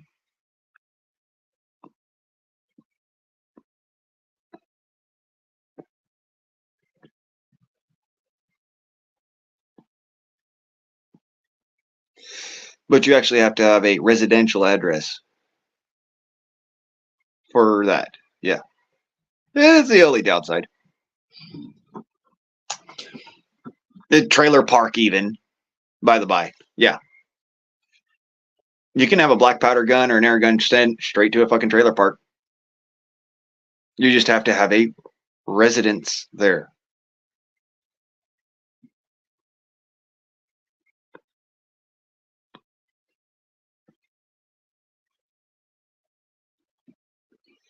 Nope.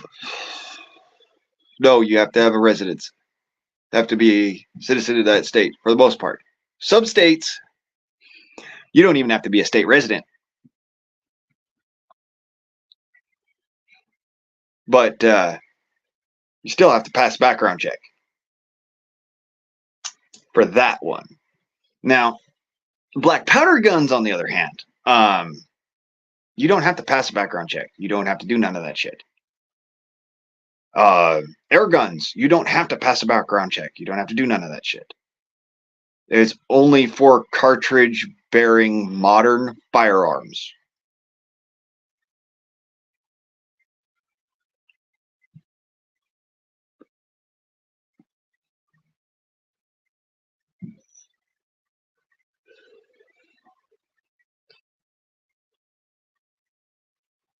Yeah. They want a physical address so that they know where to come and collect them at. But, you know, the fucked up part of it is that nobody stays in the same fucking house forever. Nobody does. And black powder guns, unlike modern firearms, do not need to be re-registered to your house address when you move. They can be carried across state lines, as long as you follow the federal law about that, you know, disassembly and cross. And then if that state is acquiescent to open carry or carry particular, you can reassemble. But, you know. And when I say disassembly, that's just basically the magazine out, slide off. There you go. Sort of thing. Basically the same idea, you know, pull the cylinder out or take the cap off of the nipple and, you know, ramrod your fucking shot out of the barrel because, of course, it's black powder. Either you're shooting flintlock or you're shooting a 6-shooter. Don't have much other options aside from maybe like a coach gun or something. But yeah.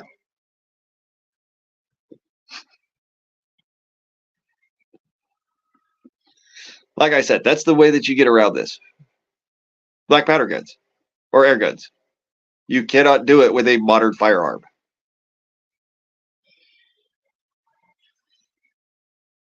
Okay, so if you lost everything in a wildfire, you have a place of residence at this point in time.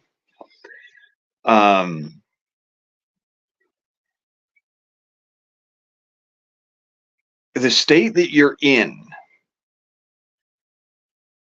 doesn't allow a specific type of firearm. Well,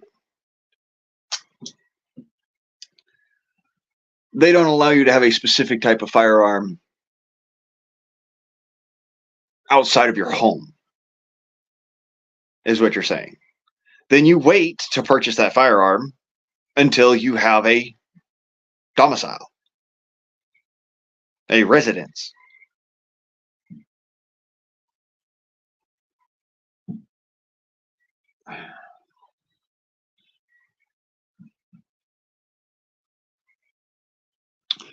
Well, you're fucked. According to the fucking way that the fucking bullshit ass laws go, yes, those bullshit ass laws, which are bullshit.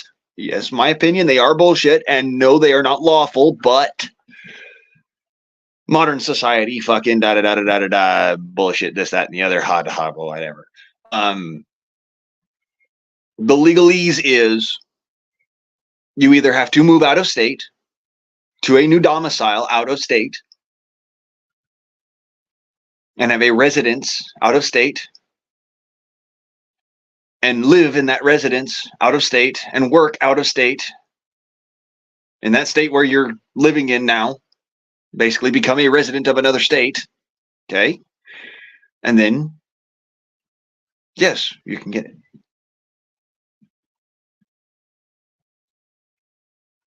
That's your options. They won't sell it to you in another state to transfer to your state. That's how that works. They won't do that. Unless, of course, you I don't know, you're not a resident of California, New Jersey, New Mexico, New York,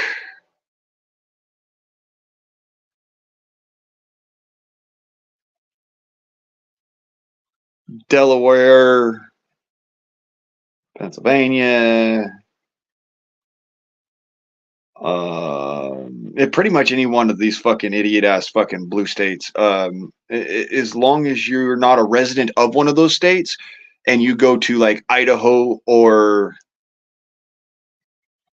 Arkansas or Texas, maybe,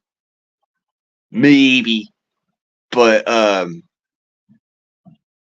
if you live in a blue state, they still won't sell it to you because they don't want to get in fucking trouble. And they know that by transferring it to you in that state, they are breaking the law. So they won't sell it to you.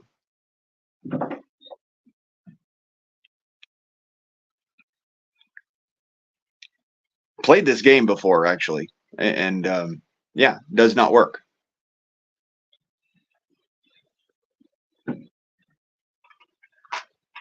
They just outright won't sell it to you. They're trying to actually protect you from getting in trouble yourself at the same time, because both of you will get in trouble. Let's be clear. You'll get in trouble for having it. They'll get in trouble for fucking selling it to you. Both of you get in trouble. But yeah, Washington State, you're not going to get it there. Not going to happen. Your best bet is buy a fucking air gun with all the different, doom and dads and whatnot that you had with the previous assault them and gun. Buy an air gun. And you know, I mean, an air gun like mine, something's got some oomph data behind it, not one of them fucking BB gun replica things. It just that's bullshit.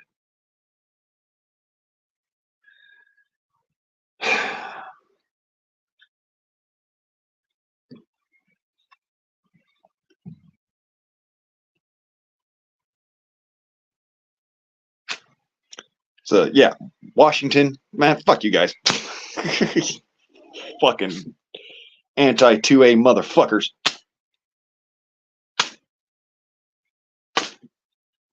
Yes, I would love to be able to have half the guns I had when I was a kid.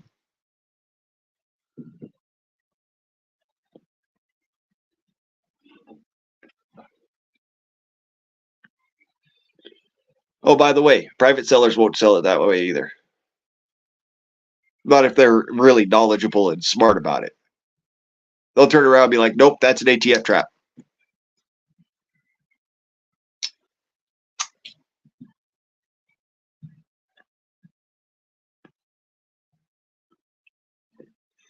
Yeah, they won't sell it to you. It's not a matter of they won't get in trouble for it. They're actually at that point they're trying to protect you.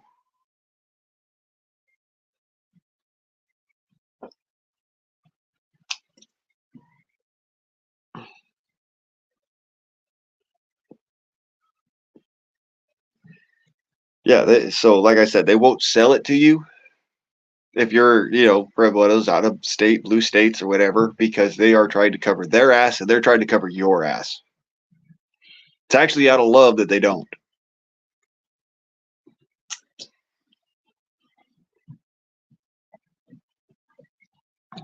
Um, it's actually, you know what? I'll say it this way. When I was down in Arizona, this is where I was going to gun shows down there and whatnot. And I was like, you know, I'm trying to do the whole private sale. At the time, I lived in California.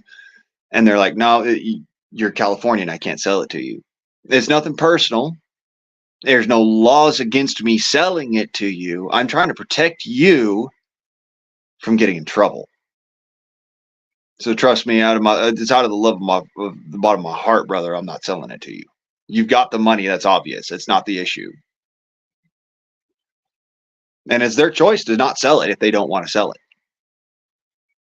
You might find some shady son of a bitch that'll do it, but you really have to question at that point, you know, the validity of that gun. So, like I said, the ones who are, you know, the gun's legit, they're not gonna fucking, they're trying not to get you in trouble, they're trying to stay out of trouble themselves. They're not gonna sell that gun to you just because of the state you live in. It's not your fault.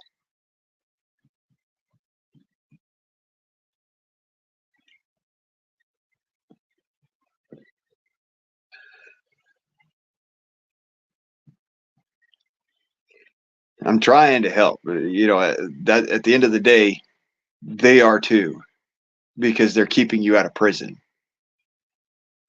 Because the very mere possession, you know, the purchase and possession of a firearm from an out-of-state purchase that is also considered to be an assault weapon and is so-called banned in your state, that's a violation of their state law. They will throw your ass under the fucking prison. Specifically because it's a fucking blue state, because they're the only ones that do that stupid shit. But, you know, and that's why they won't do it. It's like,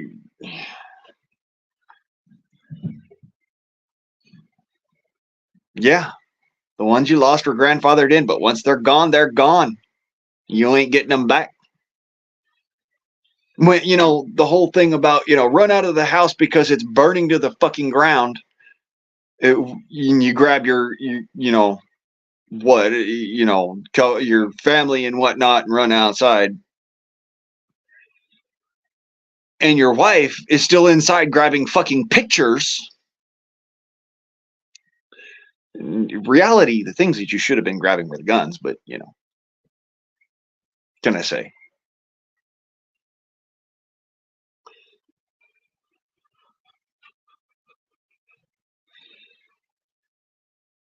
And I understand the pain.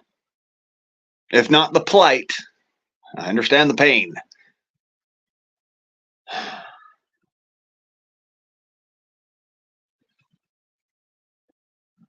I'm fed up with the fed ups. We're tired of this shit, damn it.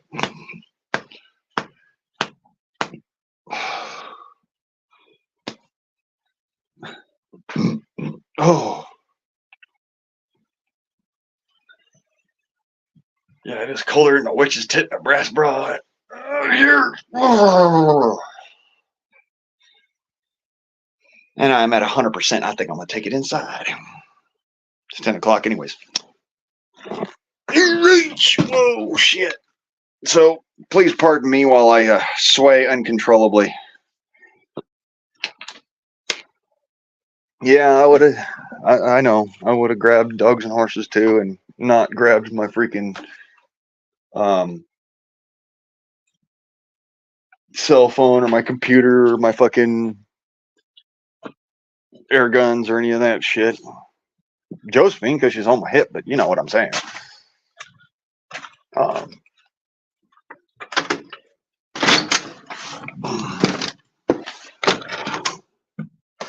How'd her do?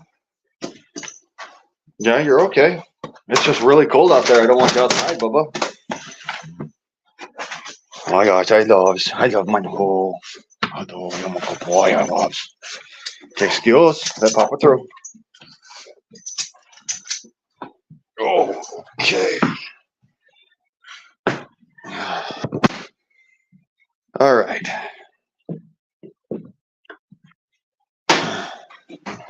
Puppy bomb. Yeah, my whole. I'm so dope. I'm so hoodoo. Like, you know, I don't like doing that shit. I love you too, Bubba. All right.